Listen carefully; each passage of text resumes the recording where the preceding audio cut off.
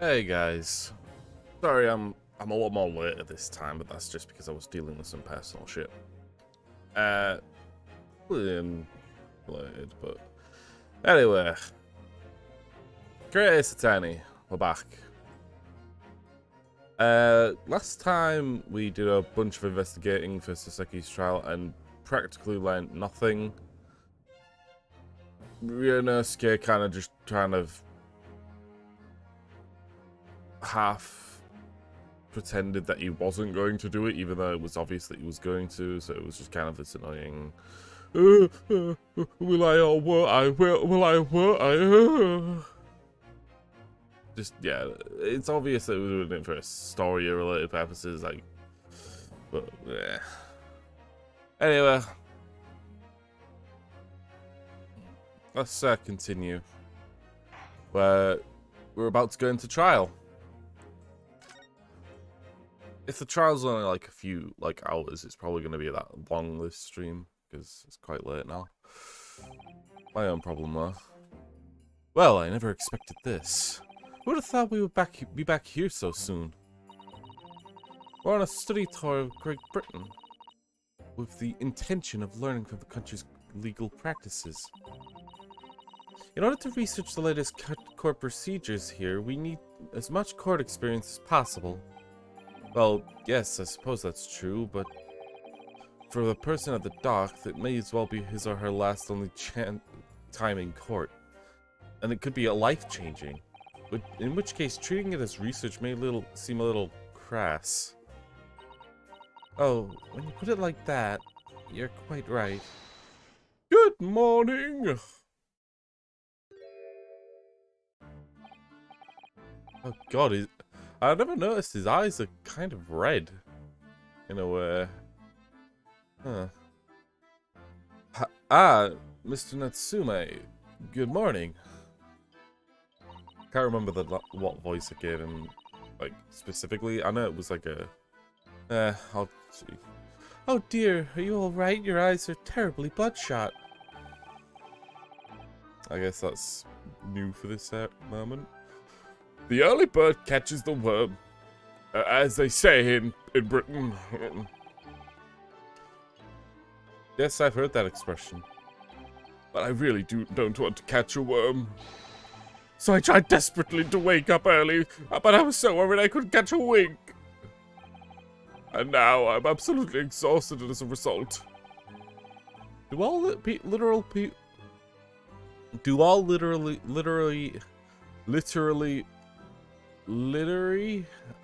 Oh god. Well, literary people take things so literally. There we go. That's it. Thank you so much for putting faith in us today, Mr. Natsume.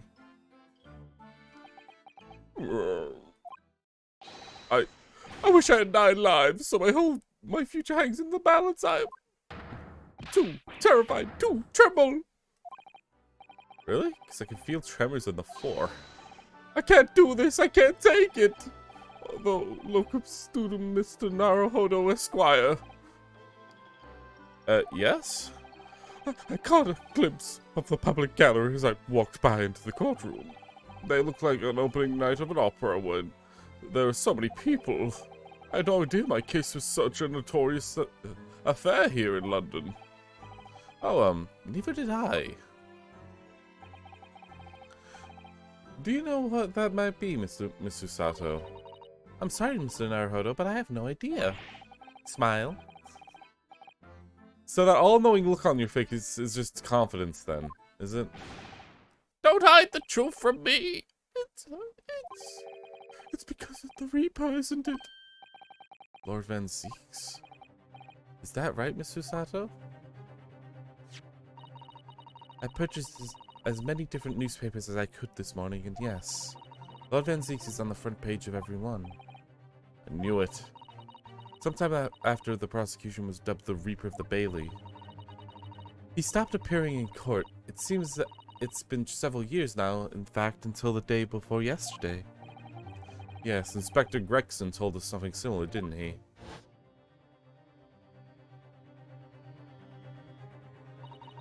trial 2 days ago marked Lord Van Zeek's return to the courtroom after a very long hiatus. The trial of Magnus McGilded. Ugh, what a harrowing experience it was. I believe the appearance made even greater waves here in the capital than today. But wouldn't we have realized? Of course, having only just arrived in the country. Why is the Reaper back in the Bailey so soon? For what appears to be mundane murders? That's the question the papers are asking. They're all speculating various answers. Mundane? Mundane? It's the most significant saga of the century to some of us. Oh, dear, I meant no offense, Ms. Natsume. But that is how the papers are describing it. Well, lest we forget the fact that it could spark an international incident. Obviously, the reappearance of an infamous prosecutor has caught the people's attention. But there's a blatant similarity to the trial of 2 days ago. Yes, I agree. Locum student Mr. Naruhodo Esquire. It's you! Me? Well, I suppose that's true. Both times it is you who stands against this legendary prosecutor. It can only mean that you're friends with the Reaper! Please, I don't rub shoulders with Deathbringers. I'm afraid that there's only there's really only one other explanation. It can only be another example, Mr. Naruhodo, of your uncommon bad luck. Thanks for that. Oh, this is just my luck. Why must I be represented by a man with such frail fortune? By the least lucky lawyer alive! Well, let's not forget that it was you, Mr. Natsume, that asked me to represent you. Yes, it's true that I'm just a student, new to London, with little in the way of experience or skills or luck. But I promise you this, I will fight your corner until the bitter end, and I believe in you, Mr. Natsume. Oh, benevolent locum student, Mr. Naruhodo Esquire. You're not alone here with us, Mr. Natsume. Whatever happens, we'll be on your side. Oh, benevolent non-locum assistant, Miss Mikotaba Esquires. Oh. I am in your debt forever! I will never forget your kindness you've given me. Mr. Natsume, counsel for the defense, I'll say. The court session is about to begin. Kindly make your way into the courtroom at once. Alright then, Mr. Natsume, it's time. Let's go. Yes. Okay. This is it. I'll be honest, we don't have fuck all to go on.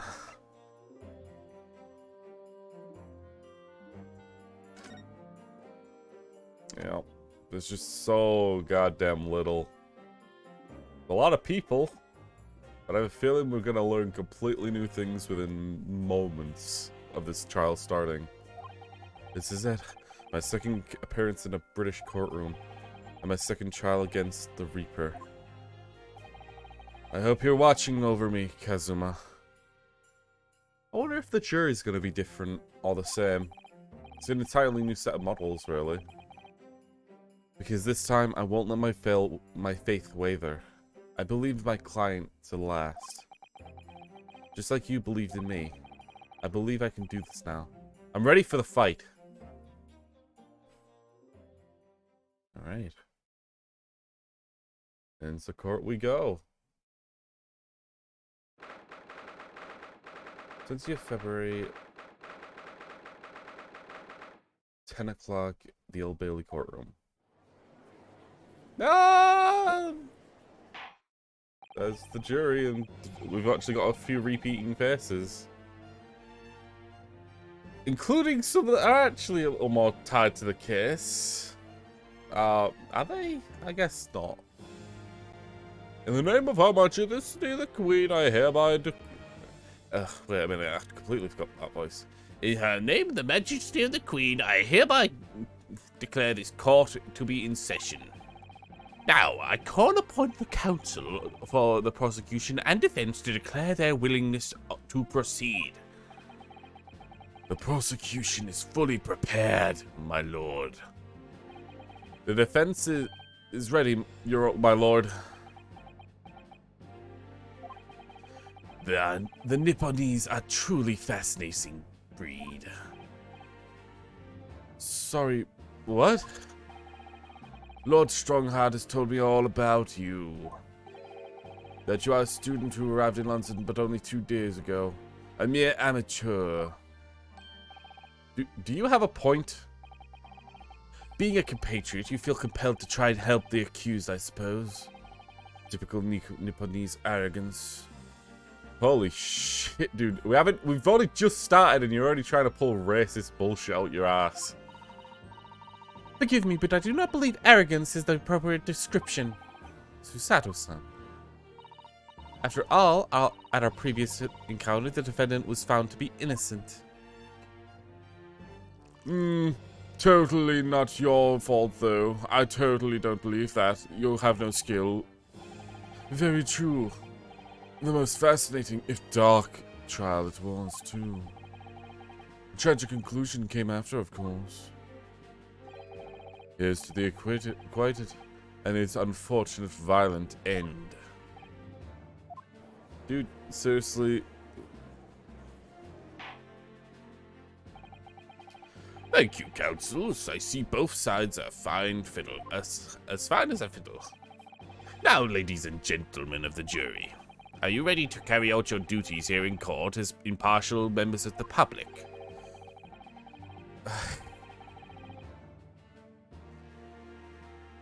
You never know when you're down on your luck, but I believe in a fair play for everyone. I must warn you, I'm rather more ruthless than I appear. Oh, well, not me. Well, what you see is what you get. I'm a peace-loving fellow. I'm afraid to say I think it's quite possible that the mustached foreigner did the deed. Oh, come on, what you talking about? Don't doubt he did it anyway. I doubt he did it anyway. Maybe I should do that kind of voice. Sorry, didn't quite catch that. Very well, let us proceed. Your opening statement, if you please, Lord Van Zykes. Very recently, British signed an alliance with a rising power in the Far East. The accused is in the dock today as a student from the same land, a certain Mr. I keep saying Asogi, but I think it's Soseki. I've been hearing that often, so a certain Mr.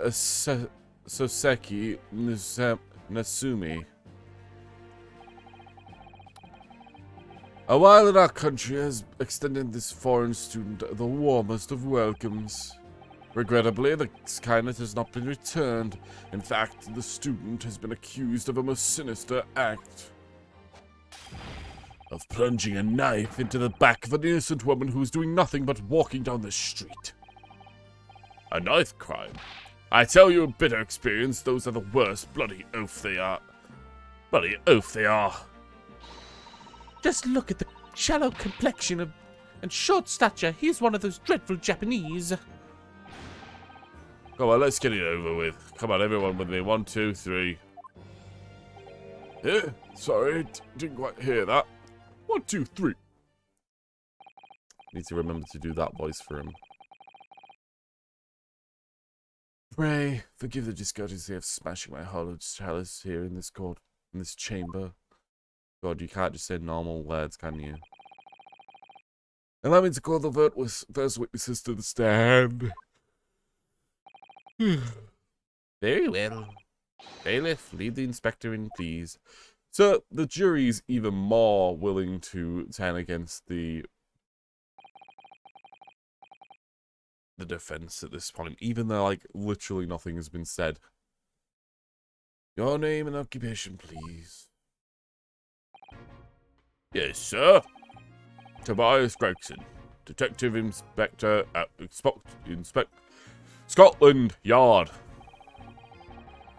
Would you please summarize the events of the case for the court, Inspector? The victim is thought to be a young woman in her 20s by the name of Olive Green. I beg your pardon, Inspector. Thought to be. Yes, having stabbed in the back by the attacker's knife, the victim fell unconscious. That was 3 days ago now, and she's still been comatose ever since. What? So they don't even know who she is for sure? Comatose, I see. But her life is not in danger? Fortunately for the Eastern student, the charge will not be murder.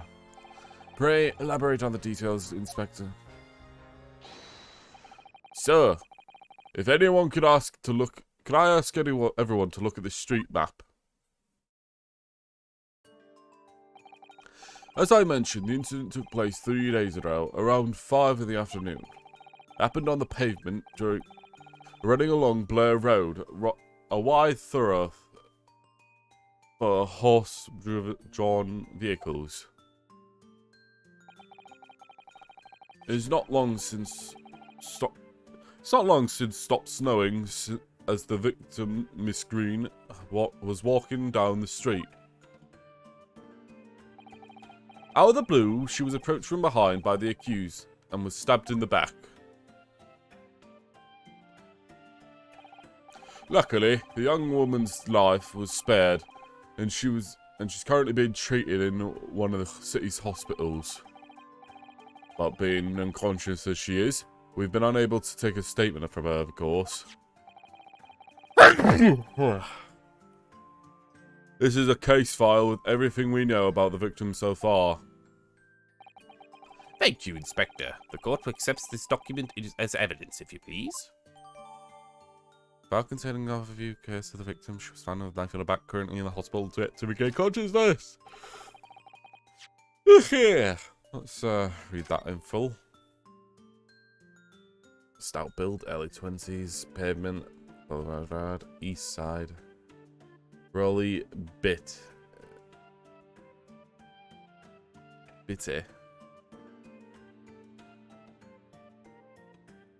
When I'm meeting this person, Rolly Beat? Rolly Beat? Rolly Beatty?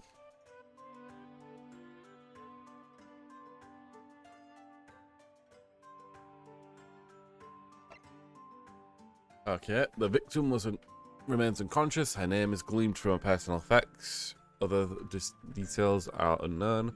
Apart from a single stab wound to with a large life, no other injuries were observed. The assailant was running away by the reporting officer. And was successfully arrested the following day. It's all similar things we already know. What of the weapon that was used? Sir, I have it right here. It was removed from the victim's back. Ouch, that big thing's starting to make me scared to walk down the street now. What a heavy blade like that. Almost anyone would have been able to stab this poor woman. Even this shagged-looking Soseki-san, I suppose. A common old garden jackknife, I would say. Rather nondescript. Thank you, Inspector. This court accepts the blade into evidence.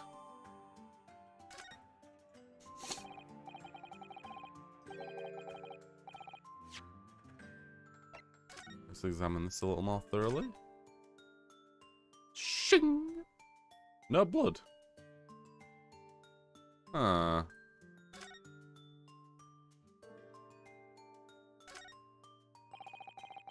Why? Wait, what?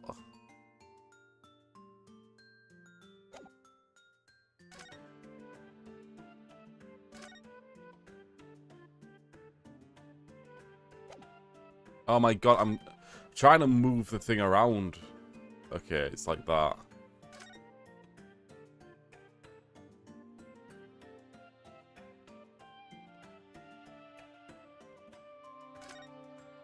Also, the tip looks broken off. Oh, look here, Mr. Naruhodo. Just at the tip.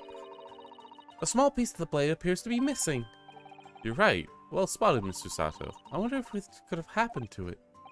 Yes, you don't think it could still be lodged in the victim, do you? Oh dear, I hope not. That sounds terribly painful.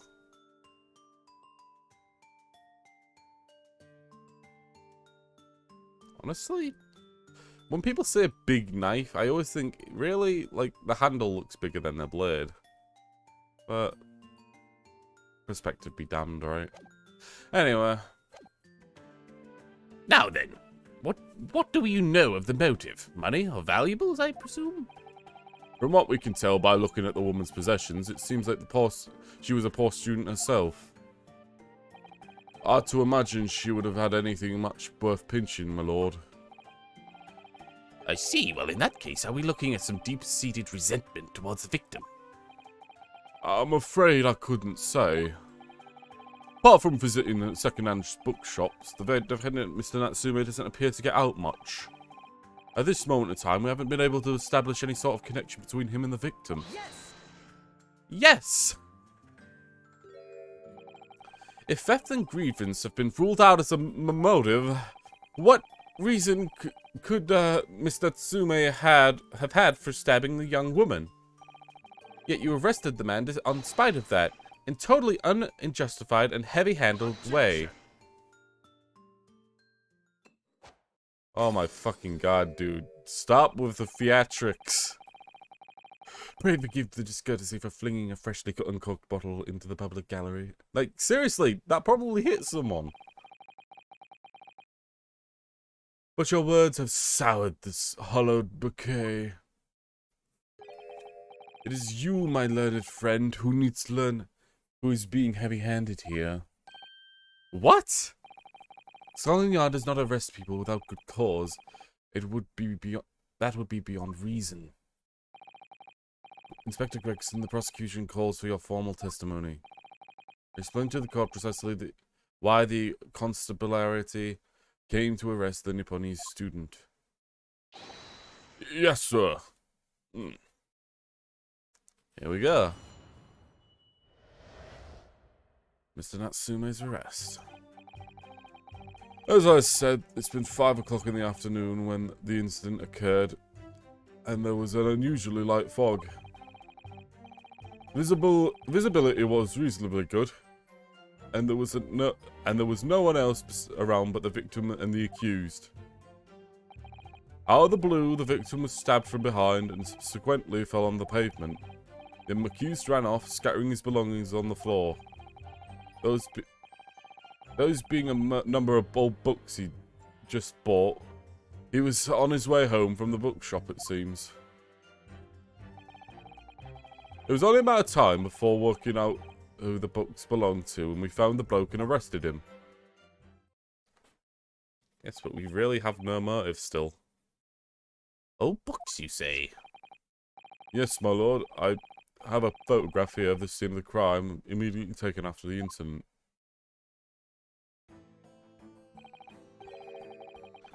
Ah, yes, I can clearly see the books which you have been referring. I will take that photographic print as evidence, please, Inspector.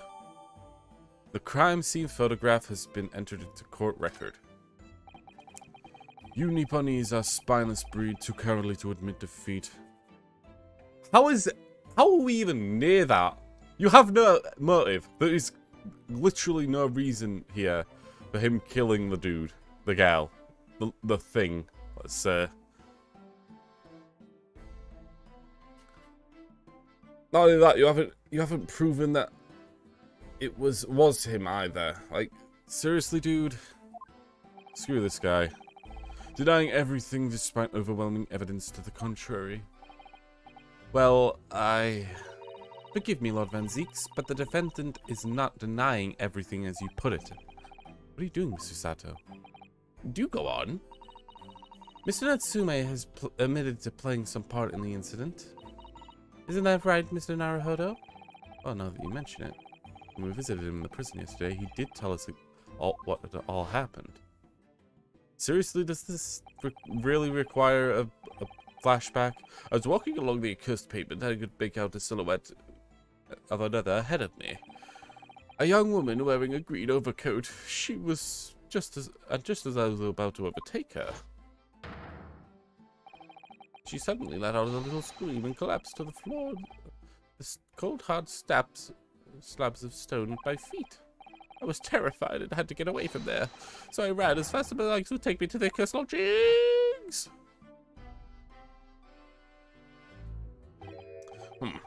A green overcoat. Well, that's exactly what the woman in the print is wearing. Oh my, the photographic print in full colour. What will the world come up with next? The defendant has done nothing more than admit that he fled the scene of a terrifying incident. That does not mean he's guilty of a heinous crime of stabbing a woman in the back. There's nobody else there at the time, just the two of them, the victim and the accused. In other words, there's nobody else who could have possibly stabbed the woman. That a fact that is the accused concedes. Ugh. It seems the cross-examination would prove to be pivotal, counsel. Proceed, please. Yes, my lord. Nothing for it. I have to use this cross-examination to turn the tables here. It's my only chance.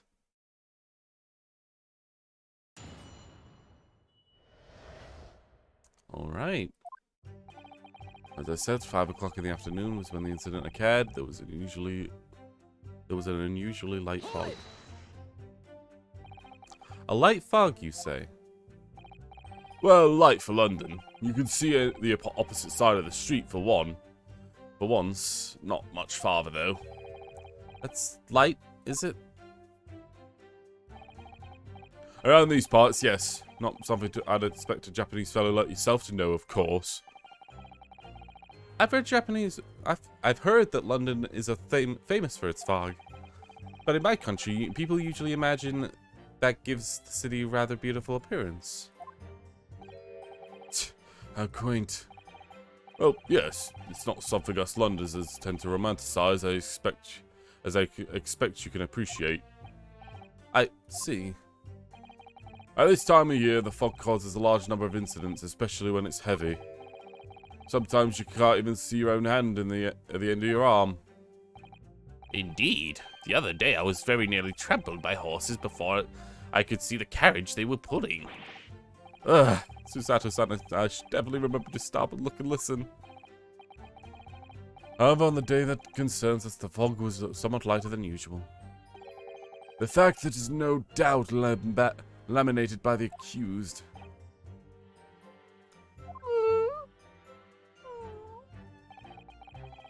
Visibility was relatively good, and there was no one else about but the victim and the accused. How are you able to state that with any certainty? Quite simply, with my learned friend, because that is what the witnesses to the crime have told us. So there were more people. So, does that not mean that there were more people nearby? There you go. Instant for God's sake. Ah, yes. Inspector Gregson mentioned the witnesses yesterday, didn't he? That's right. One of them was a policeman, I believe, from Scotland Yard. That is correct, ma'am. Then we must hear their testimony. Prosecution, of course, will call them to the stand, should it be necessary. But wait a minute. At 5 o'clock this afternoon, in the middle of winter, it could have been dark already. No matter how light the fog might have been, nobody would have seen. I'm unaware of the situation of your tiny island in the east, so very tiny and minuscule. But here in the capital city of Great Britain, all main roads are illuminated at night by gas street lamps. But I have a feeling that the cop didn't do his job. The prosecution believes that there would have been ample light by which to witness the crime.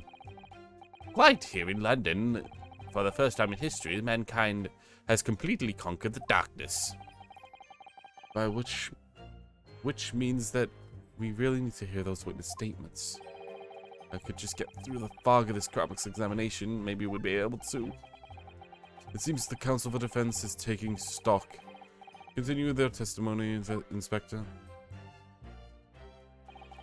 The blue, the victim was stabbed from behind and was subsequently collapsed on the pavement. Whoops, I didn't mean to do that. Hold it! From behind, you say? That's right, as you can see from the print. Yes, quite so, Inspector. The handle of the weapon is clearly protruding from the victim's back. And you'd say this poor woman, Miss Green, remains in a critical condition. Comatose, you know this. From a knife wound. Come on, guys. I'm afraid so, my lord. Yes, she's been treating at Bart's.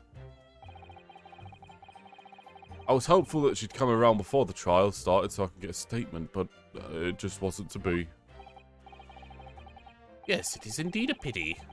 It would have been most illuminating to hear the victim's own account of the events. Luck is on your client's side, I believe. On the contrary, my client has been exceedingly unlucky. Your force of tone is seriously undermined by your disturbing wide eyes, I'm afraid.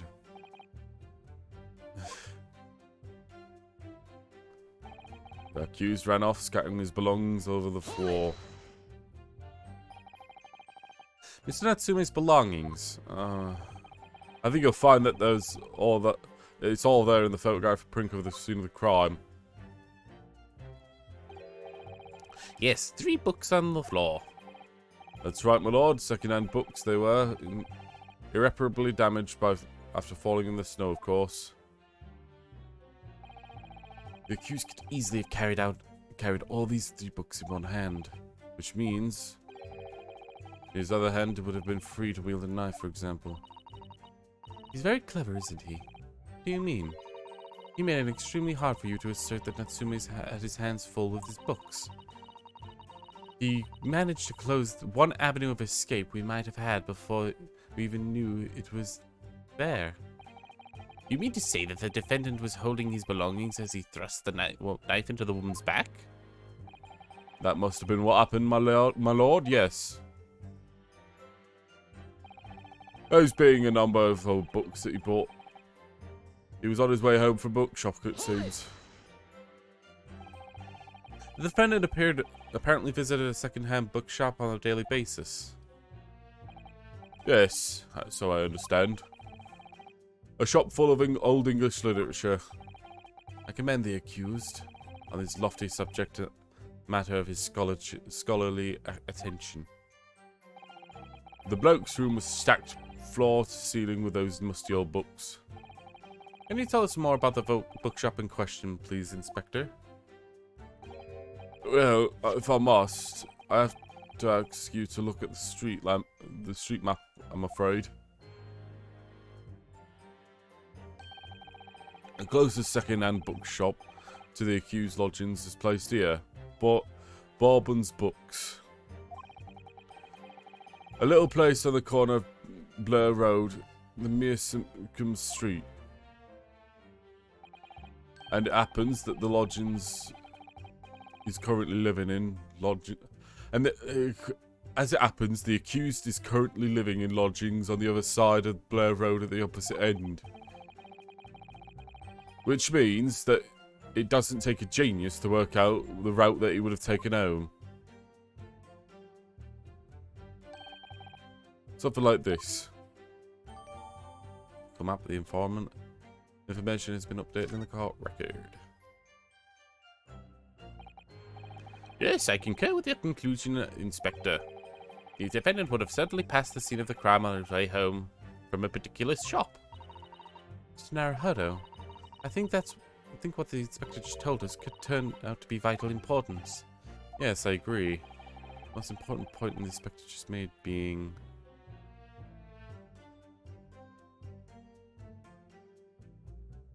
the bookshop stock? Did he mention that?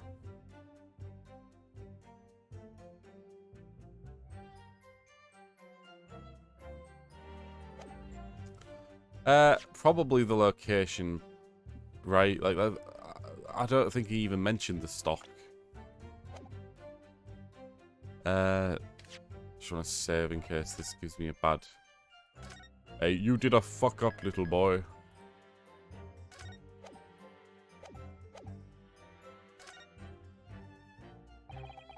The crucial detail of what you just told the court inspector is the location of the bookshop. I couldn't agree more. So, where was it exactly? Eh? Are you winding me up, sunshine? I just explained that. I got a map out and everything. Used red blooming ink. And drew the bloke's route on for you. I distinctly remember seeing you nod along, Counsel. Oh, yes, of course. I must have been so nervous I didn't take it in. The wonder of the day goes to you, my learned friend. Oh, no, not yet. The trial's only just begun. Naruto, I would strongly advise you to look carefully through the court record at this stage. Yes, miss, at once, miss. Sorry for the mistake, miss. Inspector, continue with the testimony, please.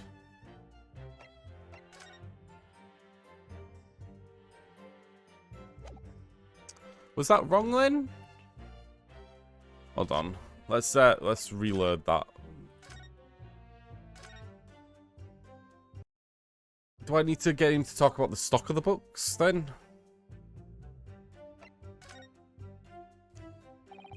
I often think, Inspector, that what really makes for a good bookshop is the quantity of the books that they stock. Is the quality of the books they stock. Yes, I think I agree with that. For example, you go to a shop to buy a serialized set of novels, but when you return home, you'll find to your horror that the third volume is missing. Doesn't bear thinking about. Just the sort of thing that really gets my goat. Exactly, that's the point I've been trying to make. Well, now that you two have found your common ground in the fascinating scenario, perhaps we might continue the cross-examination if you're quite finished, my learned Nipponese friend. Yes. Wait, what just happened? What just happened, Mr. Naruhodo, was you allowed yourself to be sidetracked. I would strongly advise you take a careful look at the court record at this stage. Yes, miss, at once, miss. Sorry for the mistake I miss. So, Jesus Christ. It's a matter of working out whose book belonged to and found the bloke and arrested him. You asked for the help from the famous detective Herlock Sholmes to locate the defendant, I believe. Stuff and nonsense. Stop that nonsense. Sorry? That jack in office, that busybody, just comes to stick his oars in whatever we ask him, whether we ask him or not. But according to what I have here, Mr. Sholmes was shown to the scene by Scotland Yard detectives. Well, it's nothing to do with me. The lads at the scene must have done it without my permission. Ugh. I tell them time and again, whenever something happens, send word to the headquarters. Then follow your blooming instructions. I see.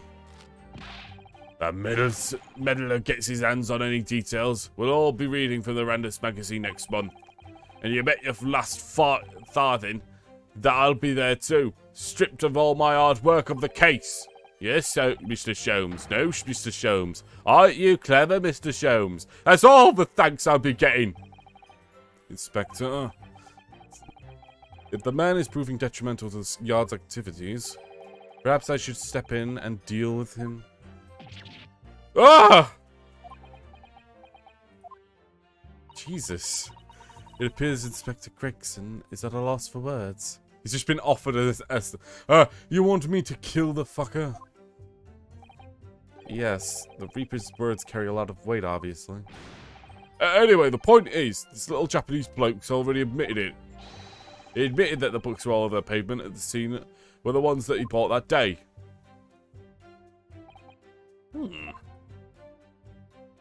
Why did it black out there? What do you think, Mr. Naruhodo?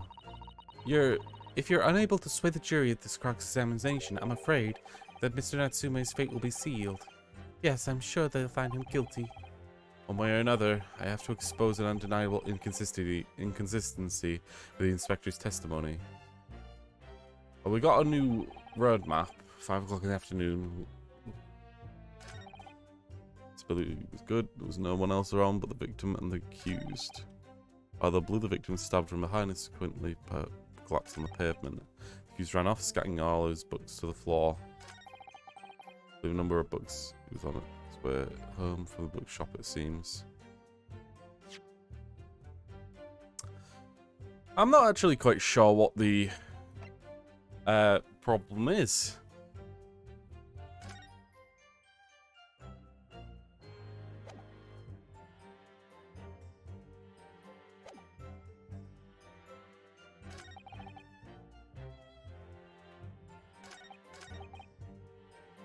Would it be that, why would he scatter his books on the floor if he was so close to home?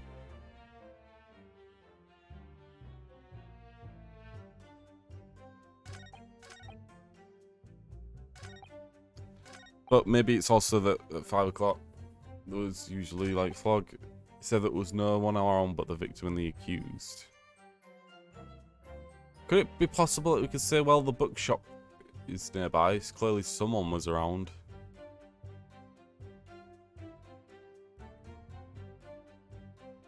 Maybe? I'm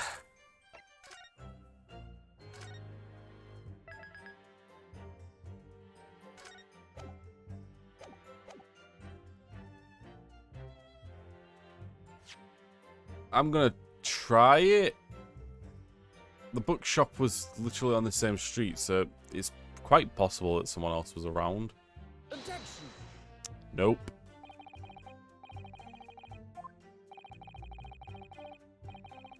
Behavior counselor. Okay, this is already gonna take me a moment to figure out what the hell it's asking me here. I swear to God, if it better not be another press again for more information. Accused ran off, scattering his belongings to the floor.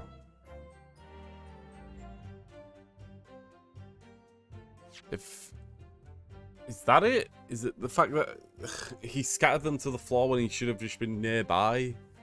That's not a contradiction, though.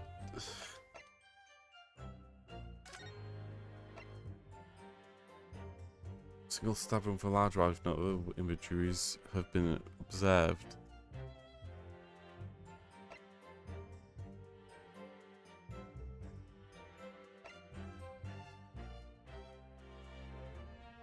He was arrested the following day. No other injuries were found observed. The victim was unconscious.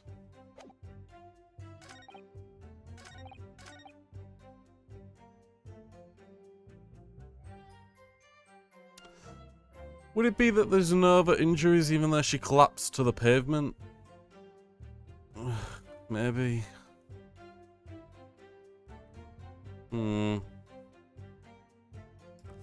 I actually genuinely am kind of stuck here. That's my first thought. Scattered. Maybe that's it. The books were on the floor, but they're not open. The snow's clearly gone as well.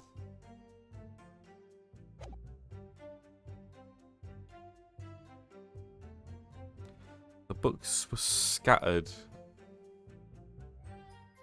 Oh, wait a minute. Let's recheck the...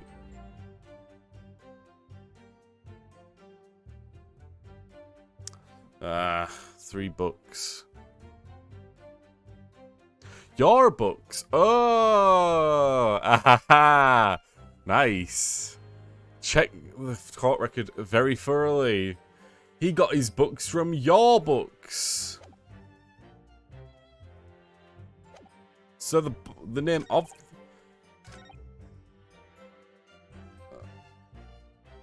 Do I have to press and get the name then? Let's see what it says about the name then.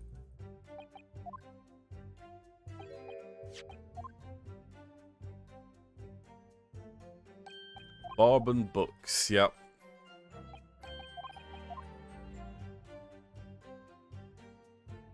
That's actually fun.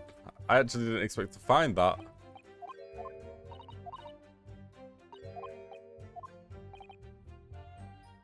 Bookshop's name. Inspector Gregson, may I ask you a favor? What? Could you kindly add the name of the bookshop to your formal testimony, please? Ah. It's interesting because the name of the bookshop seems so mundane compared to everything else. I believe it may be of vital importance. Maybe? Oh, well, you know. I mean, yes. It could be a very important clue. Very well. Not that I can see the being of any great significance. Please revise your testimony accordingly, Inspector. Yes, my lord. Whatever you say. Could this man be any more sardonic? He was on his way home from Bob and Buck's, the second-hand bookshop. He apparently patronizes. I would say you're wrong. If you would stop you right there, Mr. Inspector Gregson. What is it, sunshine? I'm a busy man, you know. This is a receipt we found in Mr. Natsume's room. It was issued on the day of the incident and the details of the purchase of free second-hand books. And you found that in the accused's room, did you? Yes, but the point is not where the book receipt was found, but the name of the shop printed on it. Go on. The receipt was issued from a bookshop called Your Books. Your Books? Ye... Y-O-R-E, I presume. Yes, my lord. So, Mr. Natsume did indeed purchase a number of books from a second-hand bookshop that day. However, the bookshop in question was not Bourbon Books. Eh? What? Inspector, do you know this other bookshop? Yes, sir. Your Books and I is another second-hand bookshop not far from Bourbon Books. It's just that, well, it's such a small place, I didn't think the accused would have known about it. But in fact, that is the bookshop of which the defendant visited the day questioned. And this receipt proves it. Yes, but for what difference it makes? Whether the man purchased the musty tombs, it makes no difference in the final analysis. I disagree. I mean, after all, I have a street map here. Might that be of any help? Oh, yes, thank you. Have a look at this, please. If the defendant has been returning from Bourbon Books, then yes, he would have certainly passed the place where Miss Green was attacked. However, if we take into account the fact that he was actually from another bookstop, Your Books, it may very well turn out he wouldn't have passed the location at all. Could that be true? Oh, my, it depends on where the bookshop is, but I declare that it may be a possibility. That's right, lawyer, sir. Mr. Lawyer, sir. What is it you just said? Absolutely. It's absolutely could be right. Rubble, rubble, rubble, rubble, rubble. Inspector Gregson. Inspector Gregson, where's Your Books establishment? Well, obviously we looked into that. Turns out that Your Books just here on the next corner of Measham Street, going east. It's a lot more possibility that you could have gone a different route instead. And there you have it. It's as clearly as you can see now. Oh. I'm gonna go get drunk again while I continue being racist. My learned Nipponese friend is obviously training to be a clown, but she regales us with such witticisms. To your future career in a circus. You put that glass down now, or I'll put it down for you. I didn't think I needed to spell it out, but here we go. The accused was coming home from your books instead of Bourbon books. He just went the same fucking route. There's no doubt he still would have passed the place where the victim was stabbed. Yes, thank you, Inspector. Ugh. Allow me to reiterate for my learned, if not somewhat slow, Nipponese friend. Wherever the man purchased the books, wherever the man purchased his musty tomes, it makes no difference in his final analysis.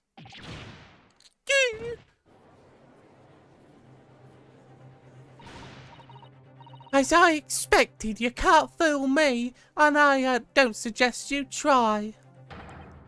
What did I say, eh? I've had enough of this show. Beg your pardon, terribly sorry, but would you mind repeating that? Mr. Naruhodo, you mustn't give up. What do you mean? If the prosecution's assertions is correct, the member of the jury will very much decide that Natsume is guilty. You're absolutely right. We must consider the assertion just put forth by the prosecution very carefully. The claim Soseki-san must have passed the location of the incident on the way home, but where's an objection? It's very possible we went a different route. The assertion made by the prosecution is fundamentally flawed. Explain yourself, counsel. Yes, my lord. You can see what I mean on this map. When returning from your books to his lodgings, Mr. Natsume could have followed the route suggested by the prosecution. However, that isn't the only conceivable route to take between the two places. The defendant could have used the streets. Look what happens. He arrives back at his lodgings without passing the location the victim was attacked. Talking back to a clown is a fool's errand, of course. However, I can feel compelled to point out that that route is commonly referred to as a long way round. On a cold winter night, why would any man choose to take a longer route home? Well, because he's antisocial and he doesn't want to stand out. The answer is extremely simple. He wouldn't, in other words. Okay, how's this for size? It was foggy. He didn't want to get trampled by carriages, so he took streets in order to avoid any kind of getting hit by any carriages on the way home. There you go. This is so, like, antiquatingly anecdotal. You are literally just stating what you think happened. This is not evidence. The accused took the obvious route back from his lodgings to the obvious perpetrator of the crime. But! Ah, yes, I've got it. Obviously, we must ask the man himself. Ask Mr. Natsume which route he took home. He'll just lie. It's not necessary. I've already informed the court that the accused's response to such questionings. He claims he has no recollection. That's right, as I said, the bloke seems to spend his time outside wandering aimlessly from point A to B. That day was no exception. He doesn't remember which route he took home. I don't believe this. God, this is so fucking arrogant for not having presented anything. I thank you, my learned friend. I suggest that we do not waste any more of the court's time by wandering aimlessly through this subject. Pray, what say you insightful junior jurors? But even if that's the case, the defense still... Seriously? I agree with Lord Van Zytes. Wholeheartedly, in every way. What? I don't believe it. Does that mean... Seriously, this guy has every reason to fucking go against me, specifically, because I'm the one that outed him as a fucking failure of a person. We members of the jury are completely convinced now. Very well. In that case, I hereby call upon all members of the jury to present your findings to the court. Guilty. Guilty. Guilty. Guilty. Guilty. Guilty. Seriously? God damn it. It's so stupid that the court runs on emotion, but I'm gonna use that anyway to my advantage because I'm Lord Van Zeeks. I drink all the time. Oh, I'm so much better than all the other foreigners. To the incited members of the jury, I applaud your brave resolve. Your queen, your country admirably has been served. Mr. Naruhodo. Oh, it's all over. I can't possibly think of what to do in this scenario. No, not yet, and it's not over yet. I still have one last chance to sway the opinion of the jury. Seriously. Why does everyone have to be so theatrical? You know what you have to do. You know what has to be done. Everything is just... Ah! Sorry, I'm not very happy when it feels like it's elongating what could just be instantly said in one single fucking text box. As it tipped the balance of the scales, I have to use the summation examination. Those eyes are not of an eyes that are not of a quarry, not yet willing to give up and die. So I presume you intend to wield your rights again in this trial. The rights of the defense has been written into antiquated British law and should be buried long ago. Oh yeah, just let's all completely forget that it helps me get a non-guilty verdict. Call it antiquated if you will, but it's the defense's prerogative to carry out the summation examination if it so chooses. Very well, counsel. In accordance with the letter of the law, we shall proceed with the examination. Let's examine to the examination, please. Are all members of the jury ready, Mr. Foreman? Of course, we are ready. I'm far familiar with that Nipponese whippersnapper on his Ocus refusal to throw in his alley. Very well. Ladies and gentlemen of the jury. You will now explain on what grounds you found the defendant to be guilty. I'm so sure that one of these jury members is eventually going to be found to be the actual culprit. Jurors' contentions. For pity's sake. The little Nipponese oddity's already admitted it himself, hasn't he? If he said that woman in green collapsed before his eyes, why it is only because he could have seen the victim. The man wouldn't have gone around the houses on his way back from the shop, not in the winter. So the poor woman was attacked from behind, was she? How dreadful. I really don't care. Can we just wrap this up now? I got work to be doing. Your books, yes. Nice shop, that. But Bourbon books? No, not worth a visit. Okay, two of these people did not make clear why they believe that. With the minor exceptions, the reasons for finding the defendant guilty is all too clear. While the stabbing occurred, yes, only 2 people were at the scene of the crime of the accused. I'm not going to change the fact that there are witnesses, meaning that there were more people.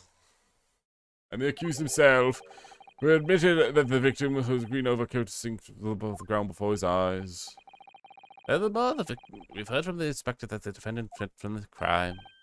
I must say that I would have had ample ground to convict the man already. Oh dear, it appears that the judge has been convinced of not assume his guilt now. Oh, why did I have to run away like that? How are we supposed to believe in a phantom attack and that nobody sees? It's impossible. How could it be that the case for the defense? Oh, Mr. Naruhodo, there's no time for grumbling. If you want to force this trial to continue... Yes, I know. You have to turn the tide and make the jurors change their mind. God, we love wasting the player's time by repeating the same bullshit over and over again. You have the floor, counsel. Please begin it. Yes, I'll do the thing. Wacha! Okay, we're starting. God, I get it. Please. Ah. It's one thing I really don't like in the Attorney games, is that they just love to repeat the same point over and over again. It doesn't even need repeating. I get it, repeating something that like specifically goes towards the thing that you're supposed to figure out, the contradiction.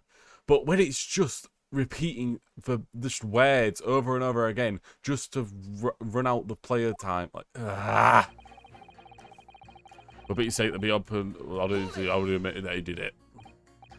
Excuse me, but aren't you? Yes, that's right. I was in the witness stand myself 2 days ago. I had a feeling I knew your face, or the side of it anyway. I remember correctly, you're a banker, aren't you? That's right. After a gold rush down under, I came back to London for work. And it was all going swimmingly until you frolicked around. Bruce Fairplay was a man of repute. Sorry? Don't think I've forgotten how you treated me the other day. How you had you had me and the young hatter pegged as criminals. Oh well, you know, water under the bridge. Now there's all sorts of rumors buzzing around and the police have been badgering me non-stop. If you please turn back the clock.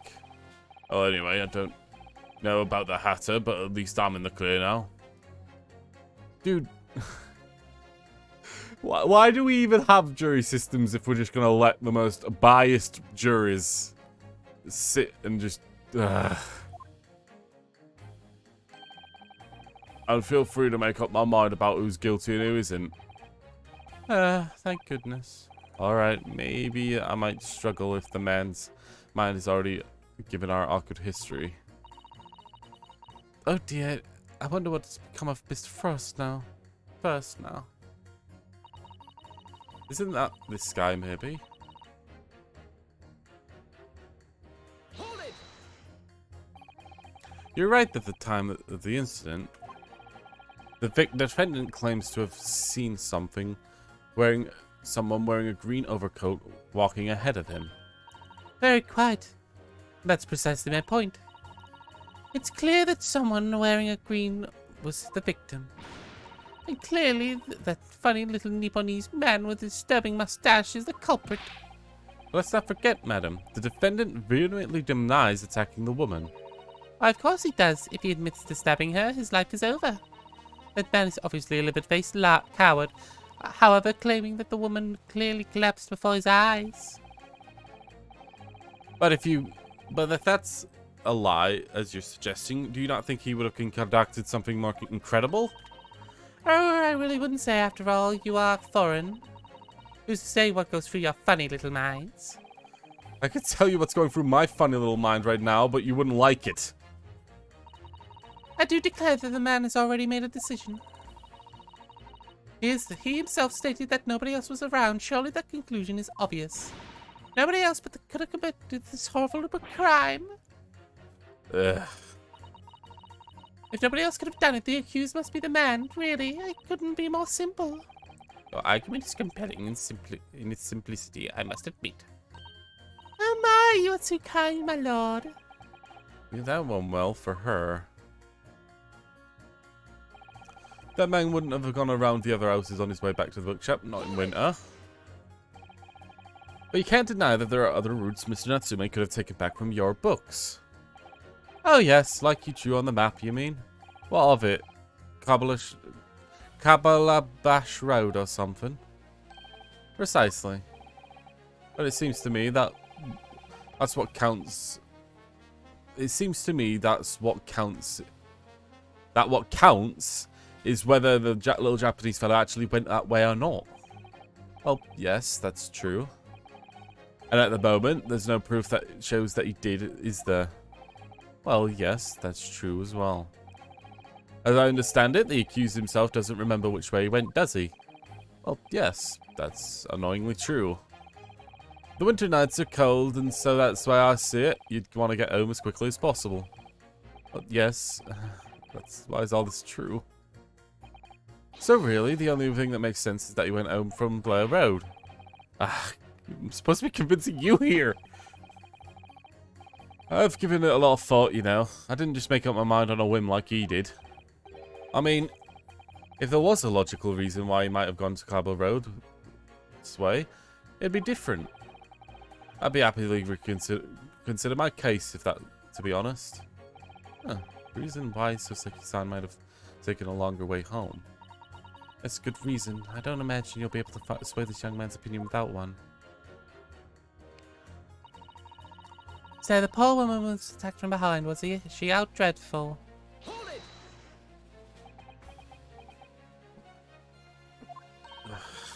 What was the matter, young man?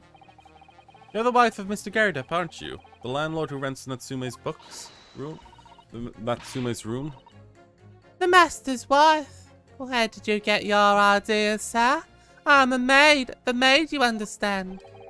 So she's keeping up the charade. This is gonna be awkward. What do you mention this yesterday? That you've been selected for the jury of this trial, you mean? Well, I was told not to mention it to anyone until the day of the trial, you see. But it was in a letter I received. The instructions are very clear, so I'm afraid I had a little choice. I see. Anyway, Mr. Natsume, the defendant takes the lodging at your master's house, doesn't he? Yes, that's right. Although it's been a little more of a week now. And at that time, surely you have taken stock of his character. Does Natsume look like a man who would commit a crime such as this? Oh my goodness me, yes. He's just the sort. What? Spending all his time in the dark, dingy room, sporting that unscrupulous moustache. The man never speaks. He doesn't get me started on those. Don't get me started on those shifty eyes. All the neighbours are talking about him. I've heard him, you know. People must think that he must be building a bomber now or something. Oh dear, Miss poor Natsume. How could people say such things about him? He's just a harmless bookworm, nothing more. Well, you just called him a worm, so... Anyway, I better be careful about inviting this maid to speak. She's said enough damning things already. Okay, can we just wrap this thing up now? I've got work to be doing. A man's life is on the line here, sir. This will take as long as it takes. Don't get level with me now, son. My life's on the line too. And so is my family's. Huh? Lexi, you would never understand, but a laborer like me cannot afford to take time off. If I don't work, I don't eat, and neither does the wife or kids. Oh, I see. That must be very hard. I go to the union every morning to find out what needs doing. If you're late, the work's taken. It's tough. At this time of year, the water and gas supplies pipes are bursting left and right and center. They're after cheap labor to get the roads dug up and fix it. It's hard slog from dawn to dusk, it is. So, you were out digging the roads on the day of the incident as well, weren't you? That's right. In fact, I remember rightly. It was around the corner from where it all happened. By the old bookshop it was. What? Another coincidence? That's right, Mishcom Street. So the road was blocked.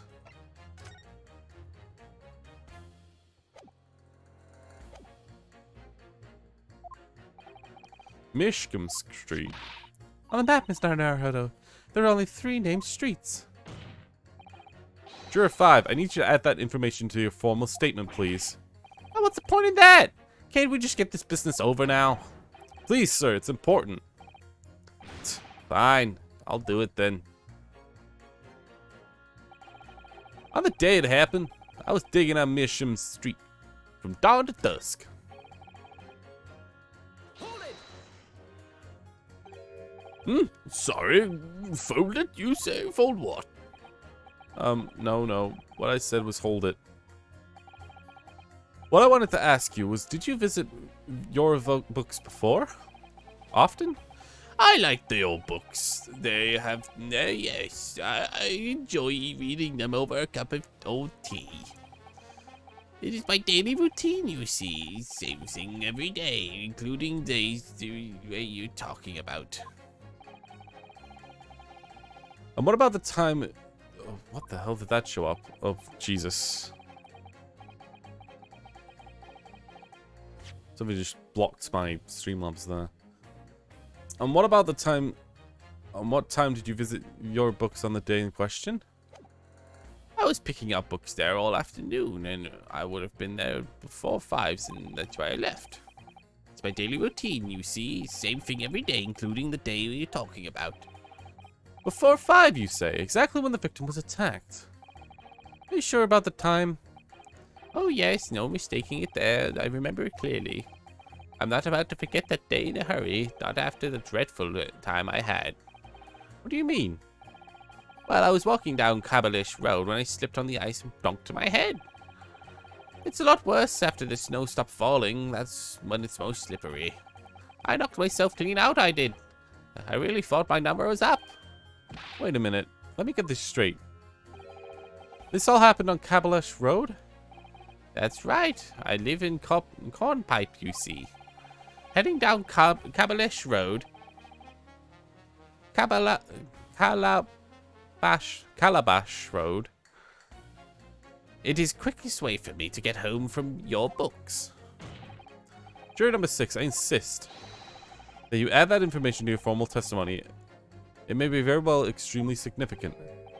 Sorry, extremely sick? No, I'm quite right now.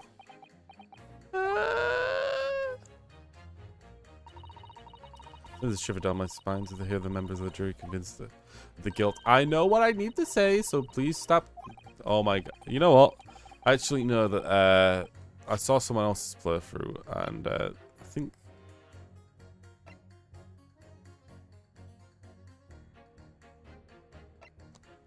I think this might actually be a better option. I can just do this. I'll try not to do that for new dialogue, but like for this kind of stuff, it doesn't really. I don't really need to voice this. It's just them saying we need to do this again and find out the Sir Pitt. So his is that. The man couldn't have gone around the house to the way back to the bookshop, not in winter.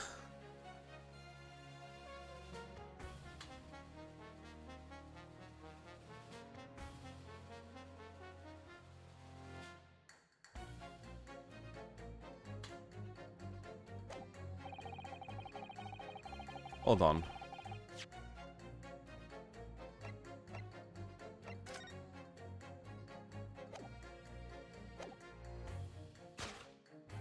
Pretty sure I need to do this. Objection. Those two statements are clearly at odds with one another. At odds? Counsel, explain yourself. Ah, please don't point. It wasn't me, I swear. Oh, what? I just want to go home and get dusted. Well, juror number 3. Oh, me, sir? What do you mean? Juror number 5's words were about extremely significant. Let's take a moment to consider the implications of what was said on our map of the local area. On the day in question, Mr. Natsume visited the bookshop. He purchased a number of books secondhand. And on the same day, we now know that there were works being carried out on Meersham Street, making it impassable. Which means that the defendant's route home could not have taken him along Meersham Street and down Blair Road. Oh, yes, of course. What do you think, sir? Well, yes. Can't argue with that, really, can you? Must have had a good 2 yards or more of the payment dug up.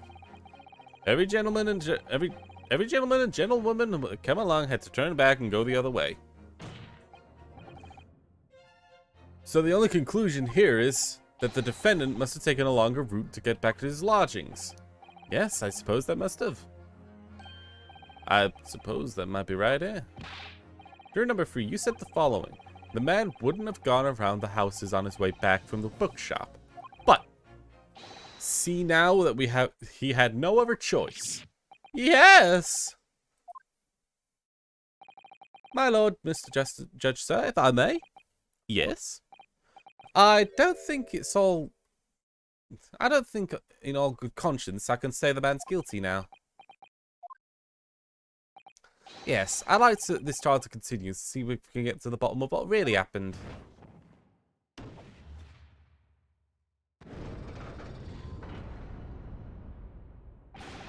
What about you, sir? Who, me? Well, all right. If there's a hole in the prosecution's argument, I should be filled in. That's what I say.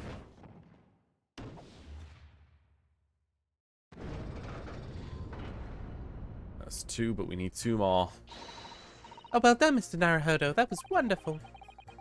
And just to change a couple of minds at least, strengthen our position somewhat. Ah, yes. Probably. There's a prompt to the other jury, but... And it will prompt the other jury members to reconsider his stance as well. They may be asking themselves if the current leanings are really right or not. Now, if only we could just identify one more clue or disparity that could make him stop doubting. If that's the case, tip the balance completely. Yes, that's exactly what I've got to do. It's looking to kill our defendant. To prevent that by any means at our disposal. Thank you, counsel. With the summation, continue with the summation, please. Yes, my lord. Alright. I have to say it's not guilty at this point. I need to see where the trial goes from here. Whether it was digging up old roads or digging up the truth, you gotta see it through to the end, haven't you? Something even knocked myself clean out, I did.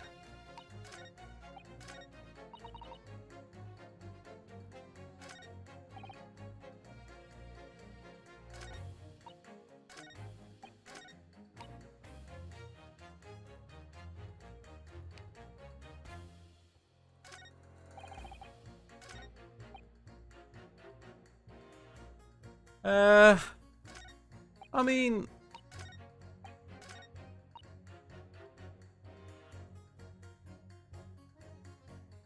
Ah, I see. The person he saw collapse before his eyes could have been the old man.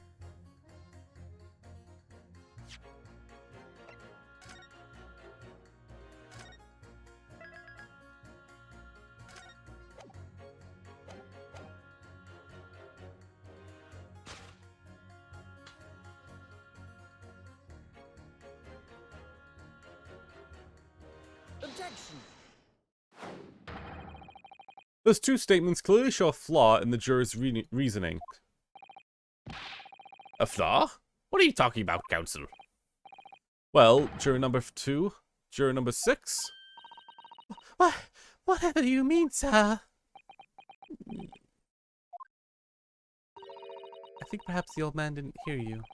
Unbelievable. It's not like I was loud or anything. There's at least one fact of which that we could be sure here. The bookshop receipt found in the defendant's room clearly indicates that on the day of the attack, he had been to your books and purchased a number of second-hand titles. He then returned home on foot. But the man says he has no recollection of his return journey. That's correct. But what he does remember is seeing someone appear in front of him on the way.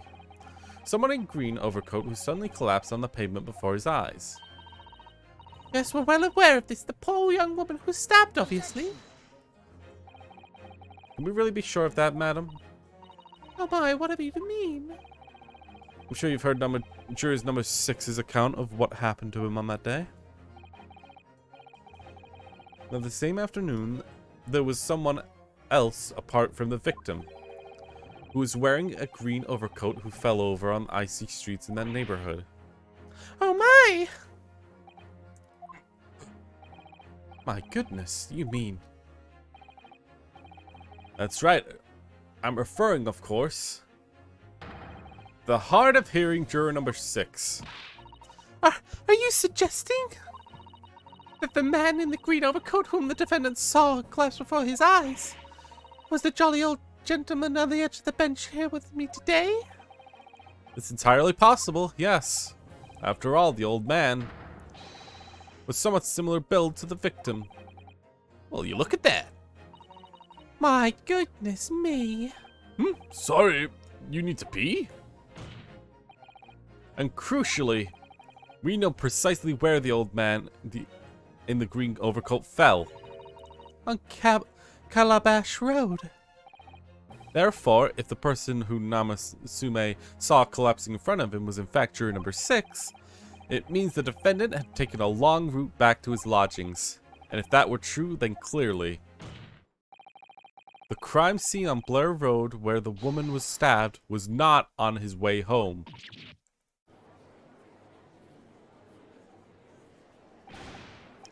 You idiot, old man. If you hadn't been so daft as roaming around there, we could have boxed this off hours ago. Oh really, what were you thinking? Wearing such a befuddling coat. What did you say to me? It's a crime for the elderly who walk the streets these days. It's a crime to slip over on the ice. It's a crime to keep up with the latest styles and wear the beautiful green overcoat, is it?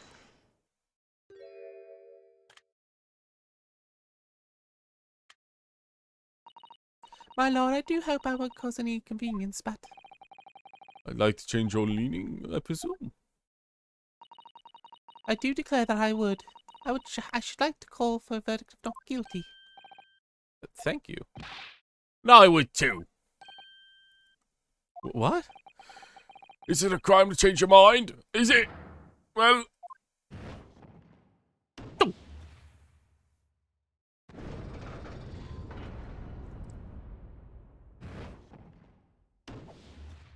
Wow, the Sumeya seance actually works. Maybe it shouldn't have been abandoned.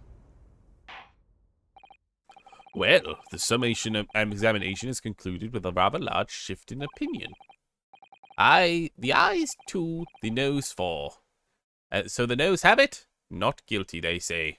Wow, we're really doing House of Lords. The noes have it. The noes have it.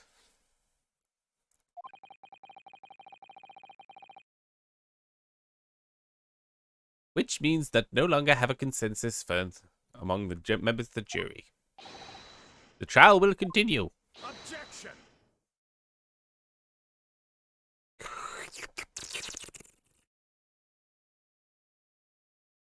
Oh, how dare you use the same tactic I did. It would seem the churlish for me to drink from a hallowed chalice moments before raising objection. Only to crush it in disgust and pray forgive the discourtesy. Would you fucking stop? It seems I must retract my earlier remark. What do you mean? The jury is fucking stupid! Yes, that's what he's saying. Never just alleged the witness falling for a cheap trick performed by the Eastern entertainer. Whatever do you mean? I haven't tricked anyone. Everything I've said is the truth. Indeed. Stalwart juror number 5 was undoubtedly repairing the road as he claims. I believe that you said that it was a good 2 yards from the pavement from which you excavated, sir. That's right, it took me a whole day and they paid me a measly 2pence for it. Now, Lila and Japanese 10, tell me. Do you have any notion of the distance 2 yards represents? Well, to be honest, no, I don't have a clue. 2 yards is a little less than 2 meters. Less than 2 meters? That's not much at all. In other words, the distance readily vaulted by anyone of the moderate vigor. Would not agree, my stalwart friend. Me? I can't say you're wrong, no. What? And did you perchance erect a sign to prevent pedestrians from passing the site of your works? I won't dream of it. It's a waste of time. Now coaches could have hope of passing anyway. Just turn any gentlefolk back to where they come. Kids just jump right over us all the time. The accused is no gentleman as far as I can see. I have little doubt, however, that it could have sprung over 2 yards trench in his endurings around town. Is that true, is it? Seriously, you're still making, like, random claims without evidence, dude. It's inconceivable truth that the book was purchased by the accused was found at the scene. There's no doubt that on his way back from his lodging, Mr. Natsume walked down Blair Road. Crushed in a single sentence. Are you... All of this is so...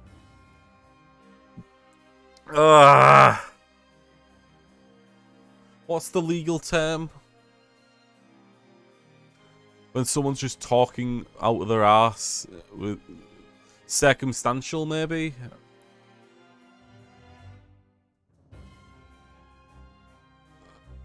Oh, what's the word actually for a witness who's constantly talking about their own, like, who's just saying things from memory and not having any evidence to back it up?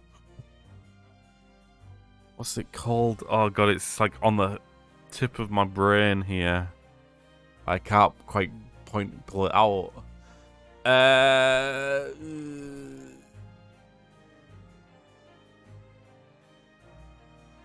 I can't bring it to my own head.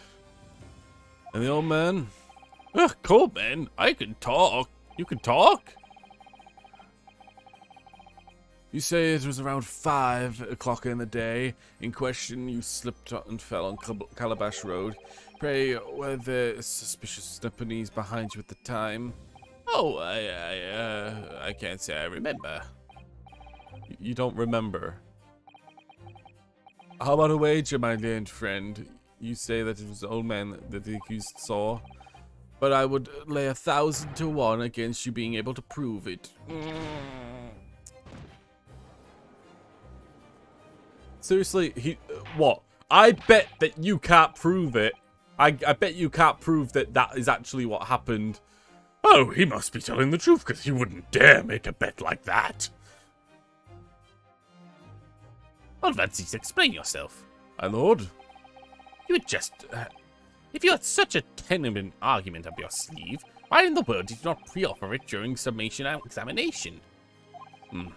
I wanted to give this young foreigner student sightseeing experience, no doubt he came for. I wanted you to see for himself how opinion of the jury so readily swayed. Ugh. But my hospitality has limits, and they have been reached, I feel. Oh my god, you are so overly dramatic. So, my learned friend, today's sightseeing tour of London is now over. I'm sorry that his voice has gone from, like, cool to extremely stick up the ass. But basically, that's how I feel about him now. He's so pompous, so over himself, so up his own fucking ass, smelling his own farts and enjoying it. What are you talking about? My lord! The prosecution requests permission to call the next witnesses to the stand. I wasn't going to do it earlier because I just didn't feel like it. Granted, bring the bailiffs, bring the witnesses. Next witnesses.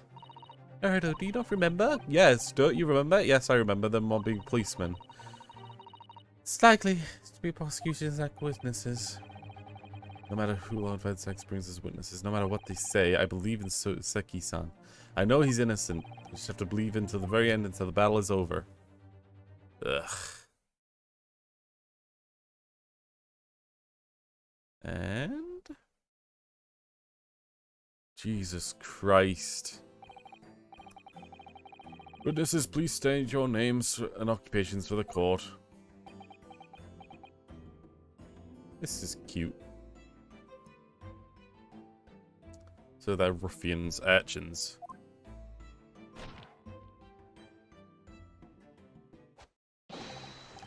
Constable Rowley Beat. Sir?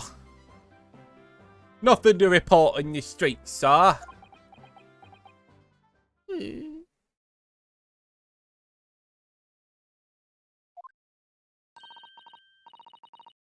And I'm Miss Beat.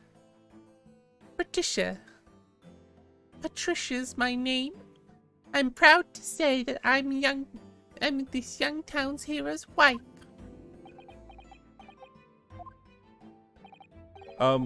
What's the story here? Well, in truth, we've not been married long. In fact, we've celebrated our first anniversary only the other day.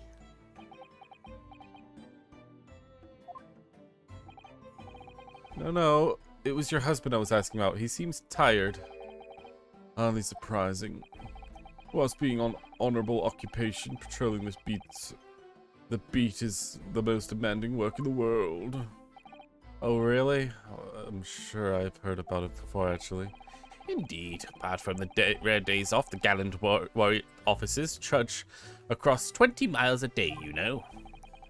They patrol boarding houses and pubs, collect taxes, survey the streets, check the meters are reading true. They are even responsible for keeping the streets clean and lighting the extinguishing of our street lights. There are a number of items on that list that don't sound like policing duties at all. I wouldn't just be falling asleep on my feet. I'd have collapsed long ago. But it goes without saying that the police's primary duty is apprehension of criminals. And when he's off duty, the constable is expected to investigate and resolve the crimes on his beat. From the London Bobby to the man of the hour.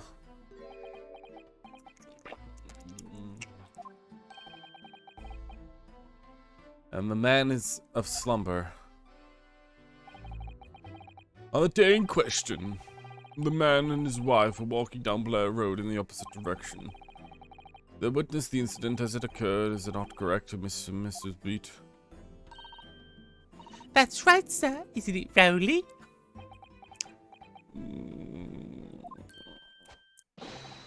Constable Rowley Beat, sir. Nothing of a part of the street, sir.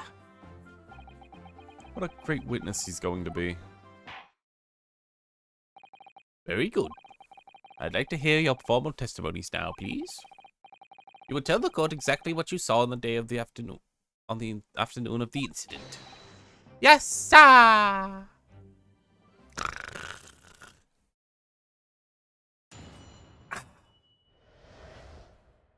What the witnesses saw. It was our wedding anniversary and Rowley was taking me out for a meal. There was no better time to change after work. Anyway, two silhouettes appeared out of the fog of the pavement in front of us. All of a sudden, one of them collapsed on the floor. Then the other scattered before running off. We ran straight over, of course, and then we went to help the nearby police box. It was definitely a Japanese man on the dock, Rowley, and I saw him as clear as day. Seriously, only one of you spoke. Oh, this is extremely compelling testimony, I must say. Oh dear, this policeman and his wife are claiming to have possibly identified Mr. Tsume at this case at the scene. If his testimony is true, the alternative course of events you've established at the summation examination will be squashed. His death came, in fact, because the alternative was never viable in the first place. What an unfortunate balancing. And on your wedding anniversary, too. Oh, I know. Just imagine to go out in the evening with my man and thank the Lord for that. Gosh, the life of a London Bobby sounds truly hard indeed. Indeed, however, the cross-examination will be every minute. You may well have time to rest this afternoon. What do you mean by that? My learned friend, the witness, saw the face of the man fleeing the scene. They're testifying under oath, and that was without a doubt Seki Natsume. And one of these witnesses... the policeman, no less. So you appreciate the gravity of the situation, I'm sure. Except that the man's so tired. His wife has to do all the talking. Enough preamble, counsel for the defense commence the cross-examination, if you please. Yes, my lord. Give me a moment. I'm gonna go quickly grab a drink. From my mini fridge.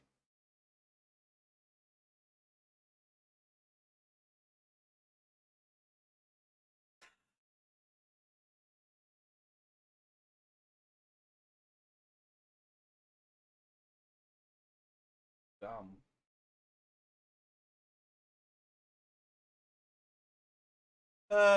Should be fine.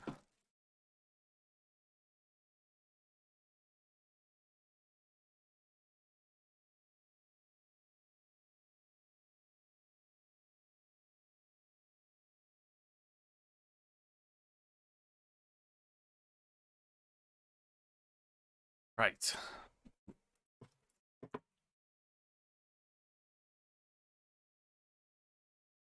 Sorry, but I'm gonna be eating a little bit.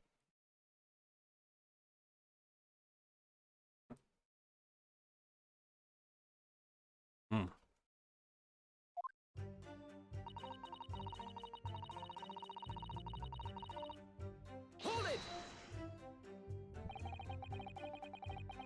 No time to change after work, you say. Are you also a member of the police, Miss Bet? No, sadly not. It's a job for scraping young men only. Women and children and the elderly can't even apply. Well, I think you can probably see why children and elderly can't do the job, can't you? I think Rowley's ever so handsome in his uniform. It suits him to the ground, doesn't it, darling?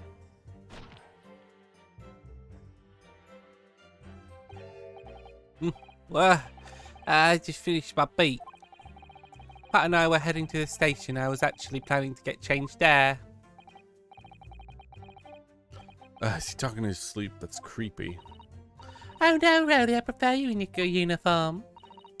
Sometimes I don't recognise you when I see you in plain clothes. Oh dear, that doesn't seem like very healthy. Jesus. Candid here, to the point. You are going for a meal when you finish your meat for the day, correct? That's right, sir. On there, I was fit as a fiddle. Where? Although I was fit to drop, to be honest.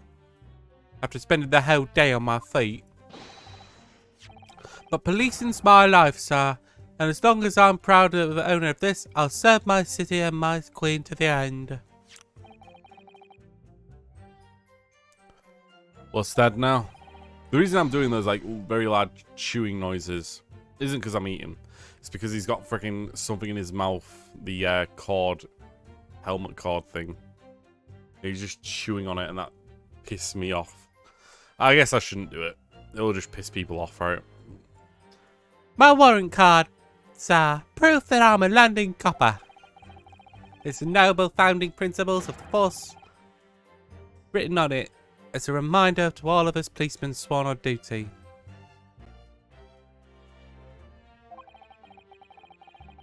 To patrol the London town and uphold the peace of the common man.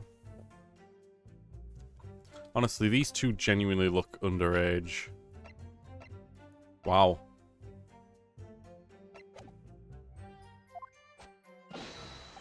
Sir! And for such a noble cause, I cover 20 miles each single day without fail and without grumble. Because I know that plotting of my boots is the Londoners need to feel safe and secure. So fighting crime doesn't appear to come into it then. But sir! But on one particular day I was looking forward to celebrating my wedding anniversary. Miss B puts up with such a lot for being married to a bobby like me. I just wanted to show my dear wife how much I care. Oh, Pat. Oh, Rowley. Jesus. Oh, what a charming couple. Very young love. is such a joy to behold. I'm a little over the... It's a little over the top, don't you think? Well then, and then kindly describe what happened next. Oh. Hold it!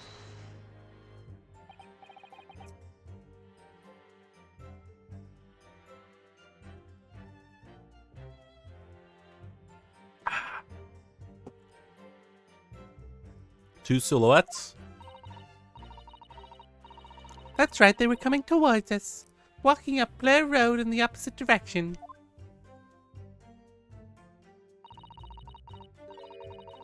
There was a rather plump figure, followed by a scrawny thing-looking man.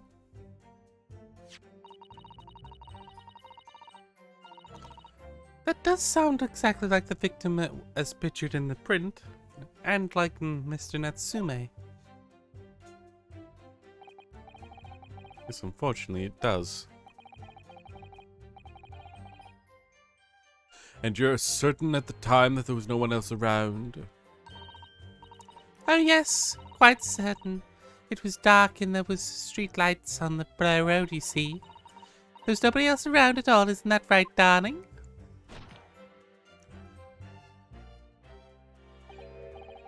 Yeah, of course, there was a lot of fog on the ground.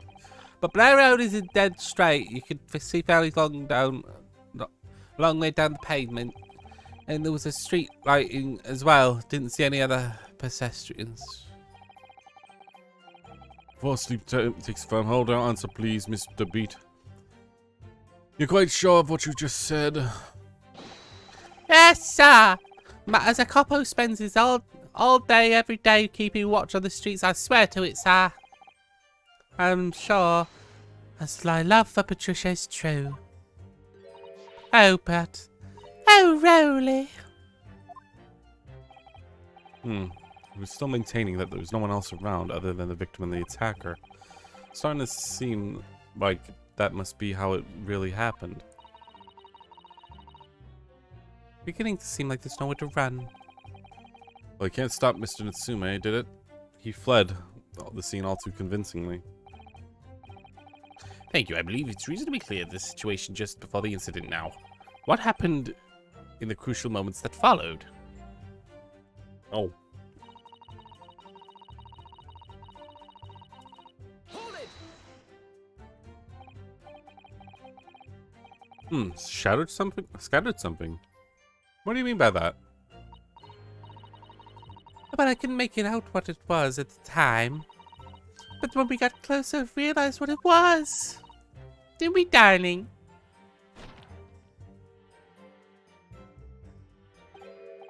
What? Ah, right, there's some old books. I see, old books. Yes, sir! The culprit had dropped a number of them, all around their victim there on the pavement. Indeed, clearly pictured in this photographic print. The rotten Japanese man did it when he did the deed. Hold it! Let's not forget that it remains to be established that the defendant was indeed the attacker. But I saw him! I saw the man with it in the dock without question, sir. The moustache, the hunchback, the cat-like eyes, the taut mouth, the scubbed nose. Everything. Any more insults you want to throw in? That's right. He looked down at the poor defenseless woman with those terrifying intense eyes, and then he suddenly threw his books on the pavement and ran away. I see. This is tough. They seem as though they're telling the truth here. I remind the court that the unambiguous testimony comes from a policeman and his wife. May I please remind everyone that these two people are totally incapable of lying. Yes, sir.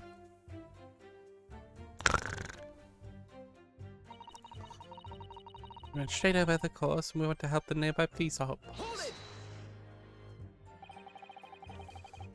Was it your husband who went to fetch help? No, I went. I may not be a police officer myself, but I'm a proud wife and one, that's all. Is that right, darling?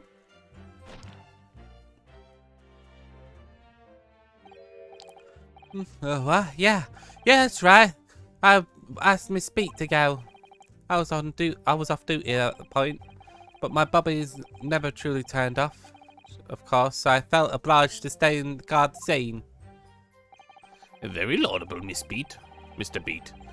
Preserving the scene of the crime is a task for considerable importance. That's why I sent Patricia, you see. I told her where to find the right police box. Forgive my ignorance. What do you mean exactly by the right police box? Depends on the crime's location, you see, as to who deals with it. Where the woman was stabbed wasn't actually on my beat. So I told Patricia the way to the police box to the beat of the incident fell under, so she could go and report it. I ran round as quickly as I could and asked for help from the bobby on duty. There was nothing more important than a young woman and a couple in love walking together, you know. Thanks for your swift response. The case was quickly resolved in actions of the two model citizens. Oh, please, you're making me blush, isn't he, darling?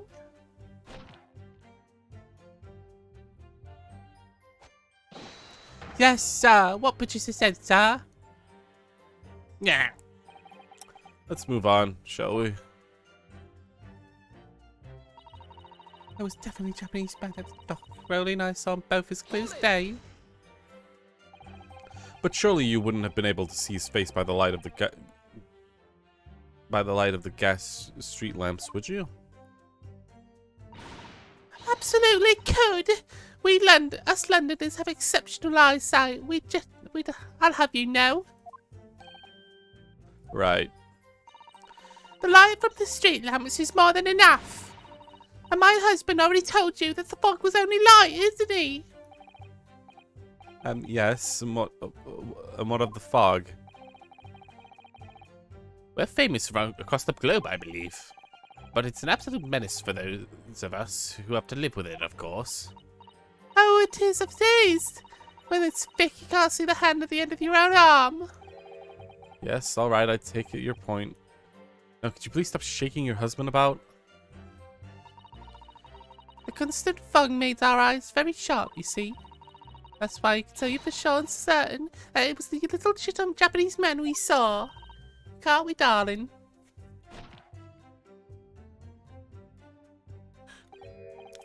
You know what? Yeah. The accused was no mistake. Little mustache, the hunchback, the cat-like eyes, the tall mouth, the scrub nose. Unmistakable. As far as this couple's testimony is concerned, there can't be any question. So Soseki-san they saw running away from the scene of the crime. So that's it? That's the answer? What do you mean, Mr. Naruhodo? Well, I hate to admit it, but there's no... On hearing this testimony, it really does seem like there's only Mr. and Mrs. B saw what they saw. Say they saw. Mr. Natsume running away from the scene on Blair Road that day. Yes, I feel the same. So if it's true, where does that leave us? The members of the jury are to call for a guilty verdict after the testimony. Oh no, what do we do? Kazuma-san is here. What are you trying to say? I think you would try to find a contradiction somewhere else within their testimony. What do you mean somewhere else? Their statement about seeing Mr. Natsume is unequivocal. Calling that into question won't help. But if you could identify some other part of the testimony which seems to contradict the facts, you might be able to discredit them, to make the jury doubt the pair's memory is the day is accurate. Oh, right. But simply focus on what other parts. But simply focus on finding a discrepancy in the statement somewhere else. We don't. I'm afraid the trial will reach an early unfavorable conclusion. Why do I always seem like to be so up against it? All right. Mr. Lawyer, sir, can I ask you something? Oh, yes, of course. What is it? Well, you keep asking us all these questions about everything we told you, so... It seems like you don't believe our testimony, is that right? Well, out with it! What? No, that's not really it at all. My husband's a policeman, remember? We know what we saw. Everything is the last detail. Everything's like... Oh, I know. What about the books? They all been dropped. I can tell you the names of every single one. We could. Every single one. You dare to question how reliable my testimony is? That will do, Miss Pete. No, it won't do it at all. The Japanese lawyer has no idea what I'm capable of. And if I decide to forgive him for insulting us, I don't think I've already been in a brownie will. I really didn't mean to cause offense. Please put your husband's fists down. But perhaps the opportunity to supplement your testimony, Miss Pete. Might that appease you? Oh, thank you, my lord. That would settle things ever so nicely. Wouldn't it, darling? Sleepy. Okay. I can even tell you the names of the 4 books dropped on the scene. 4 books. Okay. Question. Which piece of... Okay, actually, let's press this first. Just in case we get something like special here. Yes, we know that there were books dropped on the scene of the crime, you say. Those purchased to the accused nearby second-hand shop in question. After I've been to the police box for hell by me, I decided to have a good look at the area to good measure. I'm proud policeman's wife after all. I did it for Rowley. And what was your husband doing at the time? Oh, he's lying face down in the snow, getting some well-deserved rest. He works ever so hard, you know. Ever so hard, don't you, darling? Interesting way of guarding the scene of the crime. Well, Miss Brett, seeing as you've regaled the court with tales of your powers of recollection, Would you be so kind as to count the titles of the books you've observed at the scene? Be happy to, now you're all listening. There was a picture of a Monsieur somebody or other. What's it, Yearnings?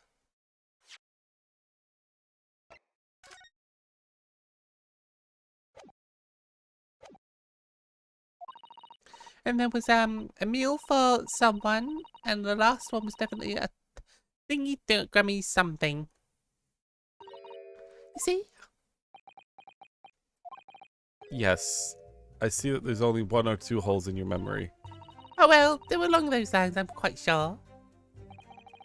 There were indeed books found at the scene with titles along the lines, as we put it. Yes, what did I tell you? I think we've been so implying that my testimony can't be trusted. Don't you agree, darling? Anyone who upsets my Patricia will have to answer me to answer to. Fucking put the gun down, dude. Okay, seriously? He's just threatening the court with a gun. Terrifying. Yes, she really is. Skip through this. I know what I need to do. God, there's so much dialogue here.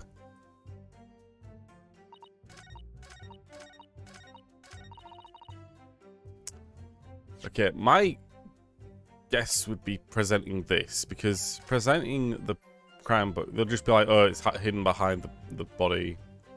Can't see it, but like, this directly states that you only bought 3 books. So you're saying that there were only 4 books? Yes, that's right, I remember all of them. Picture of the monster for somebody, what's its earnings, a meal for someone, and the thing Grammys something. I'm sorry, Miss Beat. But there's a fundamental flaw with the statement of yours. Oh, what flaw?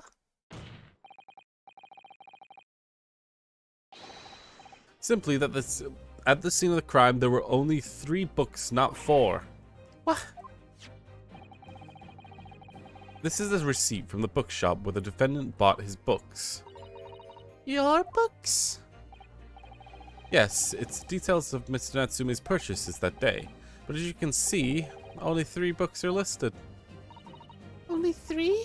Oh, no, that can't be. I remember seeing them. There were 4 books, I tell you. 4 dirty books. Oh, really? Have a look at this photographic print of the scene of the crime. As you can clearly see, from this evidence, there are only 3 books. But I don't believe it. I saw them there. I saw it. I swear it. I saw it. No, ma'am, I'm afraid your powers of observation can't be relied upon. So it cannot be denied that though you say it was the defendant you saw, it could have very well been mistaken. No. Oh no. Oh no, no, no. No. Objection! Gonna swing his leg on, isn't he? No, instead he's just gonna be like pompous again. It's plainly evident that this is your power of deduction that cannot be relied upon, my learned Nipponese friend. What? Cannot be denied that the 2 witnesses saw the accused running from the scene. The fact you know this very well has no hope of disproving. Ah. So if you're striven to avert attention from that dint by some inconsequential disparities, would that be fair? He sees right through me. But your plan is somewhat recoiled against you. What are you talking about? It's quite simple. Let me explain with a toast. He bought from 2 separate places. The policeman and his wife, its entire accurate testimony in every respect. Oh. You see, the matter is not up for debate. At the scene of Blair Road, the total of 4 books were most definitely found. But what about the photographic print? It only shows 3 books. Quite right. Only 3 have been seen in that print. Yes, I did not show the other book because it wasn't important, meh. Allow me to present another that shows the victim's hand. It's Ben. That's from the building. I don't believe it. This 4th book. You will observe. The 4th book was hidden from you in original print by the victim's torso. No. No. I've already got it, dude. Come on. But the last time I said I already got it, it made me like go over such a long, over the top part of the trial that felt so unnecessary. I remember the meat situation. Order! Order! There, you see? You see? Look at it. Look, look, look, look! Yes. Just like I said, isn't it, darling? Yes, sir. Patricia is always right, sir. Let's study the receipt of the books purchased by the accused on that day of question. Miss Beat, the titles once again, if you please. Oh, yes, of course. Picture of Monsieur someone or other. The picture of Monsieur Lecoq. What's it, earnings? Canterbury Yearnings. A meal for someone. A meal for Gabachoa, in fact. The court has just heard the witness remember the books flawlessly, save a few minor details. Miss Bute's power of recollection can only be described as exceptional. Did you hear that, Rowdy? The gentleman paid me for the compliment. Yes, sir. Flawless, Patricia is flawless. But there are only 3 cases of 3 books on this receipt, and Miss Brett mentioned 4. There's nothing surprising about that. Clearly the 4th book is which is shown in the photographic print. I'm sorry, counsel, but that does not seem odd. Why would the 4th book be omitted from the receipt? That's not odd at all, my lord. The photographic print shows that the 4th book was found in the victim's clutches. In other words, belonged to the victim. The victim was holding her own book? I wonder what became of the 4th book. Obviously, it was overlooked in the investigating officers at Scotland Yard. I have it right here as evidence. I am holding evidence behind my back without anyone knowing. Because I'm so good at being a prosecutor. Submit that at the aforementioned photographic print to the court, if you please, counsel. My pleasure, my lord. The stick up my butt is only getting farther up.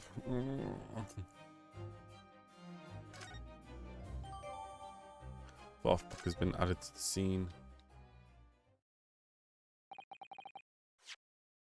Prosecution rests. You really shouldn't do that because I can just randomly shoot out a bunch of other information, dude. Lion's Pride. It's been banned. Oh, look at this! The book's been badly burnt. That's right. It's never been able to read it at this stage, especially not the latter pages. What a terrible waste. Judging by the scorched turn to the paper, I think the damage must have occurred very recently. A book recently damaged by fire. Why does that raise a certain red flag to me?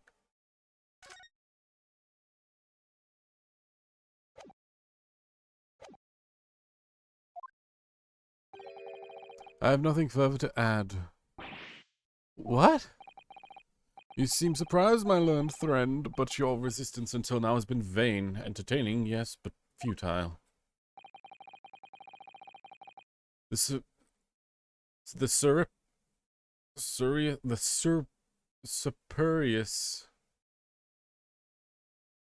spurious longer route, the accused lodging that you tried to establish in your summation examination, and the attempt at discrediting the witness's power of recollection in your own cross-examination. Futile? I walked right into this, didn't I? You see, everything you said is true. That right, my darling? Yes, Pat. Marry me, Pat. So perhaps the ladies and gentlemen of the jury would like to reconsider their positions. Please emotionally change your statements, please. Would the court waste any more time on these Nipponese travesty? Or is this decision you have to make all too apparent already? You've all heard the witnesses, you've seen the evidence. This trial has run its course. Mr. Naruhodo, I'm afraid that we're all in a terribly precarious position. I know, but if I'd fight back in the wrong way now, I could very well make matters worse. Think, what to do now? I mean, why not raise an objection?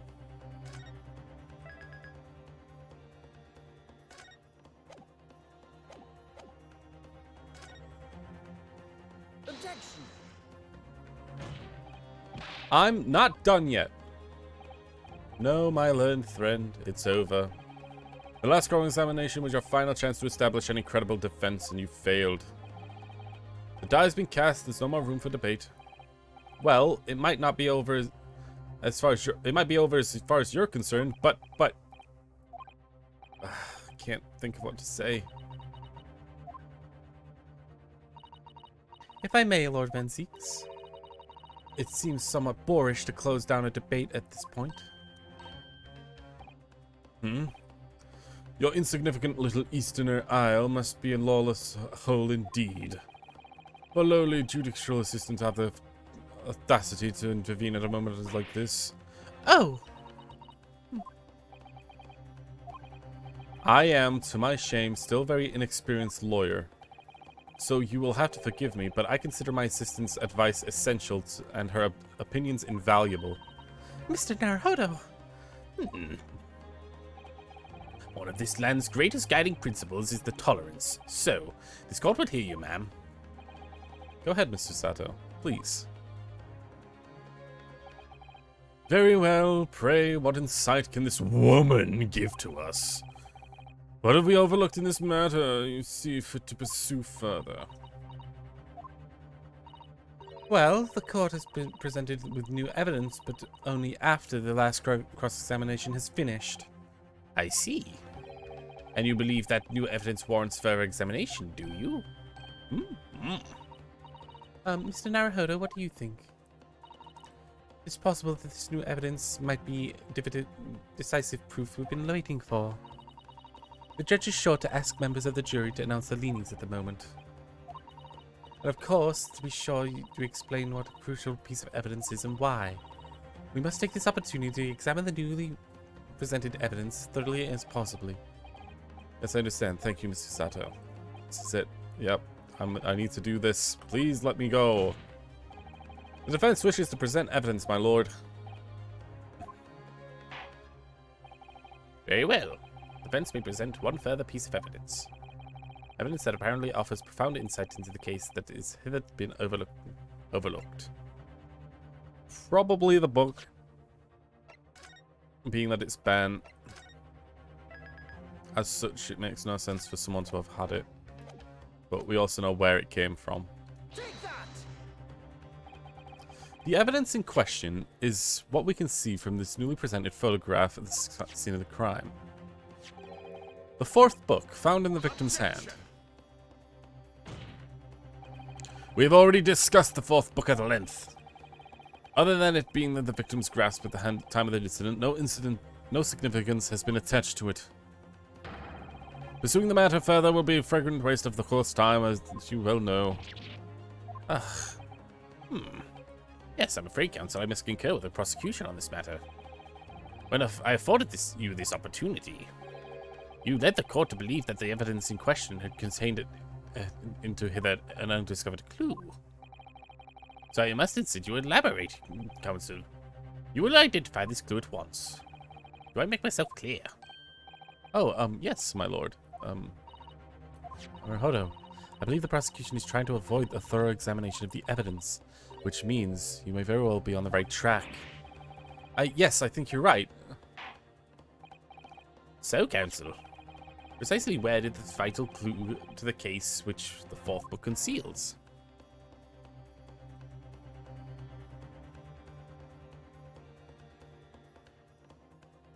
Got it!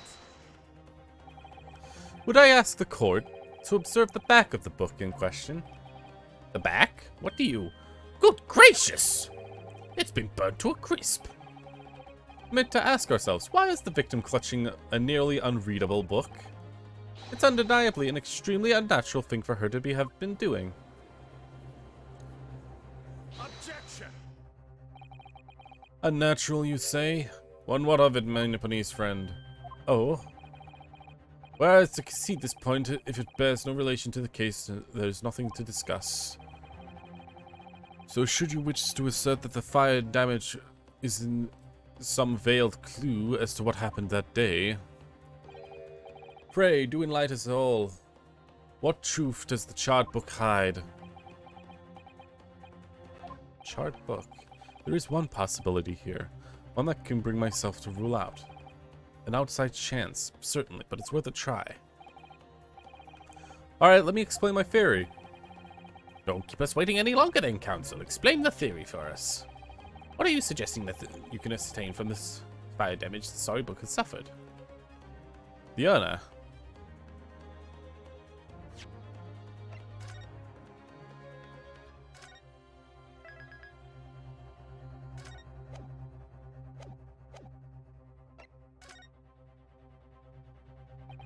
My lord, the burn on its back of this book revealed startling truth about the book's owner. I beg your pardon? But we already know who the book belongs to. It's the victim grabbing it in her hand and she fell to the floor. It was obviously hers. Nuh-uh. The question of how this book became to be in the victim's hand is yet to be answered. However, as to the question of who the book really belongs to, where it originated, the defense has very credible answers.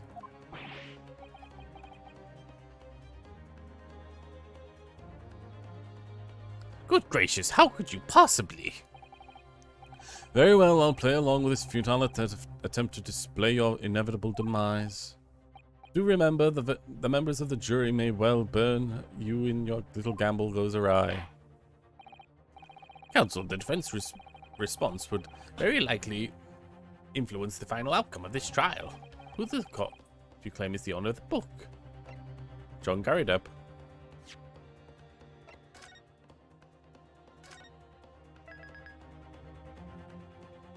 You might say, oh, it's actually the maid that's on the jury. Take that! The answer is that the book belongs to the couple who owns the house where the defendant has his lodging. A certain Mr. and Mrs. Garideb, the landlords. And whether this is some extraordinary coincidence or some kind of fate at work, I don't know. But all of the people in London, one of the 6 chosen for jury duty in this courtroom today, is none other than Miss Garideb herself. Oh my goodness me! I think you must be mistaken, sir. I'm not Mr. Garideb's wife. I'm his maid. The thing would be so much easier if you would just drop the pretense. Alright then, how about a simple question for you? Have you ever seen this book before in Mr. Garideb's house? I would never presume to know all the books he gave, sir. Objection! This is outlandish behavior. This woman is the accused landlady, you say? You implicate a hard-working member of the public. You besmirch her without a shred of evidence. Your actions are unforgivable. This is not mere conjecture. The defense happens to know that on the day in the question, at almost the exact same time that the victim was stabbed in the pavement below, another incident was taking place in the room at the top of the floor of Mr. and Mr. Garideb's house. Good lord. And what sort of incident, counsel? A fire, my lord.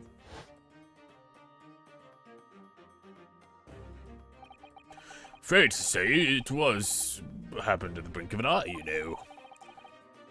Good, the whole place was filled with smoke. Couldn't see a bally thing. Didn't take long for the fire to spread, of course. The bally furniture started going... Is that it? The bloody furniture started going up as well. The worst part of it is I lost my favourite book called The Lion's Pride.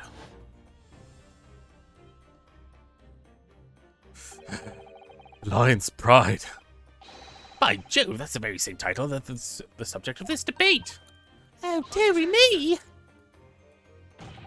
This is rinsable. All you've told the court is that a book by the same name was involved in a fire, in which case it would be reasonable to assume that it was burnt to ashes. Entirely reasonable to infer that it magically removed itself from the scene of the crime. Perhaps it would make more sense if I told you that the cause of the fire was a marital discord. Without going into details, it appears that Mr. Garideb was considerably enraged. Mrs. Garideb. Apparently, she continued to attack Mr. Garideb even amidst the flames. Oh, how awful! I can't imagine being so horrid to the one you love. Can you, Rowley? Absolutely not, sir. Patricia would never raise a finger against me, sir.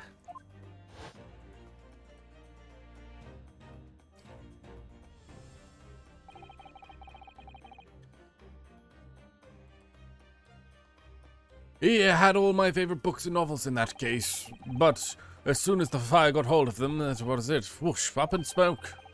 Then when the wife started hurling things at me, there I was, backed up against the window under heavy enemy fire, incendiary books coming 10 to the dozen.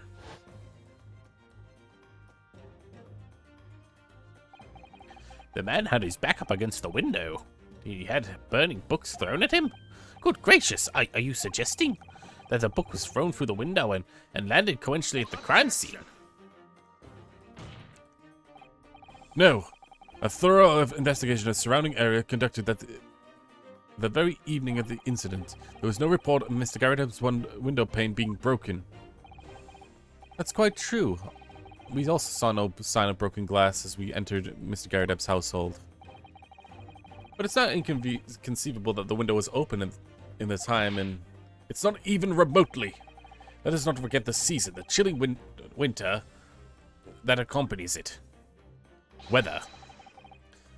No Londoner would ever leave their window open in the middle of winter. Does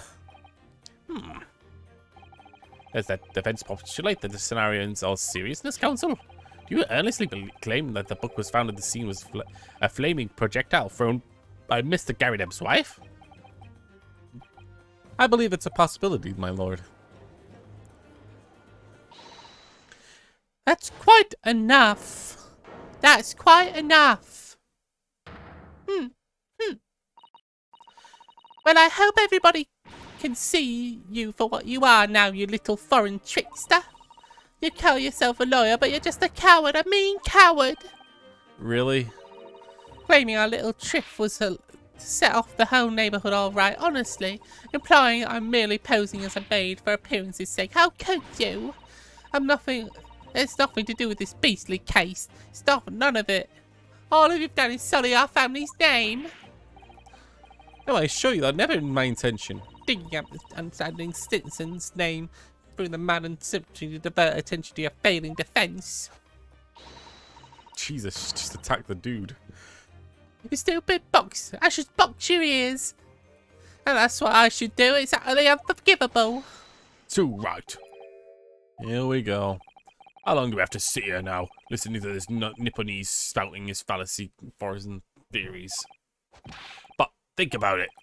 At the end of the day, it's the only person that could have possibly stabbed the victim. Is that little hunchback with the mustache as he ran out from the crime scene too? I do declare you're right. It's too true. That's what did I tell you? Makes sense to me. Sorry, what was that? Well, would it appear that the ladies and gentlemen of the jury are once again in full agreement? What is your position, Lord Van Zeeks? I'm fine with it, because I'm drinking. But then again, one must exercise patience in order to savor the best vintage. No, wait! The mystery of the fourth book still hasn't been... My leg is long. If the books are your delegation, my learned friends, study them on your own time.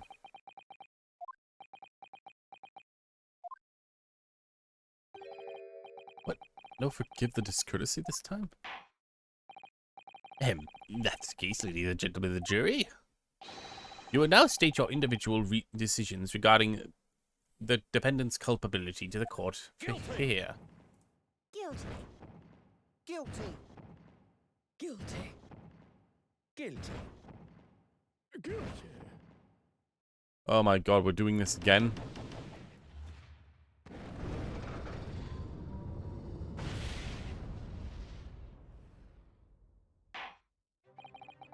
Thank you for the unambiguous response. It's twice now, it's over. Mr. Naruto, don't give up. Mr. Susato, have you forgotten? The battle isn't over yet. You're not suggesting... Of course, the defense has a right to another summation examination at this point. You convince the jurors to change their minds. You have one last chance. My lord, the defense asks the right to summation examination. You believe you still have the tricks up your sleeve? I don't intend to trick anybody. I intend to uncover the truth. No time to be downcast. As long as there's a chance, I have to stay strong and determined. Witness. Monk. Oh.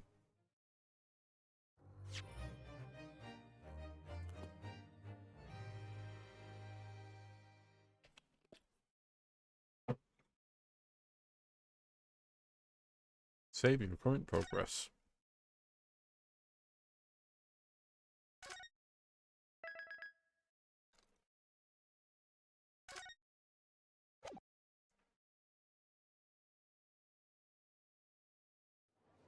Let's continue on.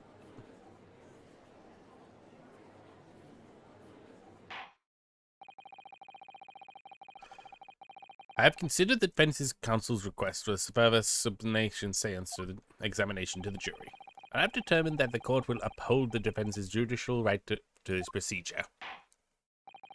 So, counsel, will you now proceed with your second summation examination? I presume the jury is ready, Mr. Foreman? We are, my lord. Very good. In that case, I must ask each of you now to state clearly and concisely for the court on what grounds you found the defendant guilty of this crime.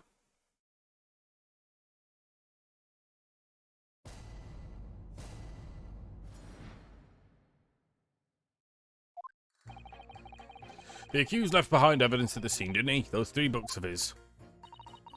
If there was some novel alternative explanation about how the victim was stabbed, I might reconsider. If the woman was throwing books, it can't be related to this. Even if the woman was throwing books, it's hardly related to this.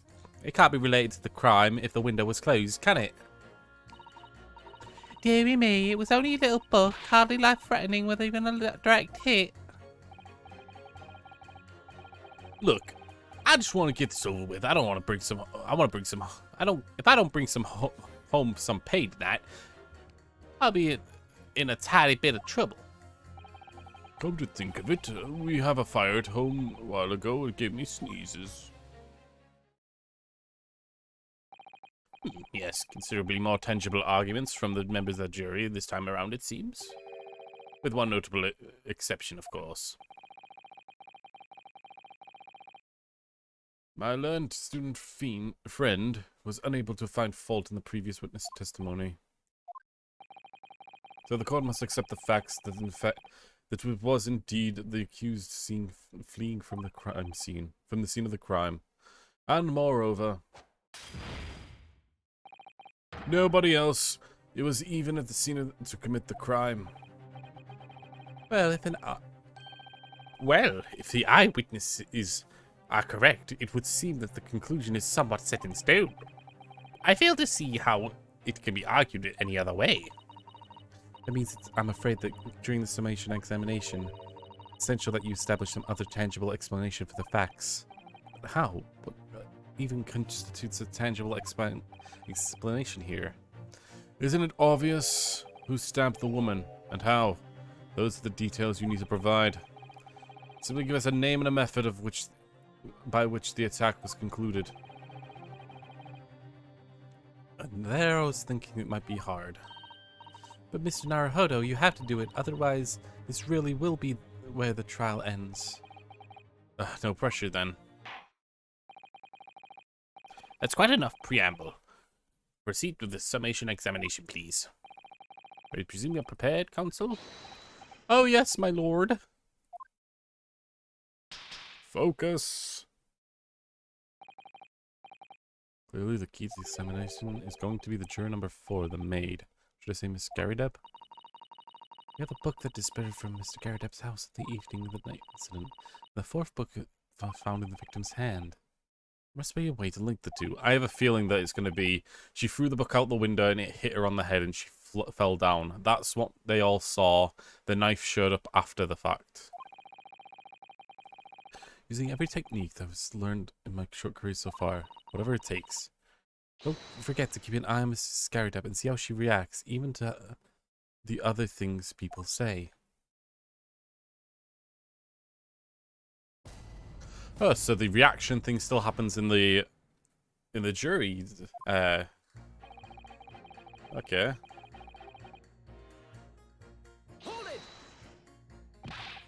But as we now know, there were 4 books, not 3. Well, what difference does it make?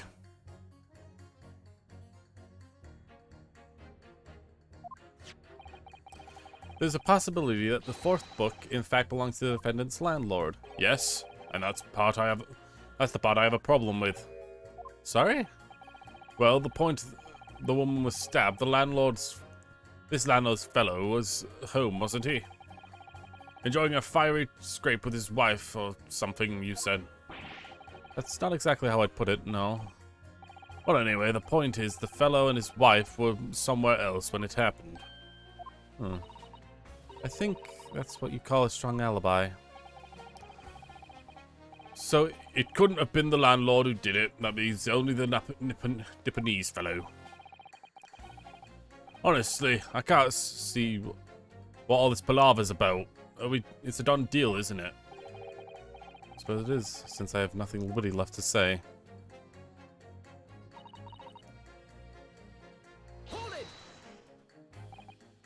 So, You might be willing to change your decision, you mean? Oh my, such delight on your face. But I'm afraid I can't be swayed with by emotion. Despite what you may think of me, I'm very modern, metropolitan, and national woman. That's great.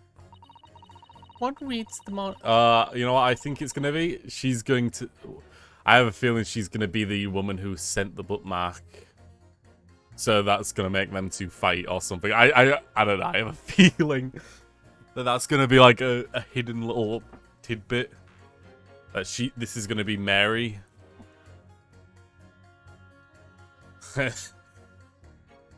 So why read them in the first place? You see, modern, metropolitan, and rational thinking, would you say? I'm not at all extreme. As I see it, an overwhelmingly suspicious Japanese man has been implicated by overwhelmingly strong testimony. So despite the one or two minor puzzlements, I do declare that the man is overwhelmingly guilty. Modern, metropolitan, and rational logic, wouldn't you say? Overwhelmingly.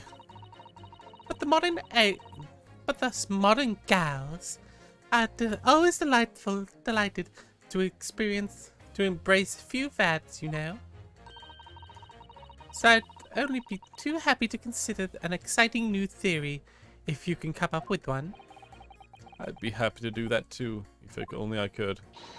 Let's do our very best not to disappoint the modern and metropolitan young lady. Right. I'm glad you admitted rationale there. Even if the woman was Australian books, it can't be related to this crime if the window is closed, can it? What about the possibility that the window was open? What about it? I mean, there was just no way. There was just no way it would have been. How can you be so sure? Prosecution fellow over there said it, didn't he? Winters and Londons are no joke. You don't want to invite that sort of cold indoors. So no, the window wasn't open. Us Londoners are like sitting by the fire and staying warm, you see. But you couldn't categorically state that the window wasn't open, could you? It just wasn't. They wouldn't have opened it. Then what's the point of even having windows, huh?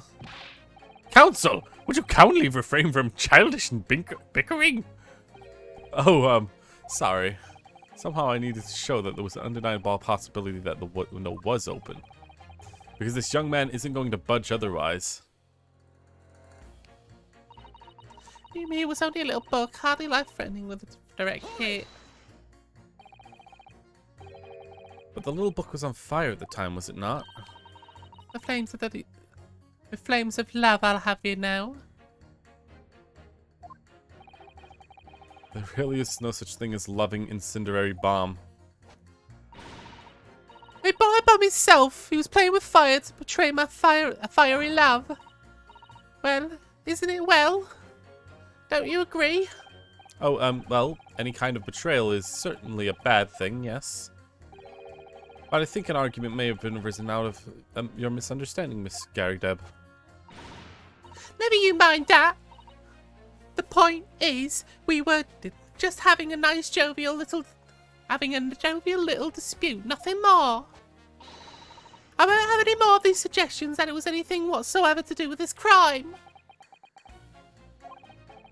Right, well, we'll see about that. What about juror number 5? He doesn't seem to be turning a hair at Miss Gary Deb's relentless onslaughts. It's almost as though he's used to it. What a gentle soul he is. Hold it! You just want to get this over with? How can you sit there and say something like that? A man's future is at stake here. Well, him and I both know then. Like I said before. What? I told you already, I'm a day laborer, ain't I? If I don't bring some home some remedies with me tonight, you find me floating face down in the Thames tomorrow morning. What? You heard me. My missus ain't one to mess around, you know. She can be fierce, believe you me. The shining example of marital bliss, then. A situation like this cropped up the other day. It was, well... You know, it's funny. I can't quite remember. Sorry? It was too frightening. The only thing is, I must have blocked it out. Helpful. I wonder what Mr. Pete will ever be dragged into the Thames by his scarf. Don't even go there, Miss Susato. There must be some way to jog his memory about this.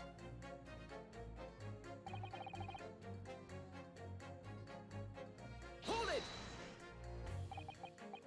Does that have anything to do with the decision about the defendant's culpability in this case? Sorry, what was that? You'll have to speak up, lad. Could you please tell us more about the fire? Last sister, my grandchildren baked me a wonderful cake on my birthday. It was 75 candles on top, it did. What a sight to behold it was. You can put candles on a cake? Was that some kind of devil worship? Good. Of course not. It was an angel cake. To celebrate my birthday, of course. It seems like a common custom here in Great Britain, Mr. Naruhodo. Anyway, I mustered all my puffin to blow them out. Only I must have blown wrong somehow. The flames didn't go out, but the candles went flying all over the room. The furniture caught fire and everything went up. The whole place went up in smoke. Definitely sounds like a devil worship to me. And by the sneezes, you mean a cold. How did you catch a cold from fire? What a fiasco it was. The grandchildren, bless them, threw the water all over me as they tried to put out the flames. Then, because the whole room had been filled up with smoke, of course, we had all the room windows to clear it. The windows? The biting winter air rushed over me like the winter dancing on my grave. When I caught a terrible cold from it, it put me in the hospital for a while. I won't forget my birthday in a hurry. Anyway, it was devil worship all along. But something about this old man's story is playing on my mind for some reason. We need to demonstrate who, apart from Mr. Natsume, could have attacked the young woman on the street. As well as how he could have done it. Yes, but once again, the jurors' statements are full of personal prejudice. All of them are convinced they're right, even in the face of logical arguments to the contrary. I think you're going to need to pit them against each other to force to accept an alternative explanation.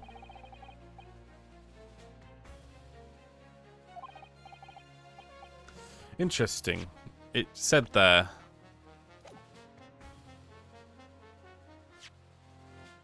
I don't necessarily need to find contradictions between their assertions, just connection might do the trick.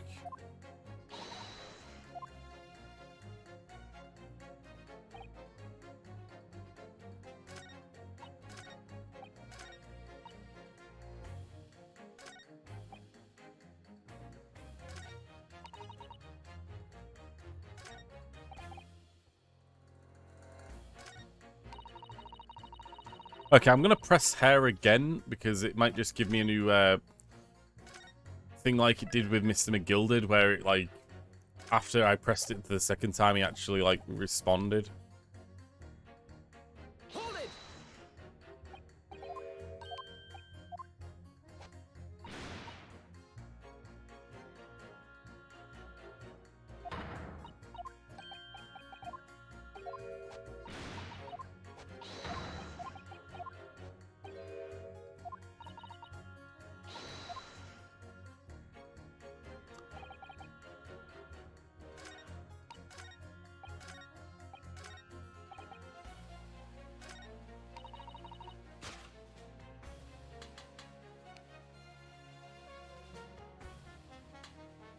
Objection! Hold it! God damn it. They were talking about hating their marital spouse. God damn it. Was it like...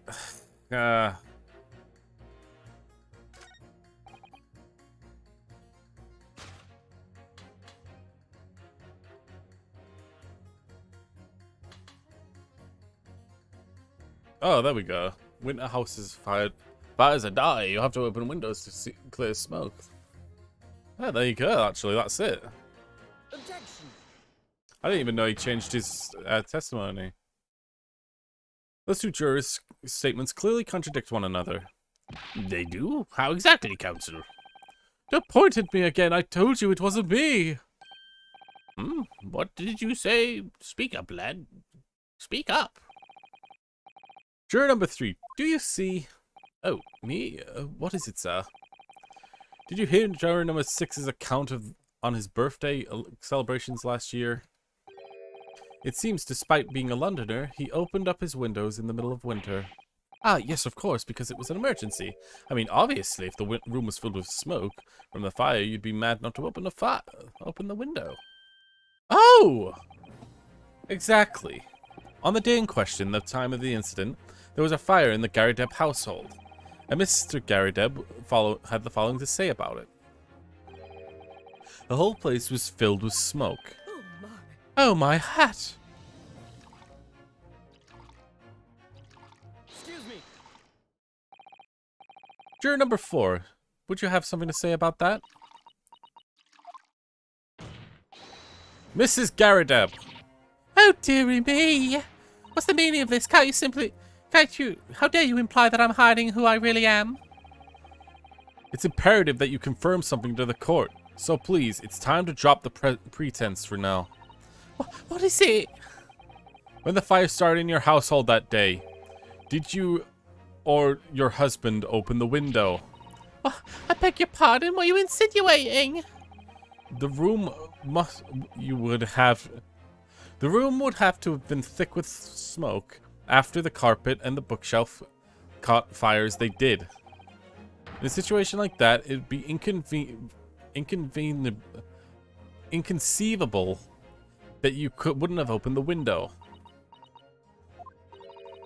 And what if we did? All right then, yes, you're right. My husband was frantically trying to open the window. Which can't have been easy since I continued to give him a justly deserved book battering. Even though the house was on fire. Oh, you never stop throwing until your anger subsides. It would have done terribly bad for the nerves to do otherwise. I should have realized. This is a significant step forward, Mr. Naruhodo. You've established the window was open.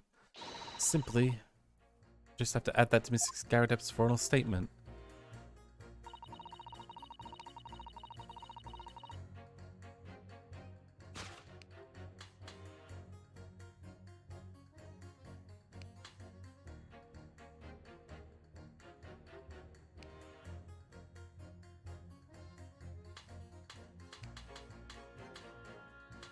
So it's changed now.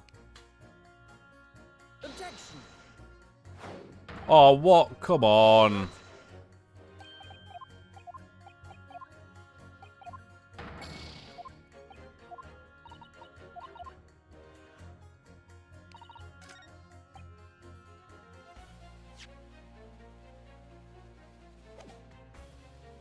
Hold it. At this point, where the victim was attacked on Bear Road, we know that was a small house fire in Garrideb's household on the opposite side of the street. Well, yes, it certainly seems that way. On the account of the smoke, I imagine that they would have had windows open despite the cold. We also know that Mrs. Garrideb was throwing flaming books at her husband. Her husband, who was backed into the corner by the window due to the wife's frenzied attack. Yes, that's quite right. So there's definitely a chance that one of the books could have flown past the man and out the window. Only what? Only I can't really see how it could have gone all the way over to the other side of the road. That's all. Ah. I don't really see how it could change my decision, really. Oh, I see. That wasn't enough. What's going to take to persuade these people?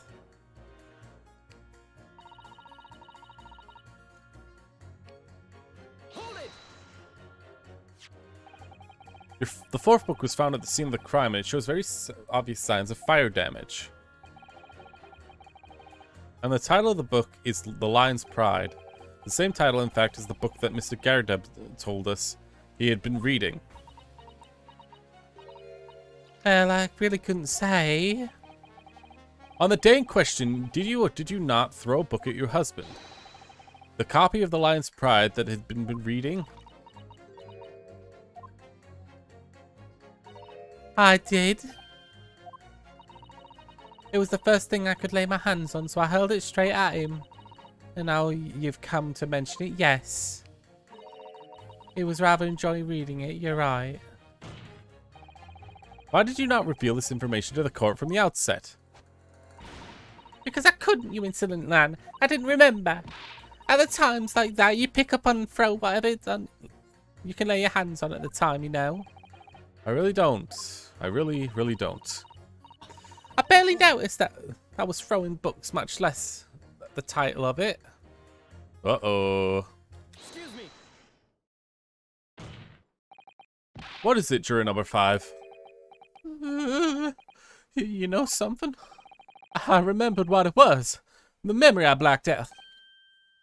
Ah. I was listening to what my granny was saying. Brought it all, this granny was saying. Brought it all flooding back. Oh. What are you calling a granny, you cheeky devil? I'm Miss Gary Debs, or the maid, I'll have you know. This man doesn't even flinch. Please tell me he's going... That's not because he's used to being hit all the time. It was about 2 weeks ago now. I just got home after work, like. I put my hand in my pocket for the wages I just earned that day, and I nearly died. There was a hole. Every single penny had fallen out. Oh dear. What a disaster. You haven't had the hurt of it yet, boy. Oh? The wife was cutting up some chicken at the time. I could hardly get my words out, so I told her straight. I've lost a day's wages, love. Next thing I know, the blade was thrusting and past my ear. Stuck into the wall next to me, it did. About an inch deep. No words, just terror.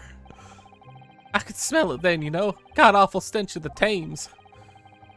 I was sure I was going to end up face down in that muddy banks that night, I tell you. Now, that's the real disaster, ain't it? I'll never use the words lightly again. Anyway, the point I'm trying to make is this. When a woman lose their rag, they'll throw anything at you. Knives, hatchet, hammers, you name it.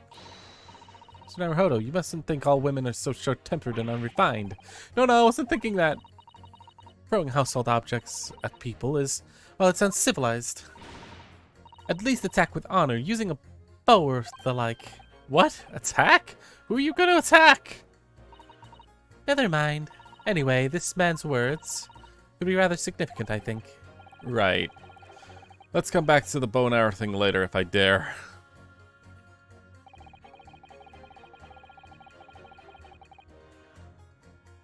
A woman's rage will...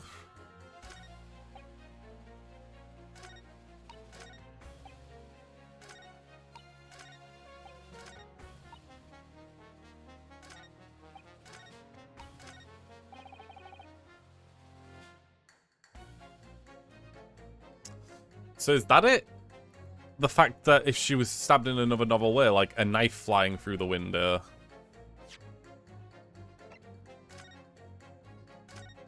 That could actually be it. And that's like, that'll be very surreal.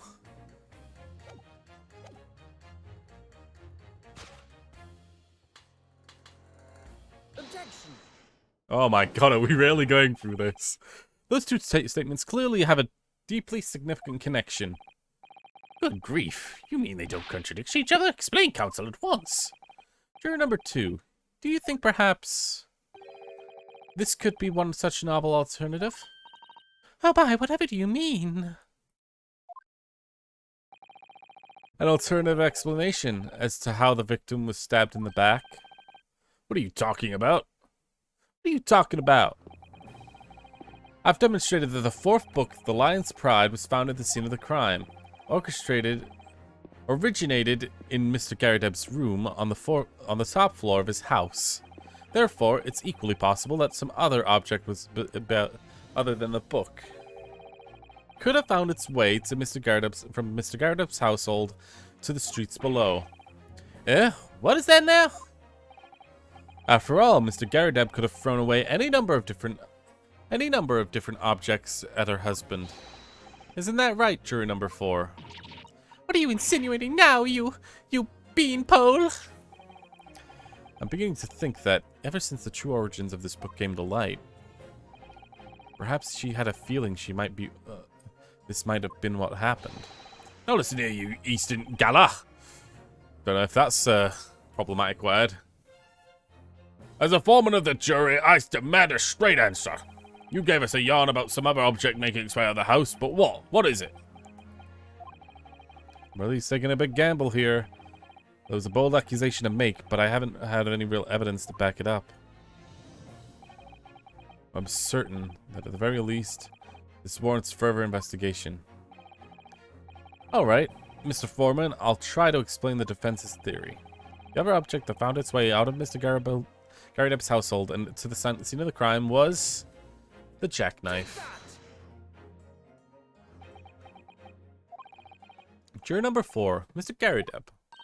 Miss Garrideb. What now? I must apologize in advance for this, but I need to confirm something else for the court. Is this knife? Have you ever seen this knife before? Good Lord, Counsel, what on earth are you doing? That is the weapon that was lodged in the victim's back, man.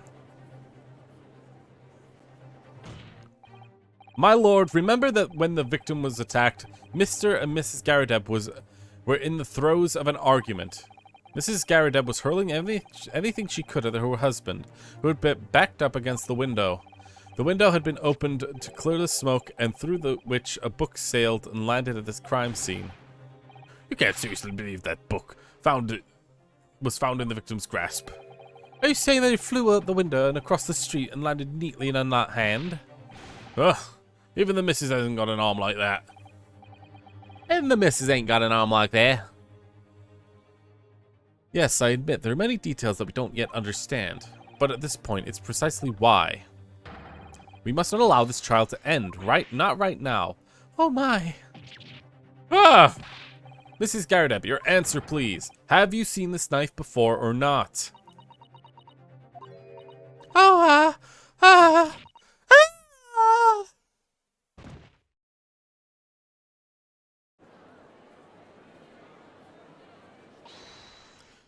My lord.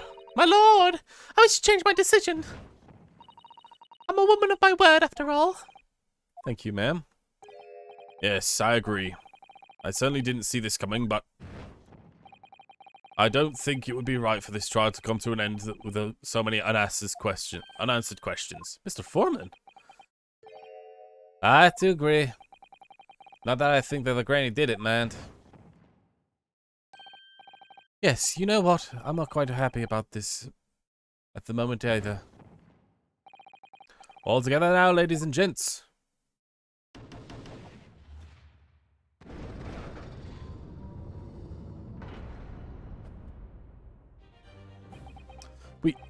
We did it? Oh, congratulations, Mr. Naruhodo. So, as a result of the defense's summation examination, the jurors' leaning to have changed. 2 jurors called guilty and 4 calling innocent. Accordingly, the opinion of this court is divided. This trial will continue. I must point out how terrible stupid the jurors are.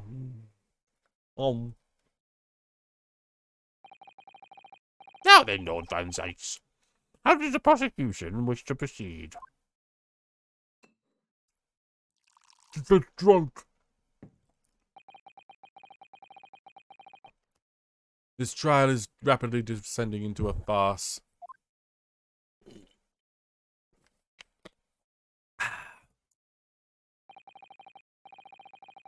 Like a corked wine, the first few sips are bitter enough. But what follows is so repugnant. It's good for nothing save the gutter. If I may, Lord Van Zykes, the defense has put forward a credible alternative explanation to what had happened. Credible? Is that your considered opinion, Mr. Foreman? The defense's argument is a joke, to which I barely know how to respond. But let me start by insisting that you must all be familiarized yourself with better with the relative positions of those places being discussed. What's the meaning? What's his angle this time?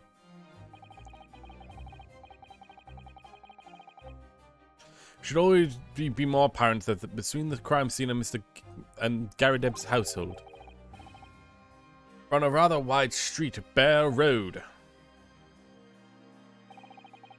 which means the distance from Mr. Garadeb's house and the scene is some, yes, 15 yards. Let's see, 15 yards. That's around 14 meters. 14? Oh, that's a little farther than I imagined. And as you ladies and gentlemen of the jury rightly noted as having some potential significance, the fourth book was found in the victim's clutches. The other words, the smouldering book wantonly hurled by the lady of the household traveled some 15 yards, to land in the opposite side of the road, nearly between the collapsed victim's fingers and thumb. Is that the final conclusion, my learned and deluded friend? And did the jackknife follow the near-identical trajectory and plunged into the middle of the victim's back? This fantasy is somewhat stretching the notion of having a bad day for the victim, I think. Even those pathetic serialized detective stories have more believable plots. Ah! There's nothing I say to that. That prosecutor loves the sound of his own voice. Miss Susato, the serialized detective stories are pathetic, are they? How dare he? Maybe let's pick our battles here. My lord, might I be allowed to speak? As a judicial assistant, you may speak for the defense. Yes, go ahead.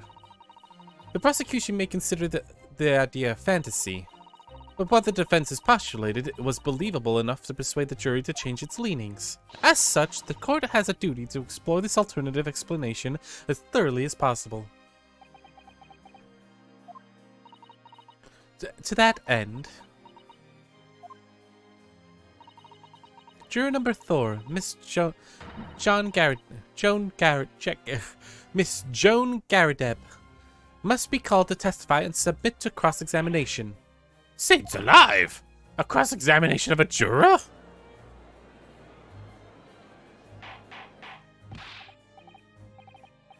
Order! Order! Order! This is highly irregular! And it's unprecedented for a member of the jury to be summoned as a witness to this end. Exactly, because that means that they're biased. Do fucking stop. Unnecessary. Lord Van Zykes? The witnesses already... There are already witnesses at the stand whose testimony the defense may further cross-examine. If my learned friend's farcical theory has any truth behind it, then both burning book and jackknife must have been flown through the sky before the couple's eyes. We must assume that we must assume that they would testify accordingly. What say you, witnesses?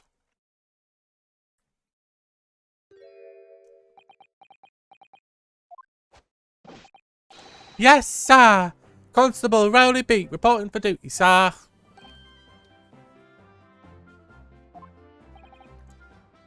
Well, good morning, officer. Sorry for dozing off until now, sir. Haven't slept for a month on account of the villain who has appeared on my beat, sir. Oh, they are so heroic, these London bobbies. Patricia, my darling, I've been neglecting you, but no more.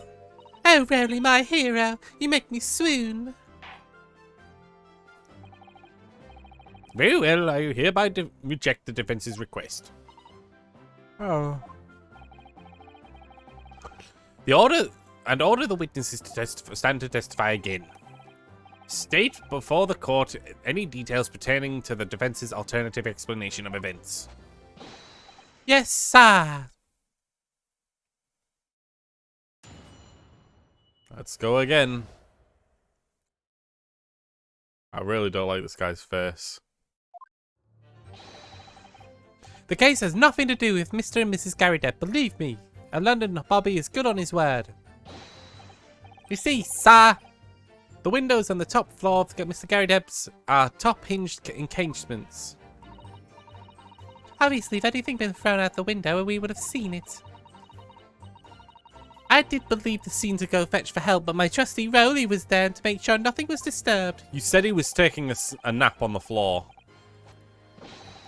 I didn't take my eyes off the scene for one moment. No, nothing strange to report on that front, sir. Well, this is quite startling. A top-hinged encasement windows? That detail was not in the police report, Constable. Yes, sorry about that. I must have been a little drowsy. You cannot excuse your sins with drowsiness every time, Constable. No, sir. Sorry, but What exactly is a top-hinged encasement window? and you cannot excuse your ignorance with such trite remarks, my learned friend. Of course, sorry. I found it, Mr. Naruhodo. Cast your mind back to the window in Mr. and Mrs. Gary Depp's room. Alright, I'll try.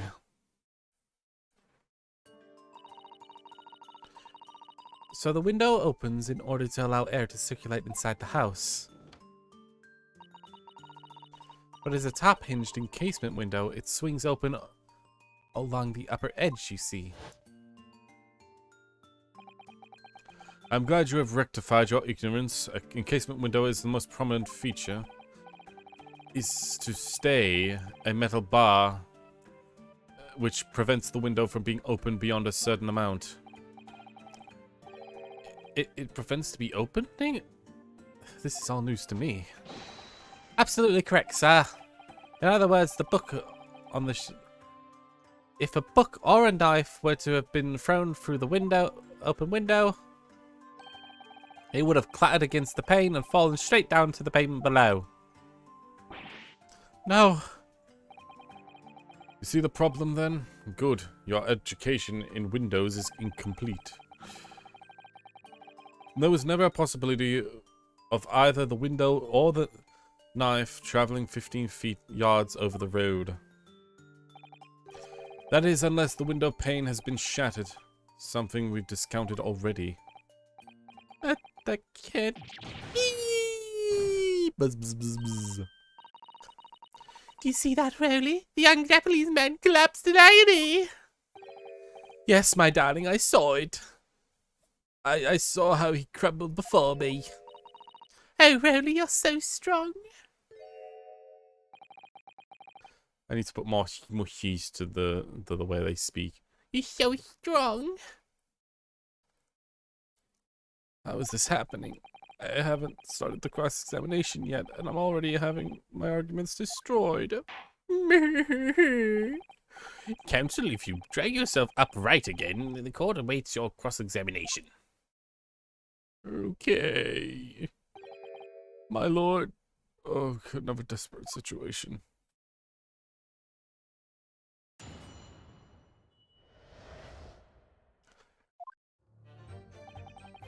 This case has nothing to do with Mr. and Mrs. Gary Depp. How can you say that for certain? A very good question, sir. And the answer is this. It is the noble founding principles of the force written on the reminder of all of us policemen sworn on duty. He showed us that before, didn't he? He did? I can't say I remember. To patrol the streets of London town and uphold the peace of the common man. That's what the job's all about. And that's why I stand here today besides my suffering wife and tell you a Bobby's good for his word. while rubbing my tired eyes admittedly, sir. Oh, Rowley, you're so manly. Of course I am, my darling Patricia. Oh, Pat. Oh, Rowley. Nope. None of this is what I meant. I mean, how could you say for certain that the case has nothing to do with Mr. and Mrs. Garadeb? I see, sir. You should have said so earlier, sir. Right. Yes, well...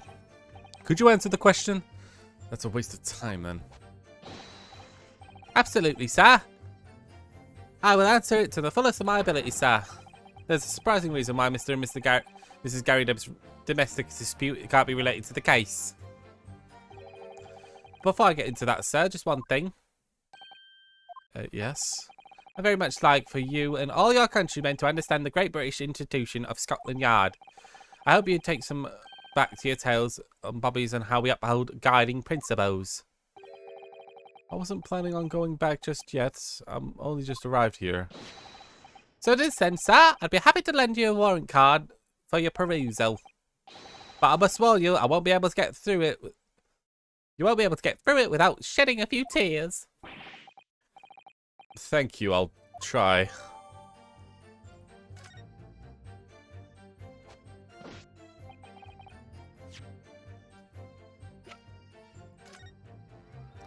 One, a policeman must strive to preserve the peace within an allotted beat.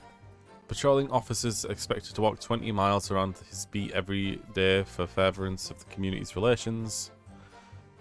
Any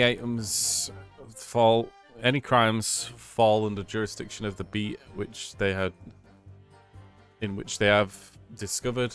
When a crime is discovered on his beat, the policeman must assist with initial investigations and help detectives. I think this one's going to be the most important one. Any crimes fall under the jurisdiction of the beat in which they are discovered.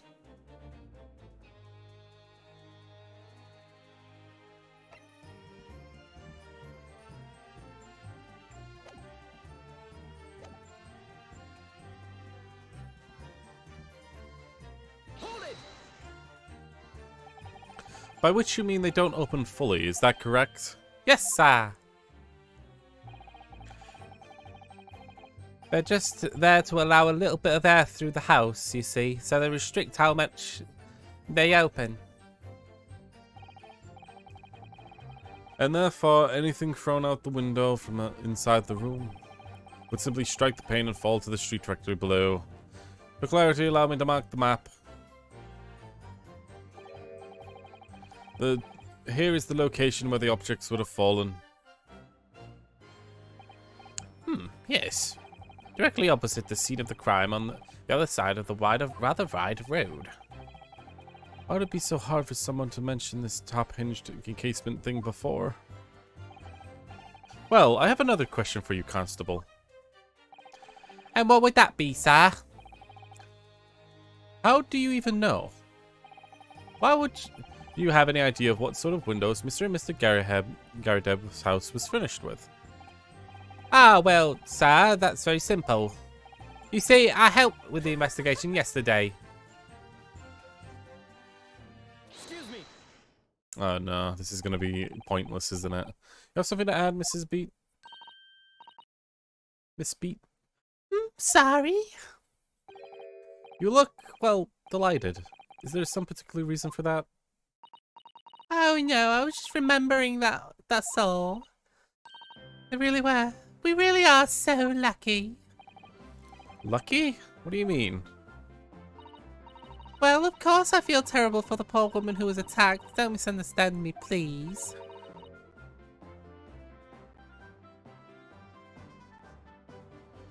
But we were so lucky that it didn't happen on Rowley's beat. It was so close, you see. Oh, I hadn't realized. Oh yes, that's Street Blur Road, which is the boundary between Rowley's beat and the next one. Isn't that right, Rowley, my love?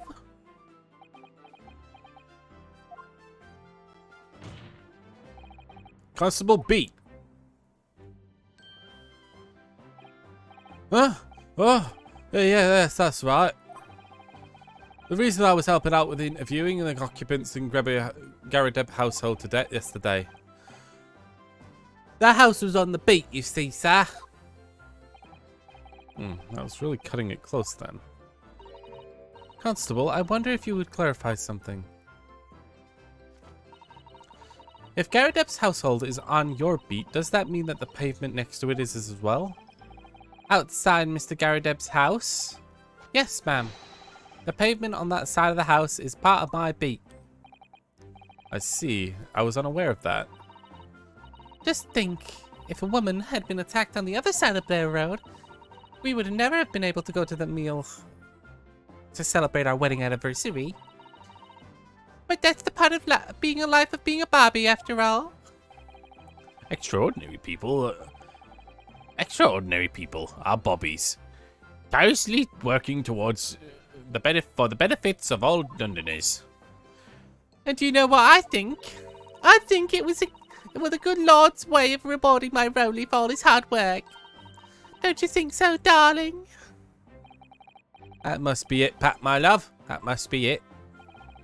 I think perhaps we should make sure that we have the information officially on record. Leave it to me, Mr. Naruhodo. I'll take care of it immediately. The middle of Bear Road. So if we can prove that the crime did occur on the left side of the road, that proves that it was on his beat, and he knew that, meaning that he purposely ignored the possible infraction in order to go on a date.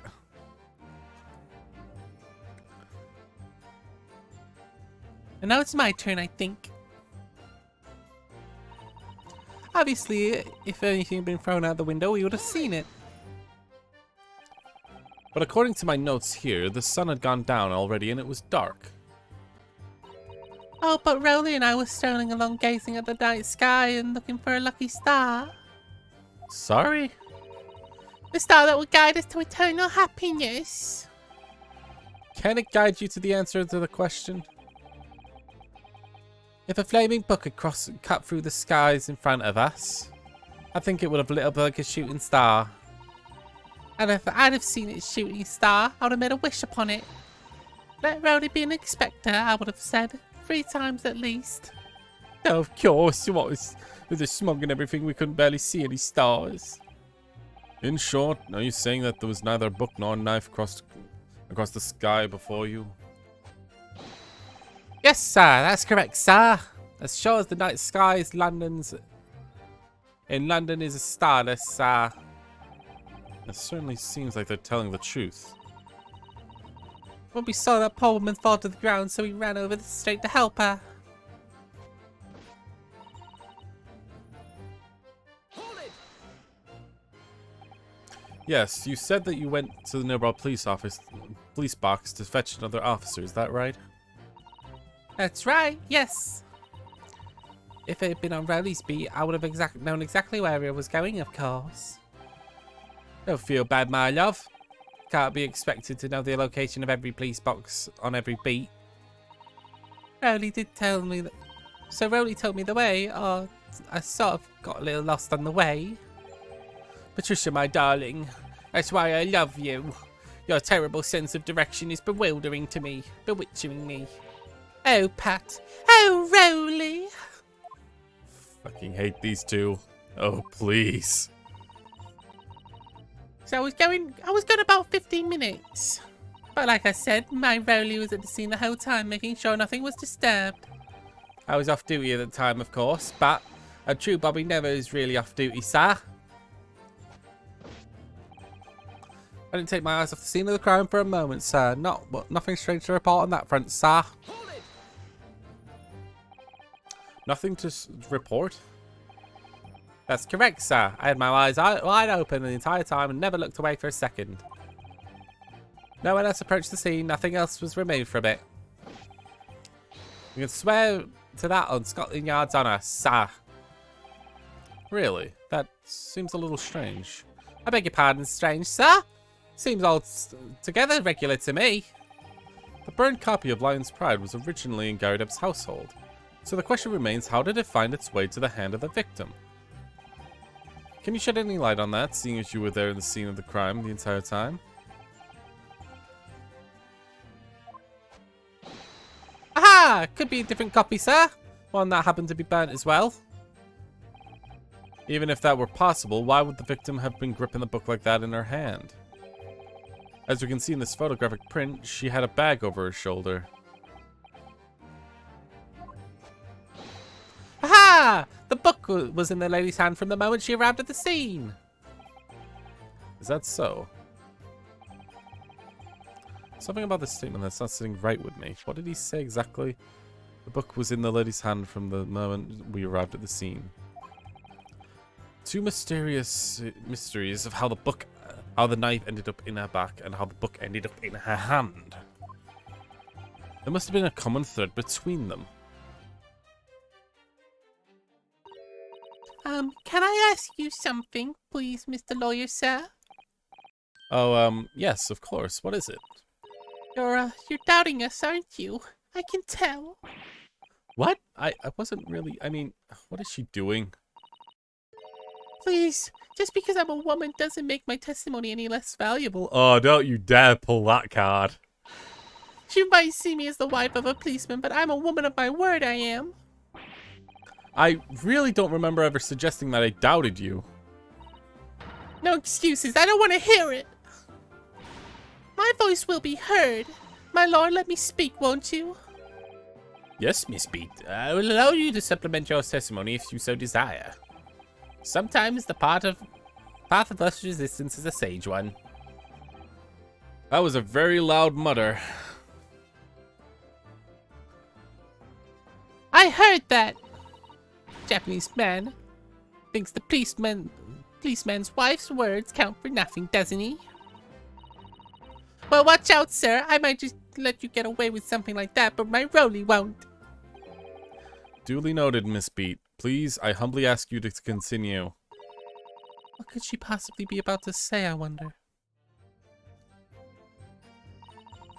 I know what I saw. My eyes never let me down. My sense of direction is just a little off sometimes. Though. Hold it! So you came from the opposite side.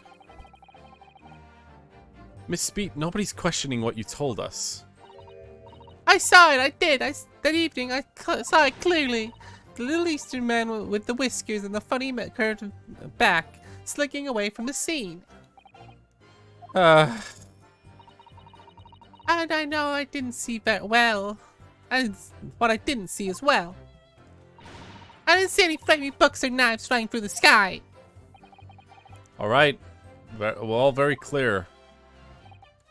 You also mentioned something about having a poor sense of direction. Oh, yes, well, it's a little embarrassing, really. I always ended up in the wrong place. I had arrangements to see Rolly and he was ever so cross. Excuse me. Constable Beat, is there a problem?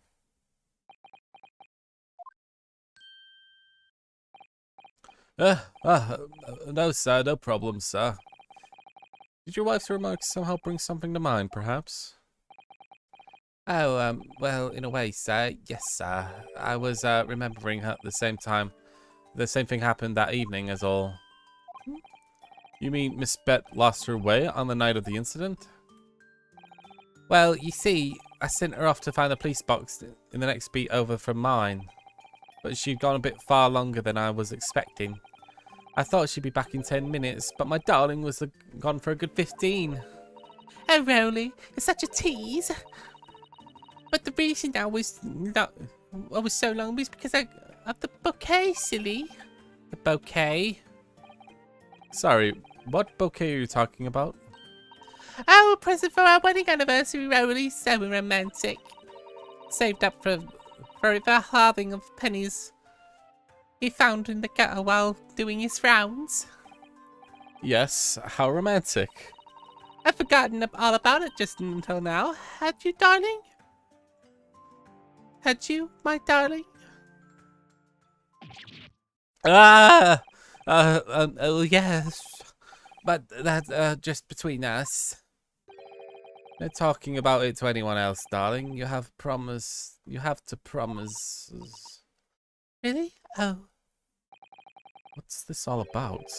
Constable looks obviously troubled during that exchange. afraid I can't offer any useful insight, Mr. Naruhodo, but I'm quite sure one thing. You have to ask Miss Bet about the bouquet. Miss Beat. This bouquet you mentioned. I'd like to ask you to add details about it in your testimony, please. Oh, really? I'd love to. I'm so bored! What happened is I dropped my bouquet and it ended up losing my way for a while. You dropped the bouquet? Hold it! You mean you dropped the bouquet at the scene of the crime? Yes, that's right. I was so upset. When we ran over, I saw the woman with a knife in her back. I was so shocked I dropped the bouquet Rowley gave me. It was a dark spot where the street lights weren't casting light, so I didn't notice it at first. And then you went to the police box to report the policeman whose beat it was on? Yes, and I came back to the scene together with the other constable, you see. That's when I spotted the bouquet again. But the funny thing is, when I went to pick it up, it was nowhere near the victim's body at all. In that case, you'll need reminding, Miss Beat, the victim was not deceased. I was all flustered the moment that I heard the voice calling me from the other side of the road. Your husband, presumably. That's right, silly me. I've gone over to the wrong side of the street. Although I'm going to blame the bouquet this time. I can't think how it got there. I really can't. So the bouquet somehow moved from one side of the Bazaar Blair Road to the opposite. How curious indeed. Isn't it? But the worst of it is that I forgot to pick the bouquet up again when we left the scene. The beautiful Rowley brought me. The beautiful rose Rowley brought me with the change from the gutter he spent so long collecting. Bouquet. Do you perhaps mean this sorry solitary rose?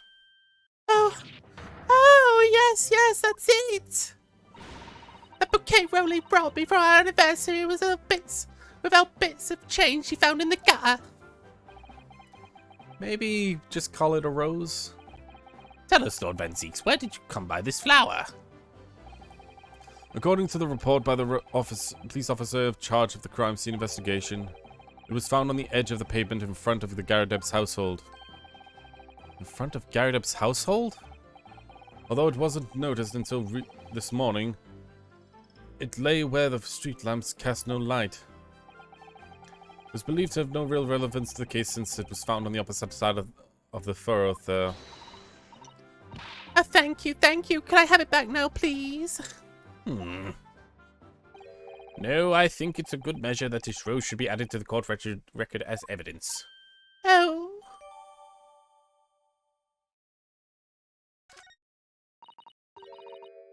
But it's a symbol of our love.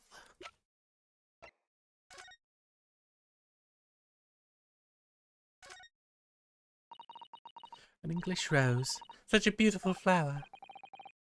This is a rose, isn't it? I've never seen one before. Do you not take interest in flowers, Mr. Naruhodo? I wouldn't say that exactly, but I know 3 types at least. Gosh, 3? Yes, plum rose, peach blossom, and cherry blossom. Perhaps you should consider branching out, learning some that aren't fruit tree based, for example.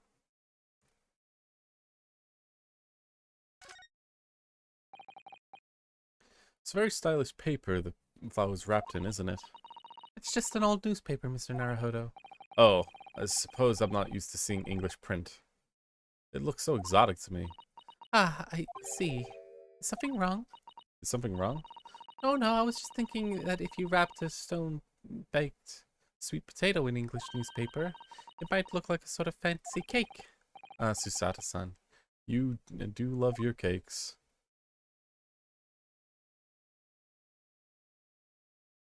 I don't see anything special about this. But it's a symbol of our love. I want it back after the trial, you hear me? I want it back. Good grief. Rest assured, I'll do my very best to not forget, Mr. Vet. You take my time soon for one moment. No, sir. Nothing strange to report on that front, sir. So it's obvious that there's something. Oh, Mr. Naruhodo, what do you make of all this? Yes, the whole idea of an invisible attacker has been troubling me all along, but I believe I'm starting to get a picture of what really happened here now. The fourth book that had no business being at this scene of the crime made sure that Mrs. Scaredeb was hiding something. But becoming increasingly clear that someone else has been hiding something from us as well. I think it might already be armed with everything I need to just strike a decisive blow here. This time, I'm going to expose the truth of this murderous affair.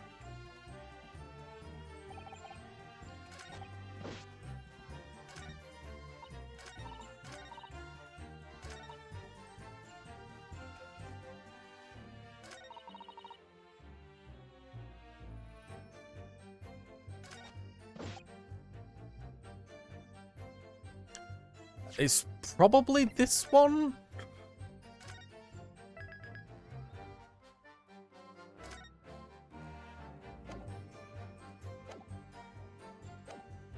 I think so. The whole thing's going to come down to explaining that the body was actually on his beat, and he flat out chose not to acknowledge it.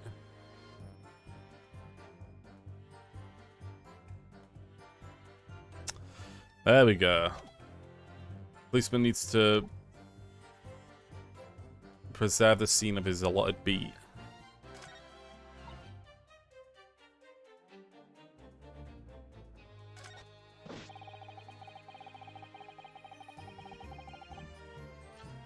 I would present the police manual saying that he didn't preserve his beat, meaning that there is clearly something strange going on.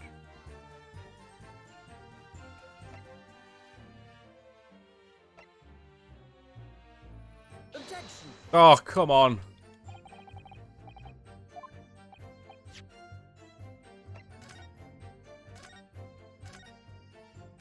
Says Scummin. See, that's how vague this can be. Like, I didn't take my eyes off the scene crime scene for one moment, sir. Nothing strange to report on that, sir.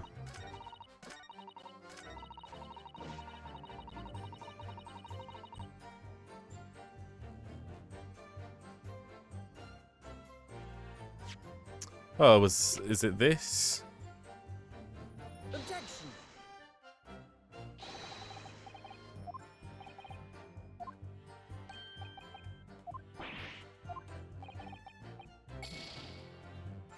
Ah!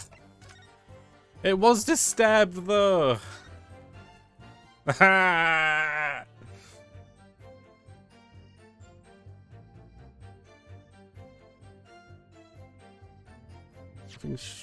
didn't take my eyes off the scene. Nothing to report. Objection. Okay, it was the okay. That's so weird because it feels like there's so many different answers to that, but only the rows to the final statement. You claim, Constable Beat, that there's nothing to report. In 15 minutes or so, in 15 or so minutes, you were guarding the scene, but that cannot be. What do you mean to say? Your testimony just now, Miss Beat. You explained to the court that when you arrived back at the scene of the crime, with the policeman assigned to that beat, the bouquet you dropped at the victim's side was no longer anywhere nearby. Objection. Yes, on the opposite side of the Blair Road where the victim was attacked. But considering the size of the Megere bouquet, it's single blossom. Sorry. If a single sorry blossom can be so described. No doubt it was blown from the wind across the street and back to the gutter where it belongs. Monsieur? Objection. Miguel? But if that were the case, why did the Constable Beat not testify to that fact? No one else approached the scene and nothing was removed from it. Constable Beat swore to the Scotland Yard's honor. But the bouquet belonged to me. It had nothing to do with the case. That's why Froley didn't mention it, I'm sure. No, because sadly, it's not only your bouquet that we're talking about here. More than one thing in the case is mysteriously the wrong way around. What are you talking about? Think about it. Besides Miss Beats' bouquet, there's Mr. Garadeb's book. Mr. Garadeb's copy of The Lion Pride, which was thrown out the window by his wife, would have struck the plane of the encasement window and landed here in the west side of the street. And yet, it was actually found here on the opposite side of the road with the victim's hand. Within the victim's hand. Meanwhile, according to the testimony heard by Miss Beats' bouquet, it should have been dropped here at the scene of the crime on the east side of the street. But, in fact, it was actually found here on the opposite side of the road, in front of Mr. and Mrs. Garadeb's house. There's no logical explanation for those things, unless someone deliberately moved them.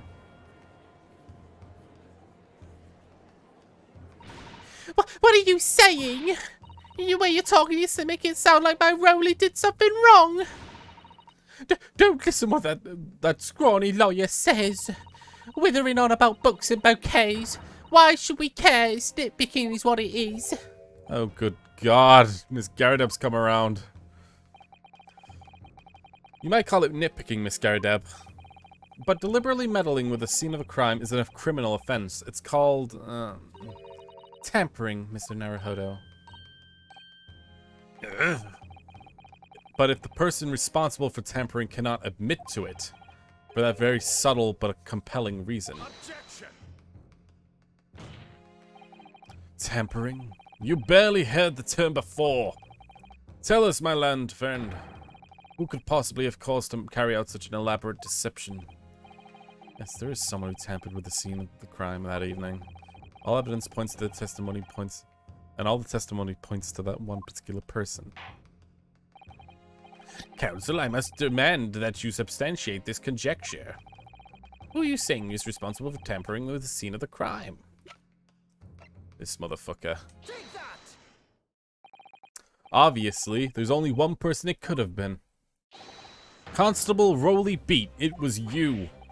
What? The policeman? A member of Scotland Yard? What nonsense! Well, how would my Rowley do anything like that? He's not straighter than... There's no one straighter than my husband, I'd fucking know. No Bobby works so more tirelessly than the people of London. Miss Beat, you said in your testimony that your husband asked you to go to the nearby police box to fetch the officer on duty. 15 minutes that you were absent from the scene, is the only opportunity anyone would have had to tamper with it. You're making it up. It's all nonsense. It's all lies. What about the Japanese man with the whiskers? I bet it was him. He did it. If that were true, Constable Beat would have seen him do it. Oh. Forgive me for pointing it out, but when you dropped the bouquet, Miss Beat, it was after the defendant fled the scene. Well... First you make an accusation about the landlord and his wife, and now you incriminate the policeman as well. But your accusation lacks one very important thing. You claim that the scene was tampered with, but there's only one reason anyone would commit such a reckless crime: to hide something. That's right. That's right. My husband, I just happened to be there, that's all. Why would we have anything to hide? It doesn't make sense. You offered no motive for this alleged tampering, and until you do, your accusations are nothing but empty threats. Constable Beat has a very good reason for wanting to tamper with the scene of the crime. The key to this entire affair. So Naruhodo, have you managed to solve this mystery? Question of whether it's the case report that says that it's Constable Beat's beat, and it could also be the police report thing, the warrant thing. Counsel, you've made a very serious accusation against a London police officer. Well, if you are mistaken, I need not point it out that your position as a lawyer will be irrevocably damaged. With that stark warning in mind, you will now explain to the court the motive of this alleged tampering. Alleged tampering. Very well, Your Honor. Constable Bett's motive for tampering with the crime scene was to hide where the victim fell.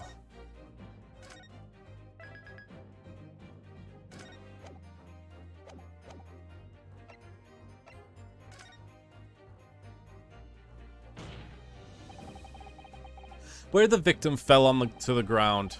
That's what the Bobby had to cover up at all costs. What? Where the victim fell? You mean where she was attacked? What are you talking about? We told you at the very start, didn't we? It was the pavement of Burr Road. We saw it happen, remember? It was right here, if anyone didn't already know. That's certainly what everybody has been led to believe. But in fact, that isn't where the victim was stabbed at all. What? What?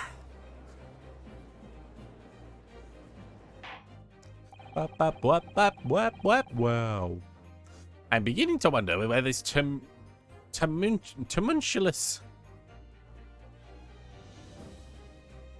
tumultuous trial will end, Counsel. If it's your assertion, then the court is dying to know, my Nipponese friend. Where are you proposing the crime actually took place that evening? On this side of the road, dummy. But, that's... On the opposite side of the road? I don't understand. On the evening in question, Mr. Gardeb's book fell directly down from an open window, and your bouquet, Miss Beat, never moved at all. What did move was the scene of the crime itself. Good gracious! Objection! Perhaps you haven't been listening to the ample testimony the court has heard. But these witnesses both saw the moment the attack took place. That's right, I saw it with my own eyes. It was 5 o'clock in the evening. It was and already dark. There was a typical London fog on the ground. When you saw the incident unfold and ran to the victim's aid, that was actually on the west side of Blair Road. No, that's not true. It can't have been. Constable Beat had arranged for you to be absent for the while by sending you for help. And during the 15 minutes you were away, he transplanted the crime scene. He moved all the things shown in this print by the victim herself, the 4 books. He moved everything, in fact, to the pavement on the east side of Blair Road. Extraordinary. But the constable overlooked one thing. What? What did he overlook? The bouquet, I presume. Exactly. The prosecution told the court minutes ago about the discovery of the rose bouquet. Lord Van Zeek said it wasn't noticed until morning as it lay where the street lamps cast no light. Yes, it couldn't have been seen in the dark, obviously.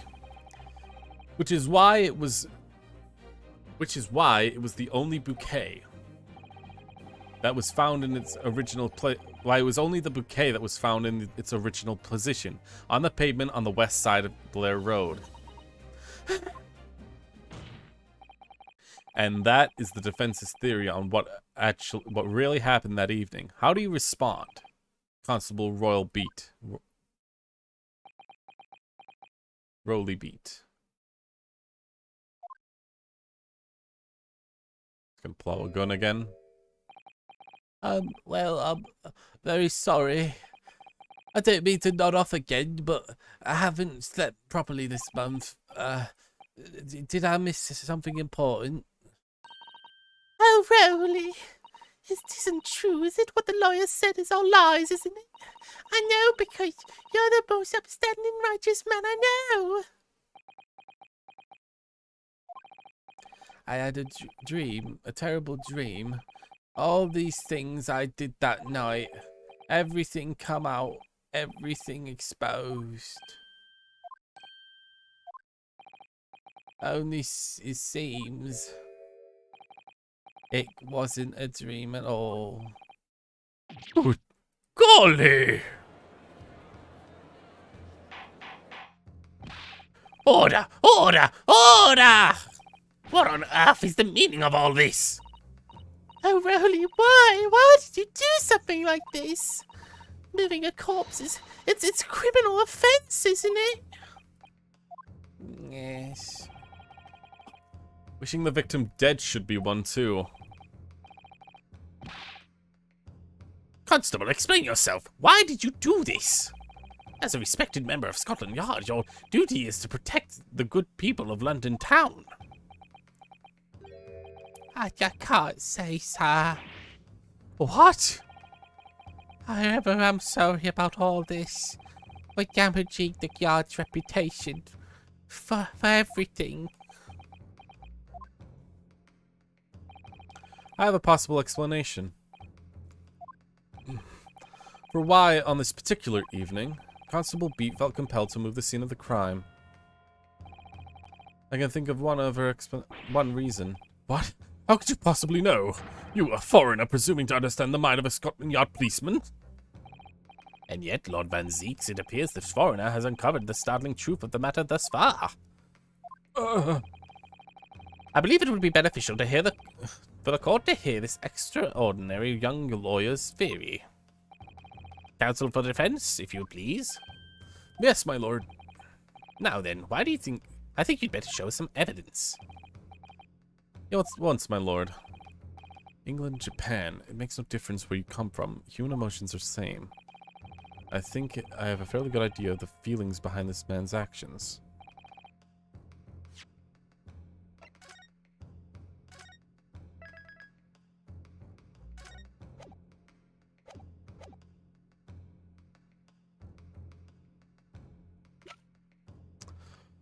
I'd guess it would be the warrant card. That's proof of why he did it. But the motivation for doing it would probably be the ruse, right?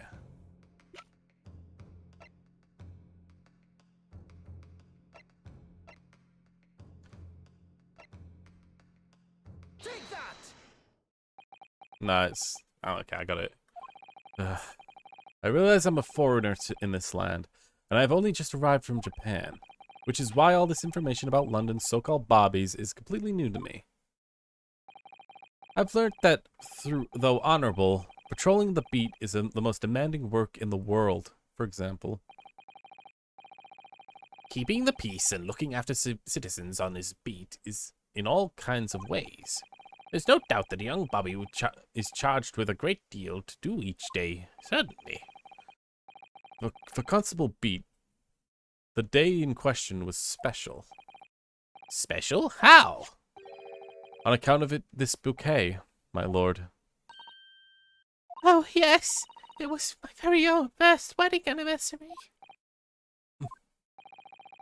Constable Beat had worked hard to be able to afford a simple gift for his wife. And he was looking forward to taking her out on a celebratory meal.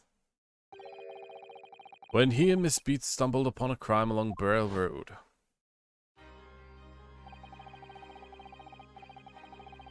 When he saw the shadowy figure through the fog collapsed on the pavement ahead of them, what must have gone through the man's mind?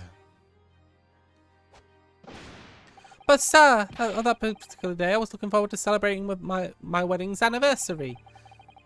Miss Beat puts up with a lot for being married to a bobby like me. I just wanted to show my dear wife how much I care.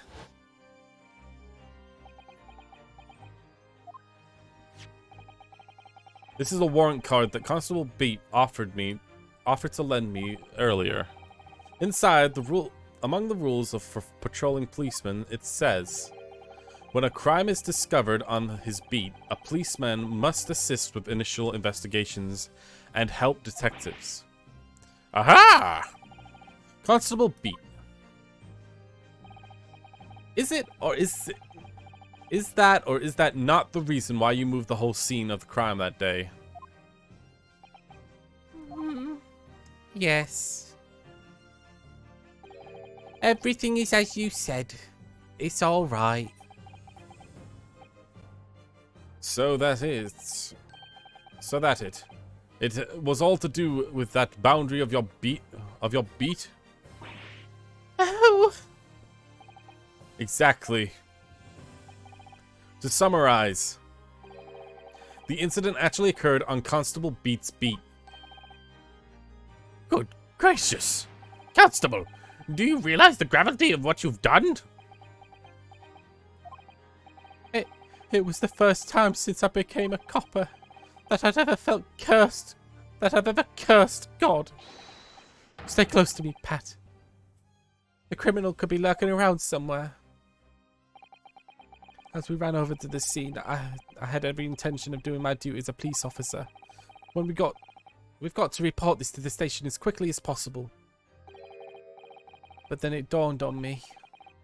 I realised where we were, where the victim was laying, and what it meant for me.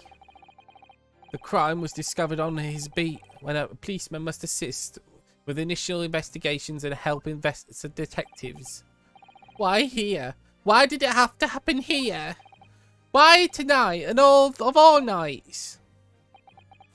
Why?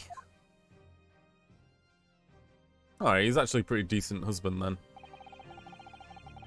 Shitty of him to neglect his job, but hey, makes sense. He's actually got some decent reason to do it.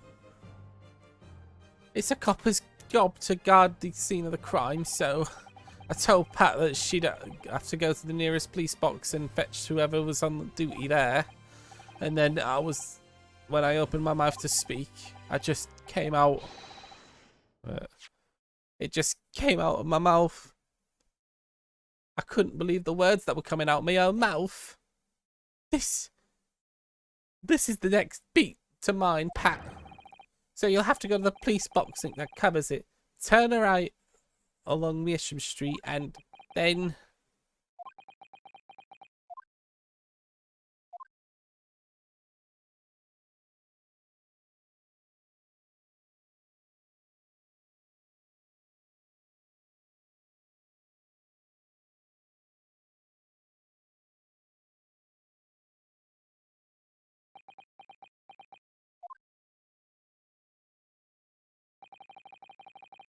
I'm sorry. I'm so sorry. Oh, Constable.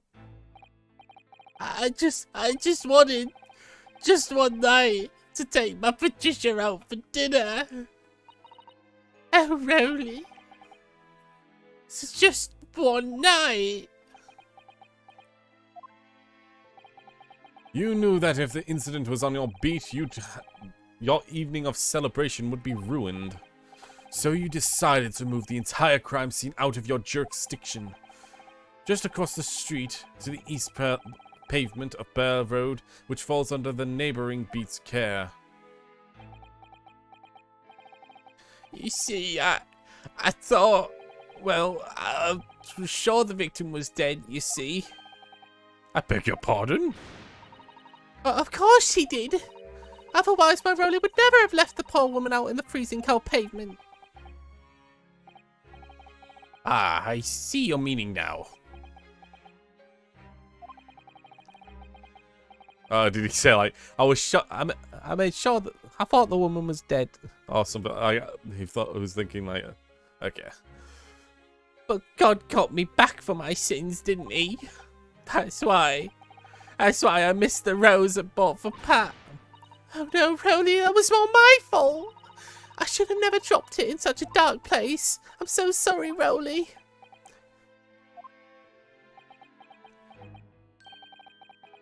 And can you tell us, Constable, how many books did you move from one side of the road to the other in total?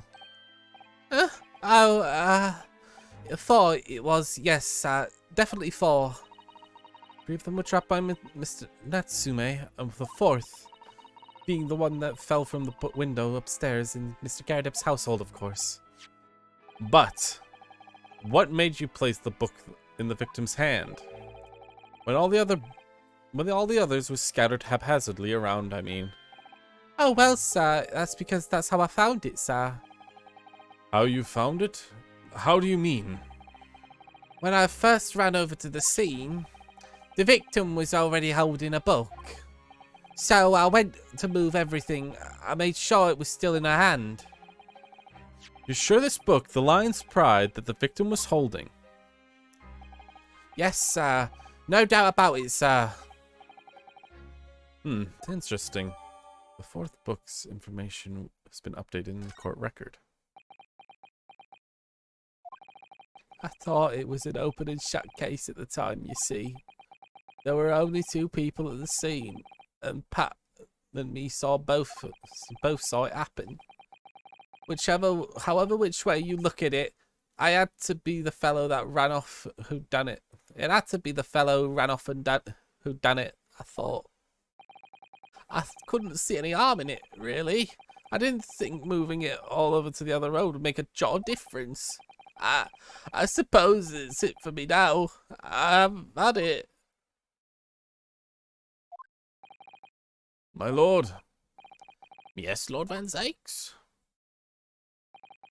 I believe this concludes the cross-examination of the witnesses. Constable, you may withdraw. Yes, sir. Mr. Prosecutor, sir. What will become of my Rowley? What will happen to him? For now, you are free to go home. The police will contact you in due course. Please, don't punish my husband. This was all my fault. It's because I'm always moaning at him for coming home late. Leave it now, Pat. Let's go home. I'm tired. All right then, my love. One last thing, Constable. Sir? Let this be a lesson to you. In a criminal investigation, every detail matters, no matter how insignificant they may seem to you. Yes, sir. Carve that lesson into your mind. And never again make the mistake of tampering with the scene of the crime. Never again, sir. You mean to say? Leave now. The trial is not yet over. Sir! Goodness gracious, these two. Well, it's quite a startling revelation, I must say. Whoever thought the third party transplanting the entire scene like that Indeed, my lord. Nevertheless, there was some immutable facts here, principally. That the accused, Mr. Sosuke Natsume, was the only person who could possibly commit this crime. No. No, I disagree. Now that we know the true scene of the incident, there's someone else. Another person who could be responsible for the knife in the victim's back. Forgive me for being presumptuous, but I believe the prosecution is probably well aware of this possibility already. Lord Van Zykes, is this true? Fucking call me out, why don't you? Name the person, then. And if further investigation is warranted, the prosecution will have no objections to the trial continuing. Continuing? Can't we move it on to another day? Take that! The defense would once again like to request the cross-examine of a new witness, my lord. Once again? My assistant made the same request earlier. In order to finally reveal the truth of this case, it's imperative that we cross-examine juror number 4, Miss Joan Garideb. Me? Cross-examine me? That request has already been denied. But the situation is very different now. Miss Garideb, answer me this. What do you know? What now, little toad? At the time of the incident, you were engaged in a violent argument with your husband, Mr. John Garideb. In the course of the argument, a minor house fire was ignited. And to clear the smoke from the room, your husband opened the window that looks out over Blair Road. But what of it? You threw this book at your husband, and it was when he was cornered at the back against the window. Upon striking the pane open on the top hinged casement window, the book plummeted directly below, finding its way to what we now know to be the true scene of the incident. Yes, as I said, what of it? During the argument, you were also beside yourself with rage. As such, you threw not only books, but everything you could get your hands on. So, let me ask you one more time, Mr. Gardeb. This knife, the one you removed from the victim's back, have you really never laid your eyes on it before?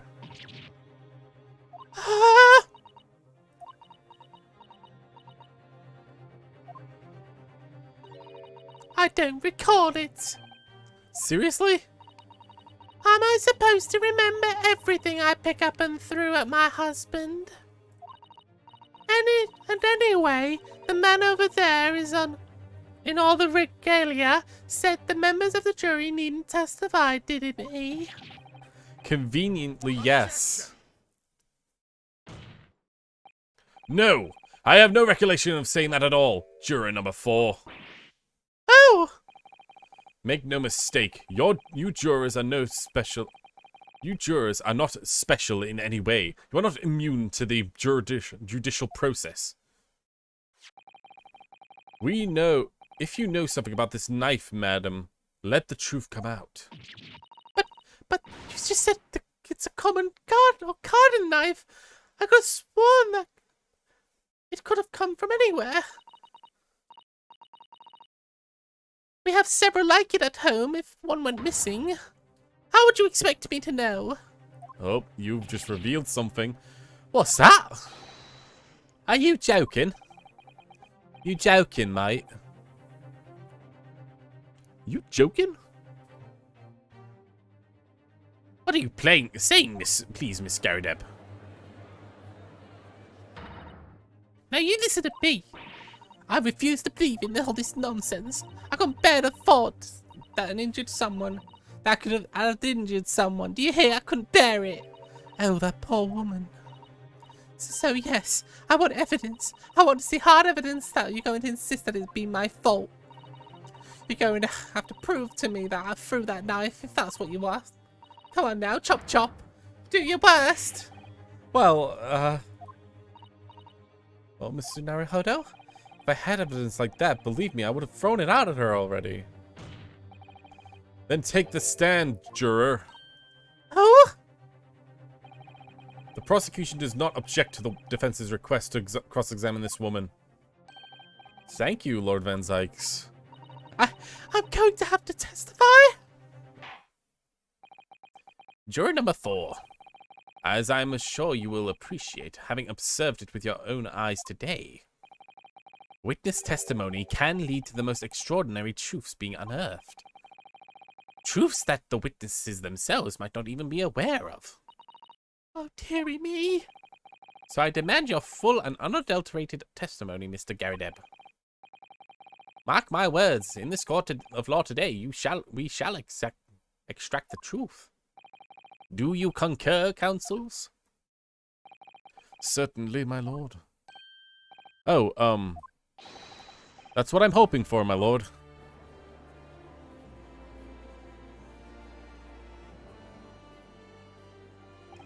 This is such a strange feeling. For the first time since arriving in this country, it actually feels real.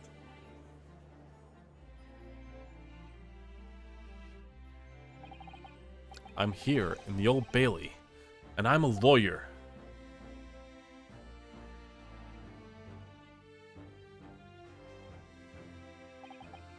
Witness, state your name and occupation. Oh, yes, my name is Joan Garadeb. And I'm I'm a juror and such like. Sounds like even she doesn't know if she's a housewife or a maid or what anymore. This court has decided your testimony is required in order to clarify matters in this case. Do you understand, madam? Yes, my lord. You will tell the court everything that took place in the household in the evening in question.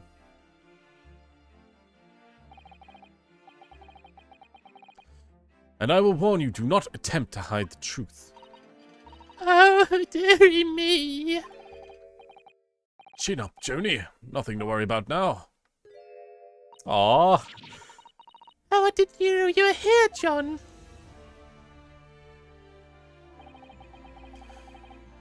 Wasn't only you in the room that day, old thing, was it? Rather think I ought to testify as well, don't you? But what about your knee, dear? Oh, don't you worry about that. Hardly noticed it. I'm not the sort of chap that leaves a compadre to face disciplinary action alone. Disciplinary action. Oh, John. I presume you're Mr. John Garrideb? Yes, sir. Former second lieutenant of the 3rd Regiment of the 4th Northumberland Fusiliers, sir. Seen my fair share of the action. Now you're living a quiet life, as it were. A quiet life? Were you not engaged in an incendiary battle with your spouse the day in question? Ah, well, yes. Quite. I believe this may represent a first in the proud history of the British court. Calling a juror to witness the witness stand is unprecedented. However, the court must hear your testimony now, juror number 4, and that of your husband. You will recount clearly and concisely the events that in your home at the time of the incident in question. Sir, at once, sir. Yes.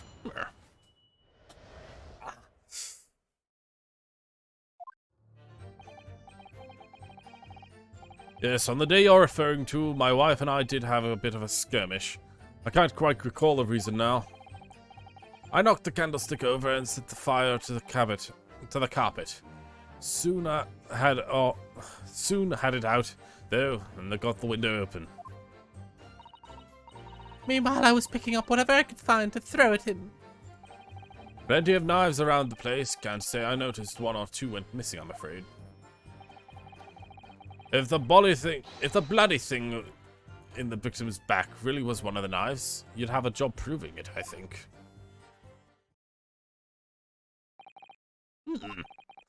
Sounds as though you were it was quite a battlefield in your household that evening. Though an entirely one-sided assault, it seems. An enemy caught us on the hop, sir. I had no choice but to dig in and take defensive measures. To be honest, if the enemy had kept shelling us for a minute, we'd have been toast. Of course, a veteran such as myself. It is only too aware of any battlefield you're just a gnat's whiskers away from death at any moment. Are we still talking about the marital quarrel here? Well, I must say it is dubious that this testimony will shed light on any of the origins of this jackknife. In combat, one focus narrows, such as the surroundings could barely noticed. The witnesses may not be able to offer anything more than what they've testified already. They may be a dead end. Wait, Van Sex might be right. Van Seeks might be right. Well, whatever the chances, we've only had this last cross-examination to uncover the truth, Mr. Naruhodo. Well, yes, I'm afraid so. Very well, counsel. Begin your cross-examination.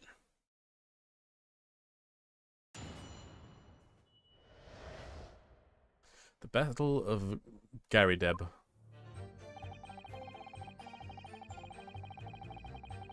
Hold it! The reason is what you told us yesterday, I believe. Yes, that's right. if I remember correctly, it started because of a note that was tucked into the pages of a book belonging to Mr. Garadeb. A rather passionate note, in fact. But Miss Garadeb found the note, discovering her husband's little secret. And then she gave him a mighty number of slaps across the face for it, too. What a sordid state of affairs. Hell on earth. I say, when a chap says he isn't able to recall such things, it's common decency not to drag it up.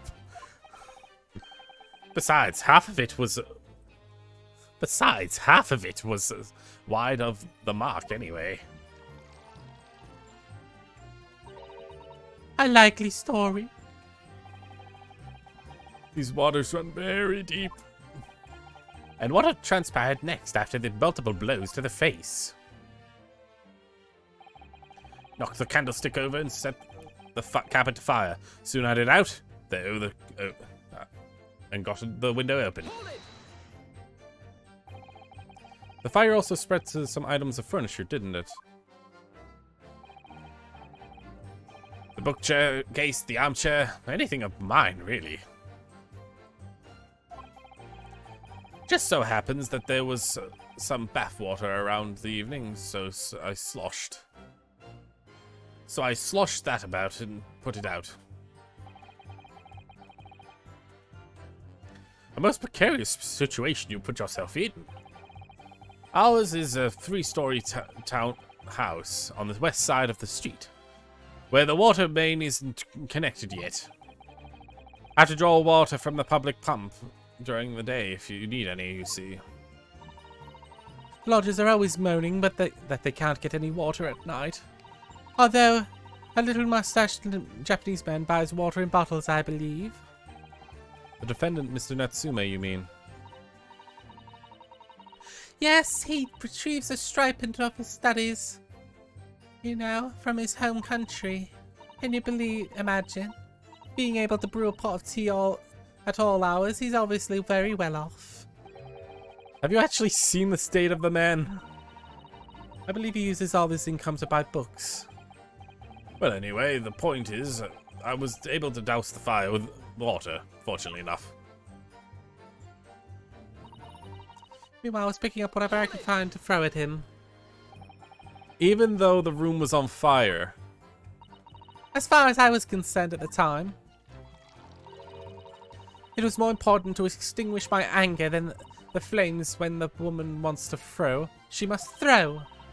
That is most certainly not true of the Susato's takedown, Mr. Naruhodo. How did she know I was thinking that? So please cast your mind back to try to remember. Was a knife among the things that you threw at your husband that day? Honestly, I can't recall. But I feel I must point out that I'm no monster. Please let me see. Some bread, a cabbage, garlic, a towel, a sponge, a napkin. Excuse me. Do you have something to add, Mr. Sir? Mr. Garadeb. Oh, shoot. Sorry. I beg your pardon? Did your wife's remarks just now bring something to mind? Nothing of any significance, no. Just that the barrage of projectiles that this old thing launched at my direction. There was something more solid, as she implies. Books, bricks, fire poker, I seem to recall. Ouch! And this woman aims the candidly in a volley. Ah! Good grief, woman, we're not at home now. This is a court of law. I knew that was going to happen. But in his pipe, Jesus. Its aim is uncanny. She hit me the direct hit at every volley. Even with every bloody... Oh dearie me, ever so sorry, sir. What's she even doing with that teapot in here? Honestly, John, I never would have thrown things at you, obviously. Well, take a good look at this then. How do you suppose that happened, hmm? Your pipe, sir? This thing has, in my hand, is as usual at the time of the onslaught. Knocked it clean out of... with one of the soft projectiles she did. Yes. When I went to pick it up, it was broken in two. I'd like to see a sponge do that sort of damage. I see, your pipe was broken. Would never have sent it flying, and... it would have never been sent flying unless it was hit by something pretty solid. Anyway, I managed to bandage this thing up for now. Ah, you'll want to exaggerate, aren't you, dear? I wonder what we should make of this account. Could be important. Fence believes Mr. Gardep's remarks right now could be of great significance. This war veteran's words only tell us one thing. Betray a fiery wife and pipes as well as hearts may be broken. Sentimental wisdom, perhaps, but hardly worthy of adding to a formal testimony. Indeed, common sense, one might say. But one... In that case, would you at least permit us to examine the pipe, sir? Well, I don't see why not. Oh, dearie me, there you go again, trying to insinuate yourself of a young lady. Ah, know what we're gonna find there. The tip of the knife, aren't we? I'm already predicting it.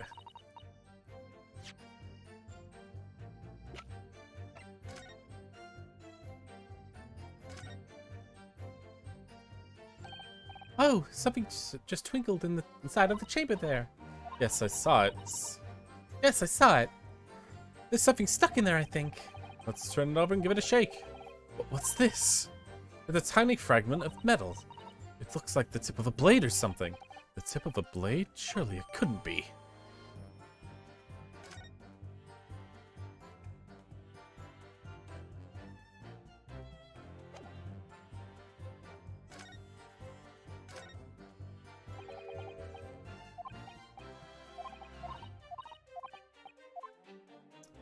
Not necessary.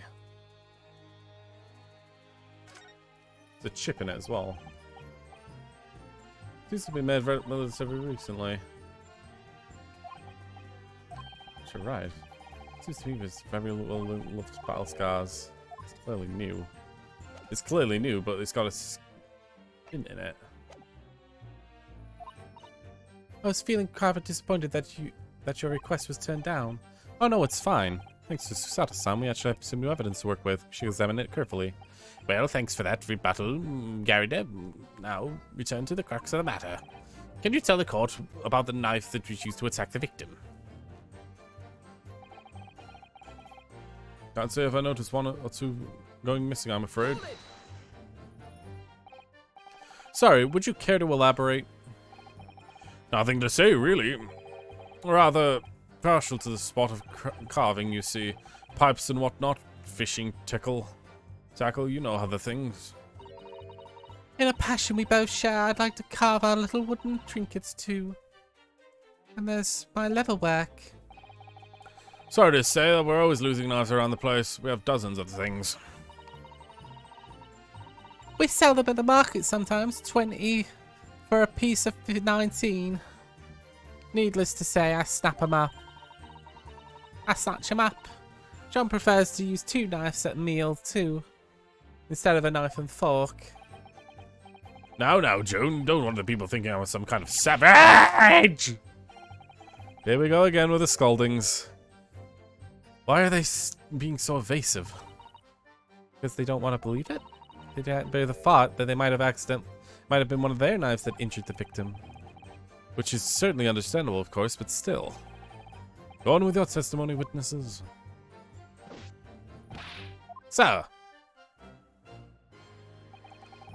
if that bloody thing's in the victim's back was really one of ours, you'd have a job proving it, I think.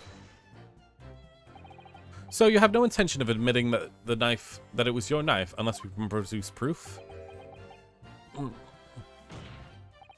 Even though there's no other credible possibility if Natsume is innocent. You forget, my Nipponese friend, that it is yet to be established the accused is not responsible for the attack. As if I could forget. There's only one thing there that there's no way to handle the knife. Wizardry is like a dream. Perhaps you're thinking of fingerprinting, Mr. Naruhodo? What? You mean it's not a dream? This wizardry exists. Whenever people touch something, they leave behind some unique pattern to the skin, I say. But I can't see anything. There's already been countries in the world with these so-called fingerprints being used as evidence. Lord Strongheart is currently discussing the matter to the Ministry of Justice. Yes, I believe we are rapidly processing the error of scientific methods of investigation. But for now, we shall have to find an alternative method of proving this assertion. I got it. I know what I gotta do.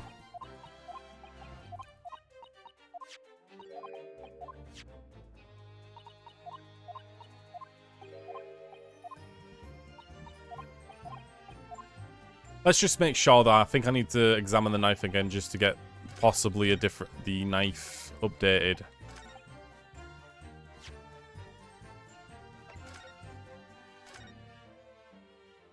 Shing.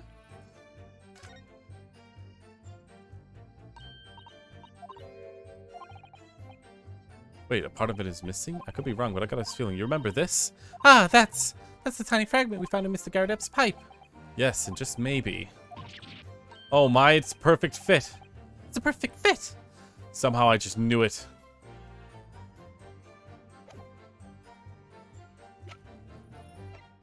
Objection. We found it. Just to be thorough. Mr. Garadep, could I ask you to take a good look at this, please? You ask, but I can't see the bloody thing. You can't? You used to call me Dead-Eyed Deb back in the regiment, of course, but that was some time ago now.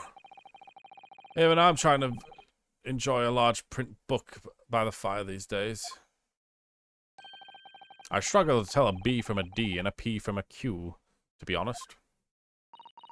It does, oh dearie me. It's rather wearing to be asked about every other letter in every other word. Get a magnifying glass. You must be very dusty. Dusty.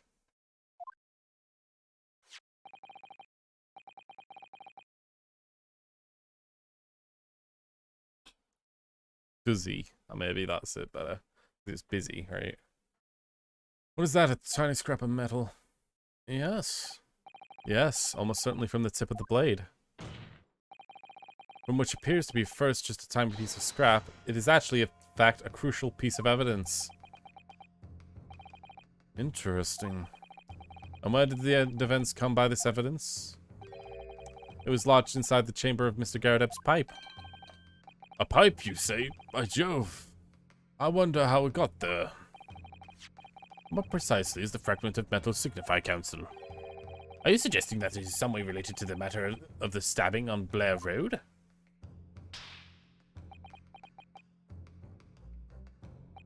I am. What? When you put this together with another piece of evidence already in the court record, I believe this tiny fragment of metal will unravel the whole truth of the case, my lord. Oh my god, he's got a Ben on his entire back. Oh my god. You appear to be rather confident in that. You appear to be rather confident in that extraordinary statement, Counsel. Very well, present the permanent evidence to the court. What evidence, when paired with this fragment of metal, allegedly reveals the truth of the entire case? It's the knife! This is the knife that was found in the victim's back. If you look closely, you'll see that there is a small piece of the tip of the blade that's missing. A common issue of inferior blades sold at unsavory street markets. The criminal who used them directly leaves the tips lodged in the victim's bones. And what is of this particular knife? No doubt its tip has suffered a similar fate, now languishing somewhere in the spine of the victim. God, you are slow, dude. No, that's not the case. The tip of this particular knife blade is the very fragment of metal we discovered in the chamber of Mr. Garadep's pipe. Ah! Ah! Oh! Good grief, Lord and the Zeeks! I don't believe it. This knife from the crime scene and its fragment of metal are a perfect match. Good golly gosh! Order! Order! Order! This is some Eastern sorcery? This is no magic, my lord. This is a miracle. A miracle?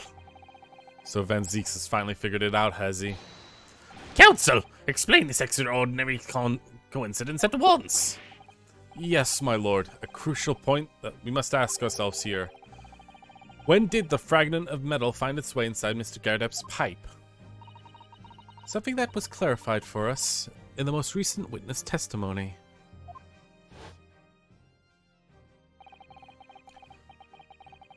Had this thing in my hand at the usual time of the onslaught. Knocked it clean out with one of her soft projectiles as she did, yes. It would never have sent it flying unless it was hit by something pretty solid. Oh, fuck. No, dearie me. During the argument between the two occurred, just as the victim was on the pavement below, Mr. Garadep flung this knife at her husband.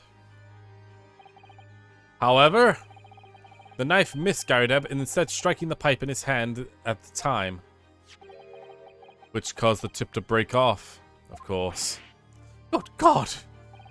Yes, and when that tiny tip of the blade found its way inside Mr. Garadeb's pipe. Ah, the chances of that are 1,000,000 to 1! And yet, there are no other credible explanations for how the tip of the blade ended up in your pipe. Then, after losing its tip, the knife ricocheted off the pipe and flew out the open window. Ah!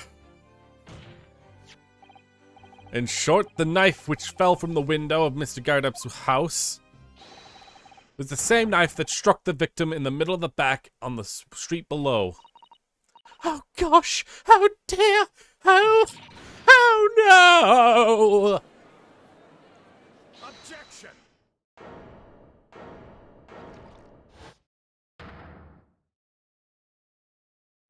Drunk again. A full-blooded fury, I give you that. A full-bodied fury, I would give you that, yes.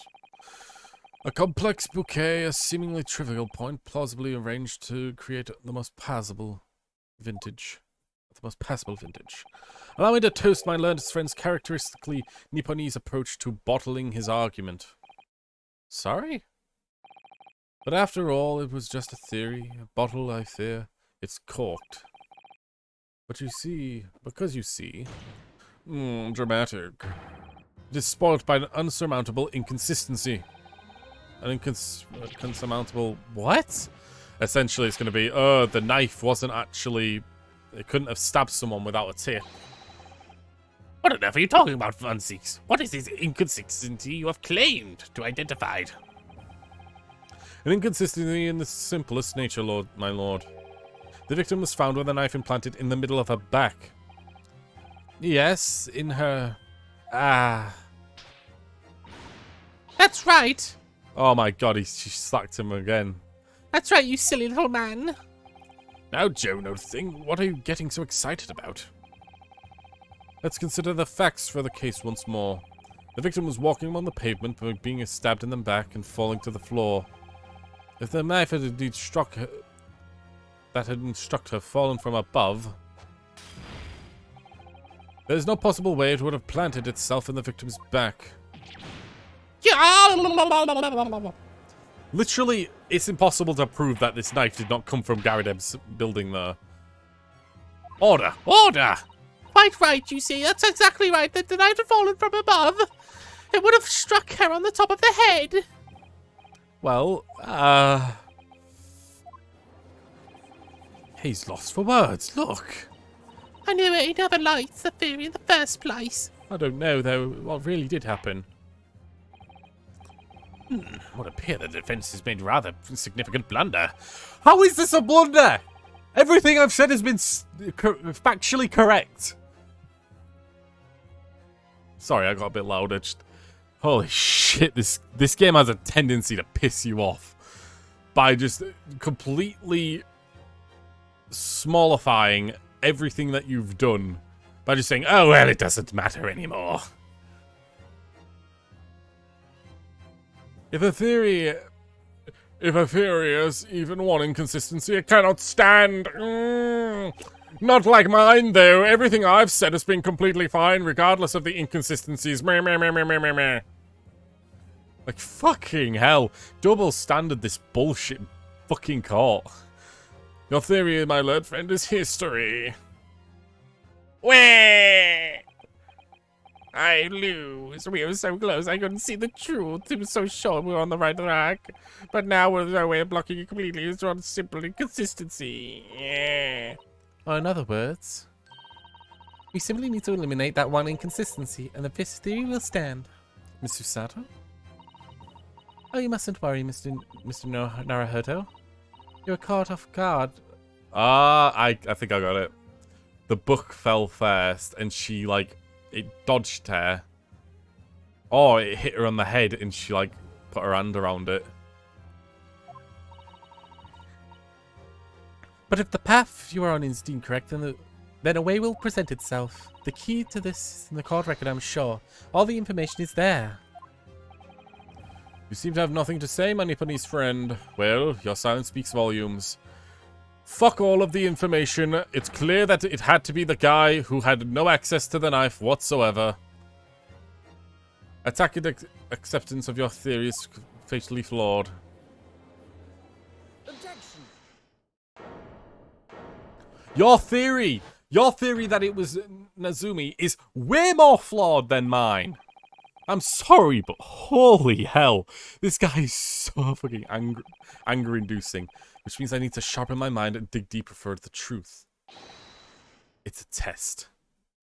As I said, consistency doesn't mean that I was wrong on track. Yes! If the knife fell on the victim from above, there's no way it would have hit her in the middle of the back.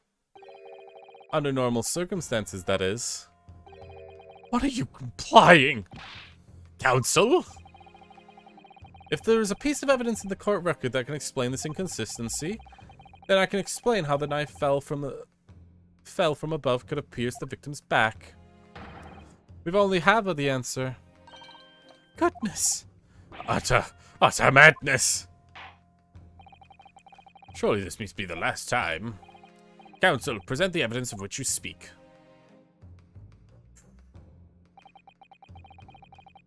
This is the last inconsistency, the final piece of the puzzle. I can successfully make sense of this, that the truth will be laid bare at last. The evidence that now explains the falling knife lodged in the victim's back is the book. I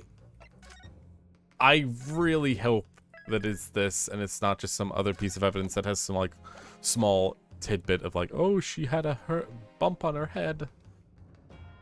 Take that! This, the fourth book found at the scene. This is the final piece of evidence that the defense will present. The burnt book? Is that not Mr. Garrideb's book?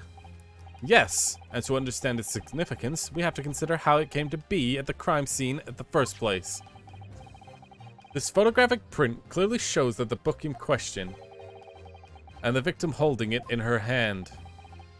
But we all know now it was the police constable that put the book between her fingers like that. Quite so.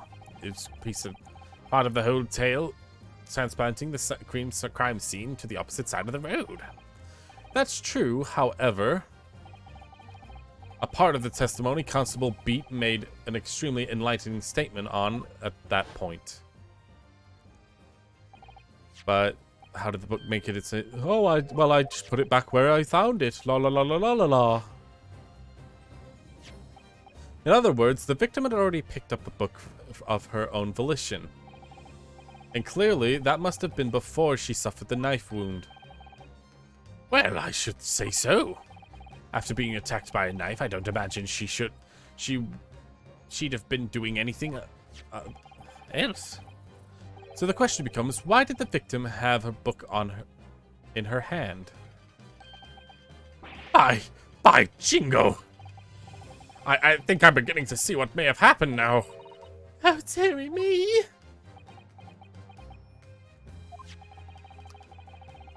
We know the book fell from the top floor of Garideb household to the pavement below. At precisely that moment, the victim was walking past. At the exact moment, the young woman was walking along the streets in the light fog, when all of a sudden a book fell right in front of her. That book I threw. Yes, Mr. Garideb. Mrs. Garideb. And what do you think the woman did? What would you do if you were walking along this long and suddenly a book landed right in front of you on the pavement? Well, I really can't imagine it, but I suppose she might have reached down and Oh, picked up the book. yes, that's exactly what the woman did, in fact. She picked up the book. Oh, heavens! And when the woman reached down to pick up the fallen book, what position would her back have been in? That's right, facing the sky, completely and utterly defenseless. And then at the very next moment, the woman was still bent over picking the book.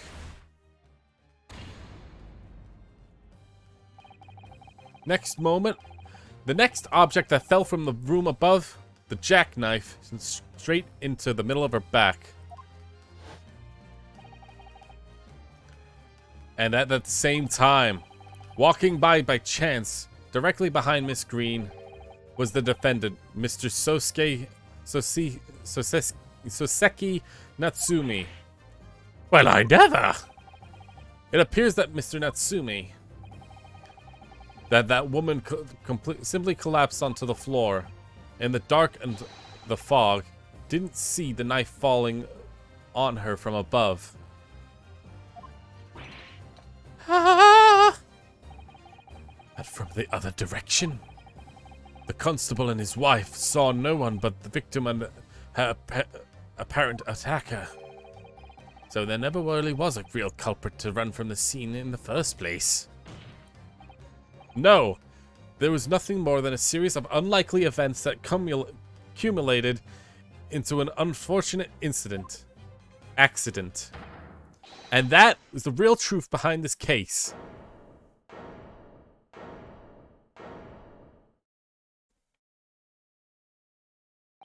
Well, Mr. and Mrs. Garideb? Mr. and Miss Garideb?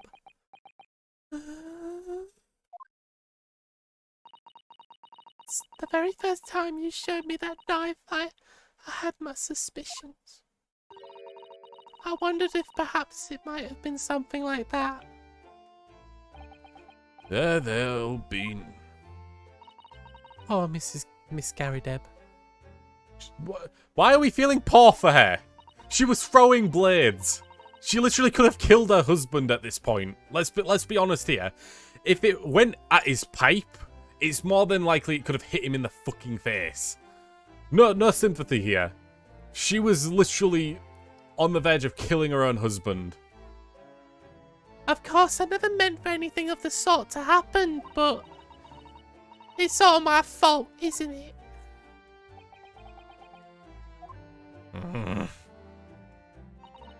I take full responsibility. I let my anger get the better of me and I threw up that book. And I threw the knife as well. Jordan, dear. It's alright, I know. I'm ever so sorry. Truly. I'm sorry!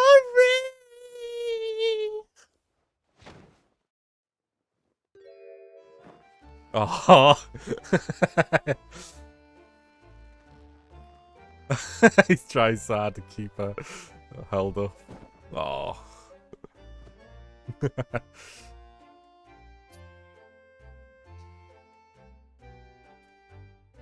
Well, now, Lord Van Zeeks, what news of Miss Garrideb? She's been taken to the infirmary. If one would appear at today's events, had left her in a specially flustered state. However, I believe she will recover in due course. There is no cause for concern. Yes, unbeknownst to themselves, they caused what could easily have been a terrible tragedy. What happened to that? What's going on here? What's with the what happened to the blonde dude that showed up and the Popeye guy? Why? What? They will have to present themselves for the consequences of their actions. There's some good news, however, my lord. I have just had word from the hospital that the victim is being treated. Her condition is improving steadily, and the doctor believes that she will be gain conscious soon. It's strange. We've been talking about the victim all this time, but we never once met her. How wonderful. The woman is out of danger, it seems. Yes, that's good news. So, Mr. Soseki Natsumi.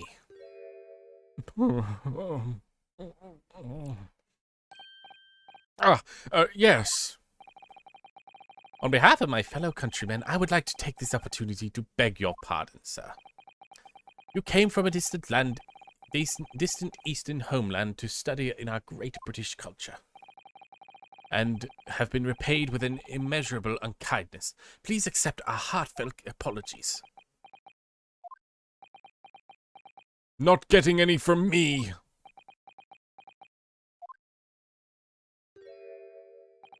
No, it is me who should be begging your pardon.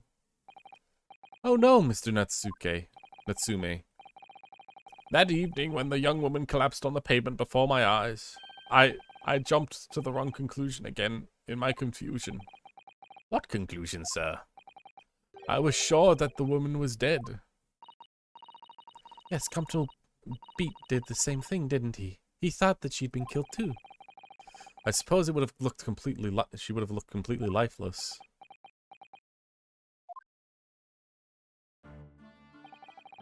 It's been about a year since I've arrived in Great Britain, but I still can't get used to life here.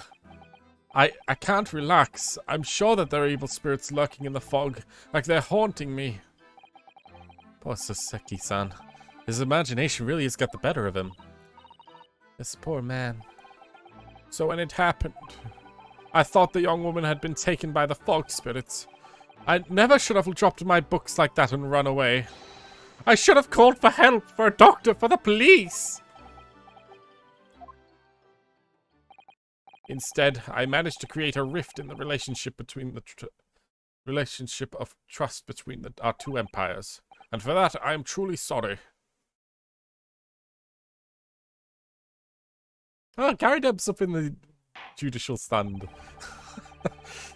One would indeed say that some sort of mischievous spirit has been at work here, I think. One that created a chain of unfortunate mishaps. You were befooled by the spirit and led to false conclusions. But thanks to Lord Van Zeeks and your young lawyer here from the east, that chain has now been broken and the spirit has been exorcised. Ugh. I hardly commend you both.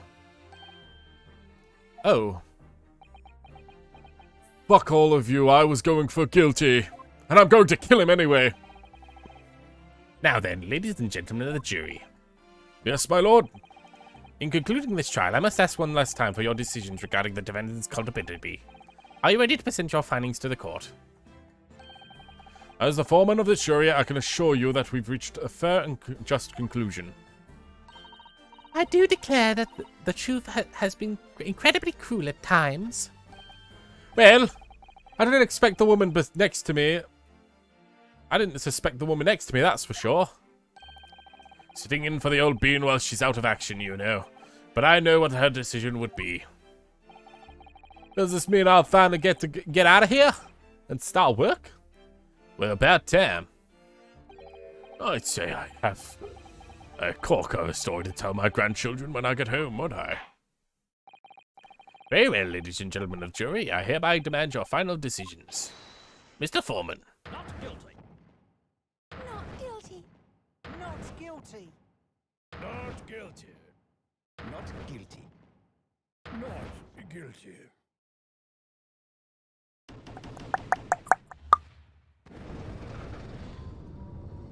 Yeah! That is seriously a fire hazard. Seriously, how are we still questioning how that omnibus got caught on fire when we've got 2 balls of fire right next to the judge and a mechanism that can shoot fireballs into the fire? I don't know. Seems very unsafe, doesn't it? Very well, Mr. Soseki Natsumi. I hereby pronounce you not guilty. Feels much more deserved this time. I had a few times of anger during that trial, but that's more because I just felt like I did so much and Nod Zanzik could just go, no, nuh-uh, you wrong. And oh yes, he said it's wrong, so I guess it's wrong. Ah, finally, Mr. Natsume. Oh, yes, Lord Sir. You are now a free man once more. It is my hope that you'll continue to further your education in British culture. And may you never again be brought before me. Oh, yes, of course. On my life, I swear I would never set foot in a courtroom again. I transported to tears. Thank you, Constable. Thank you, Councils. Court is adjourned. Woot. But, you know, characters are a bit, unaccounted for, aren't they? Bill Bailey's defendant's antechamber. Oh, Locum. Wait, you mean me? Of course! Is there ever Locum here? Is there even one? Compared to the original Locum student, Mr. Naruhodo Esquire, your name has become rather short, hasn't it? What's wrong with using my actual name? Oh, at last I'm free! I'm free! Joyful, joyous, jubilant jubilation! Hearty, hearty, happiness, hurrah! Oh, I'm pleased. Mr. Natsume is delighted. Would it be so hard to just say that then? Locum, you did it. You saved me from the brink. Well, what happened to the poor woman? It was no way your fault after all. I'm just glad everyone can see that now. No, no, no, not that. Lovely, loyal Locum lawyer. Yes? I mean, as I said before, I have never just got used to the life here in Great Britain. Every time I look over my shoulder, I see foreigners. I see towering brick buildings. And from high up windows, I see them down laughing at me, laughing. Look at that little hunchback. Oh dear. I'm sure it's all in your head, Mr. Natsume. But today, you, Locum lawyer, gave my gloom the boot.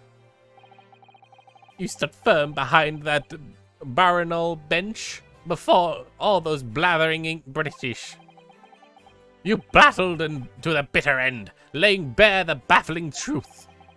And when I beheld the blinding fireworks among the beams of the Bailey's roof, I bellowed, "Behold the best barrister ever born!"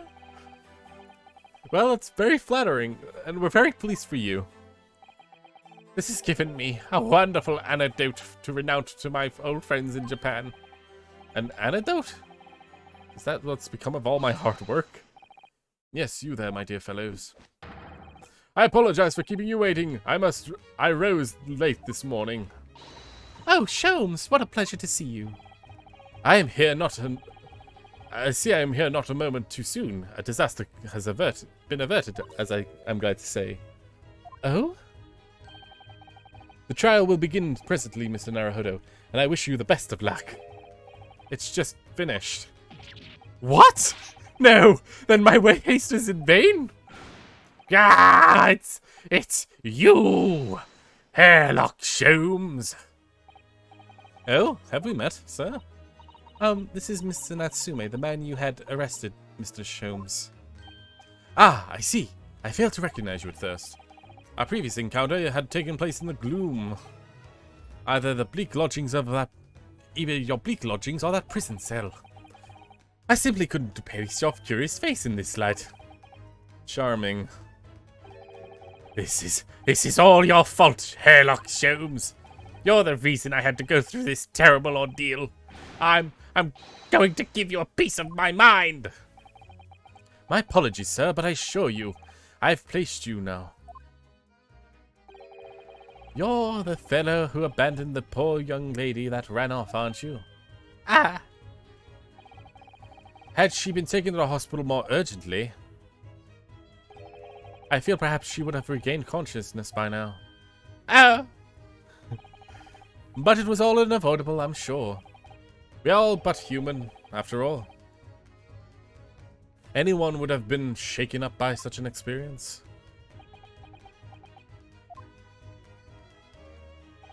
I do feel very badly about how I behaved. But never mind. Now then, what was it that you wanted me to say to me, sir? Nothing. Priceless. Oh, I'm sorry, really, but that was quite priceless. Poor Soseki-san. Still, on the bright side, you have an extremely entertaining experience without paying a penny. And it would seem that you have not been found guilty. But there is no bright side. Whatever do you mean, Mr. Natsume? Even after this, I'm still cursed by the spirits and by the Reaper. Ah, Lord Van Zykes. I haven't forgotten, you know, what facing that man in court means.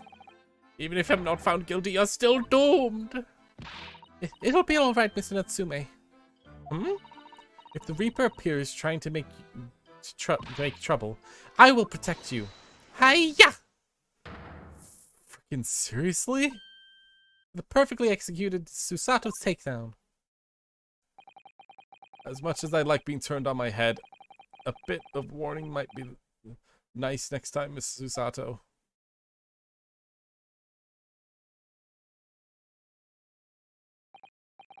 So, Mr. Natsume, what do you intend to do now? You mentioned something about recounting your experiences back to your friends in Japan?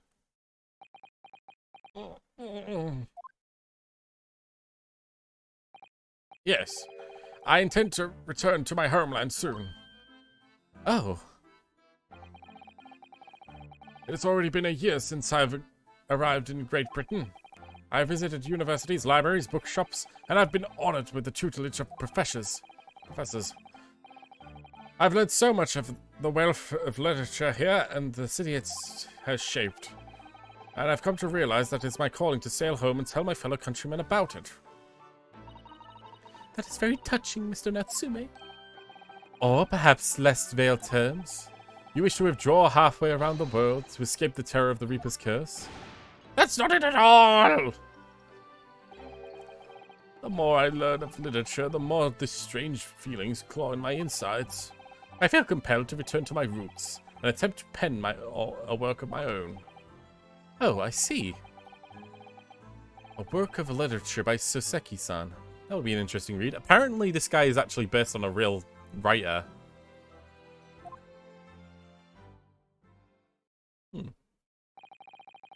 What about you, Mr. Sosato, and yourself, Mr. Naruhodo?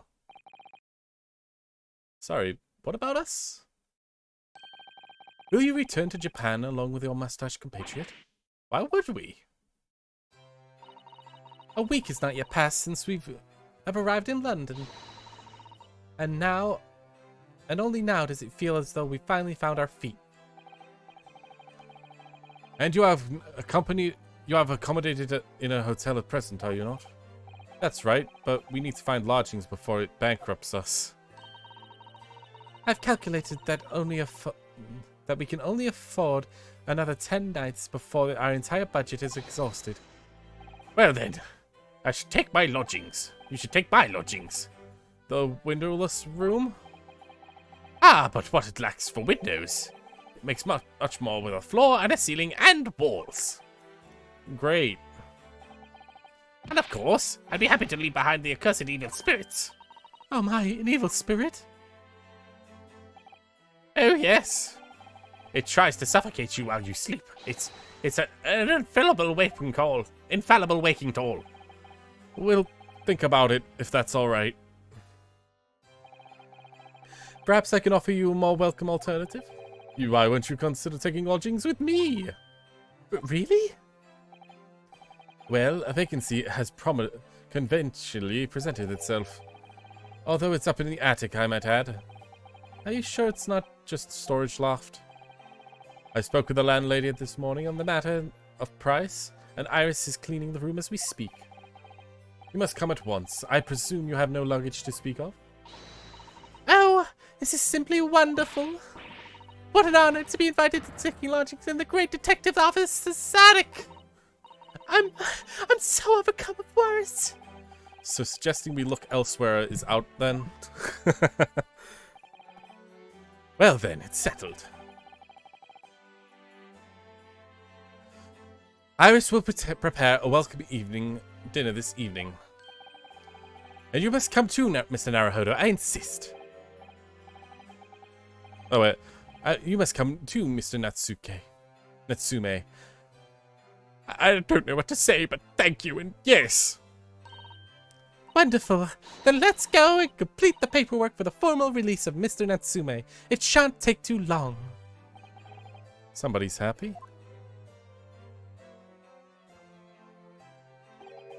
Locum, I knew you wouldn't let me down.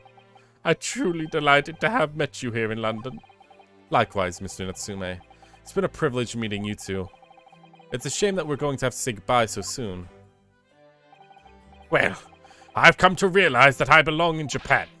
But Locum, we'll meet again one day. Yes, I'm sure. And hopefully by then, I'll be a successful lawyer. Hopefully by then, I'll be a successful author.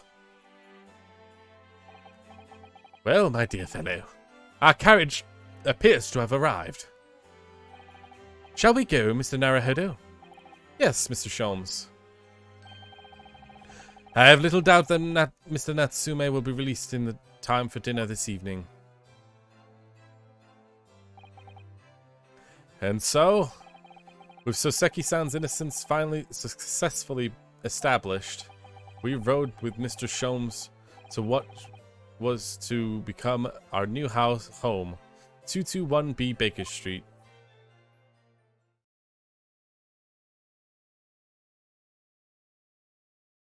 Ooh, this is actually kind of funny.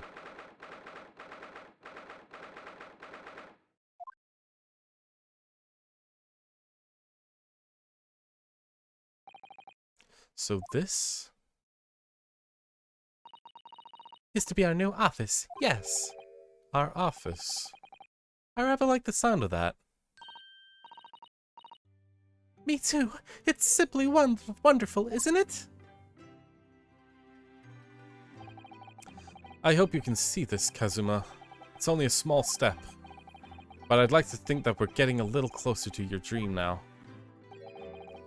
So, my dear fellows, do you like the place? Whoa! Hello! Damn! Casual homes, Jesus Christ. Not bad. You do look like you've got a massive forehead. Because of that hair, but you know what? I think we can accept it.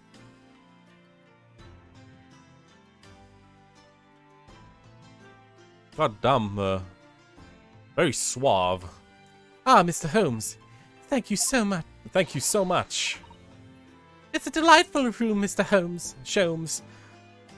I simply adore it. Good. I'm pleased to hear it. Iris and I are delighted to welcome you. I hope everyone's so hungry. It's nearly time for dinner. We'll eat as soon as Mr. Natsume arrives. We'll have a lot to celebrate.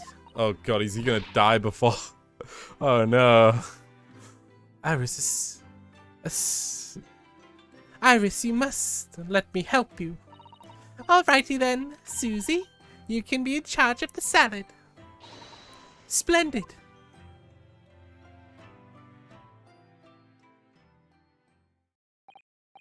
So, Mr. Naruhodo, how does it feel to have your own office in the capital?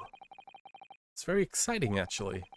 I can't help but wondering what adventures await us. Those were precisely my sentiments when I first established my office at this premises. Until I discovered a dark truth of the city in London, that is. Sorry? London is a glorious place full of wonder and opportunity, prosperity and mirth. But the brightest of lights cast the darkest of shadows. Shadows? What do you mean? Well, I believe you're well aware of the murkiness that lies behind London's facade already. So once again, Mr. Naruhodo,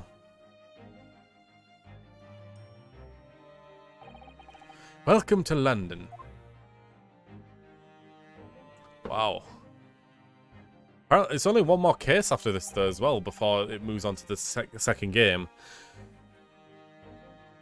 Of course, at that time, I had no idea the significance of those words that Mr. Sholmes so cautiously spoke. But it wasn't long before my turn came to lift the facade and see the true depths of that murk that lay behind it.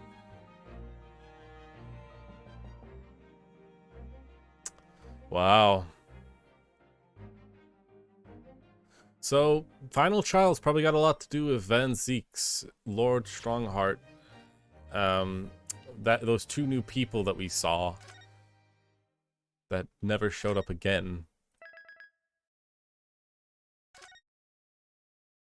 Either way. Here it is, the final one. The Hound of the Baskervilles. A hound it was, but not such a hound as any mortal has ever seen. Its eyes glowed with smouldering glare. The whole of its ox-sized body was outlined in white-hot flames. Interesting. Well, here's the thing. I'm going to look at the opening cutscene, which is probably going to be the Sherlock Holmes and Watson story retelling, right? It's coming! Sholmes's cry pierced through the thick wall of fog around us. Wisps of vapor flowed over the pistol as I cocked it, and I waited, breathlessly, in the stillness. The silence lasted for what seemed an eternity, until, at last, it appeared. From the shadows of the cloud, an enormous beast sprang out upon us. A hound it was, but not such a hound as any mortal has ever seen. Its eyes glowed with a smoldering glare. The whole of its ox-sized body was outlined in white-hot flames. Its rumbling pant and hideous howl, so terrified was I that I began to tremble with fear. "Look well, Wilson," Sholmes declared, gazing upon the mystical beast. "For this is the diabolical Hound of the Baskervilles."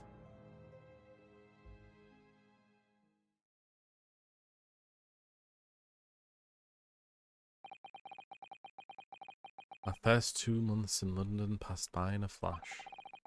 That disconcerting courtroom experience we were first thrown into on the day we arrived in the country.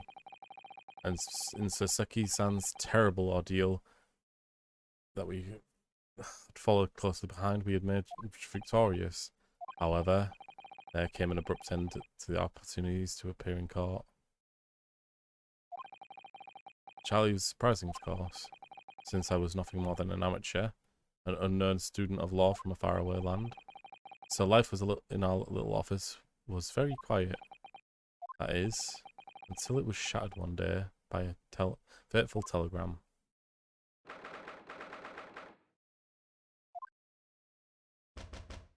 Knock, knock, knock. Ooh. That morning, I was awoken by the unreserved knocking of the door by the telegram boy. But after he'd gone, Susato-san's behavior became very obviously strange. Susato-san? Yes! It's time to leave for court already? Let's see. You know what? I think that's why we're going to leave it, because her eyes are different. Yep, there's nothing else to talk about here. So, that's why we're going to leave.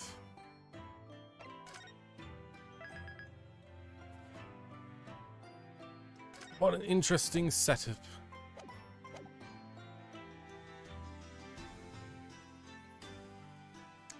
Anyway, thanks. Let's get back to the...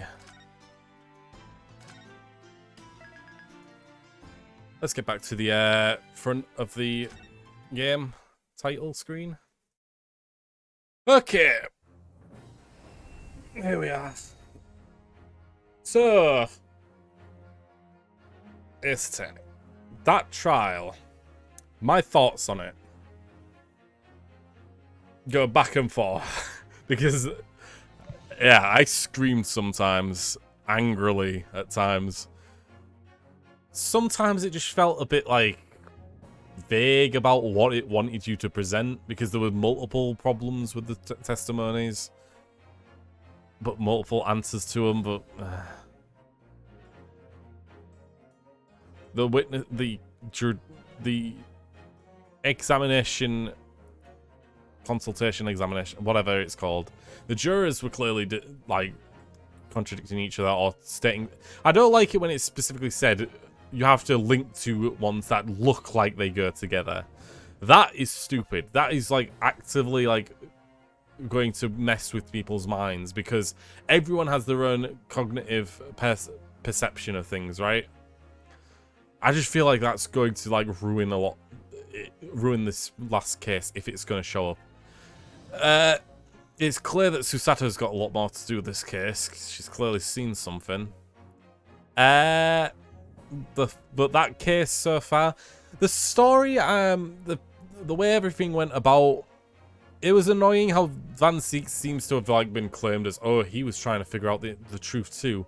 Bullshit. He was going for one thing and one thing alone, and he clearly I just don't like it when this game feels like it's trying to push some narrative that it's not really well describing or showing very well. That's a problem that shows up a lot in the S10 games. Pushing a narrative that isn't really being shown properly. So for this case, I'd give it... It's an alright case. I'd probably give it an 8 out of 10. No, wait, 7. There was too many times where they just felt like pushing you down or making you feel like shit. I liked like the bookstore thing, like the name of it actually being the main thing, because that was like a small bit of evidence that you'd have to really look over in order to see. But everything else felt a little more like spelled out or too vague to feel good. Nevertheless, it was still an alright mystery, an alright conclusion. I felt like it should have gone for 2 days instead of 1. But we got both investigation and trial. Regardless, that's it. That's my thoughts on the case. Alright then. Bye-bye, everyone. Thanks for tuning in. Bye-bye.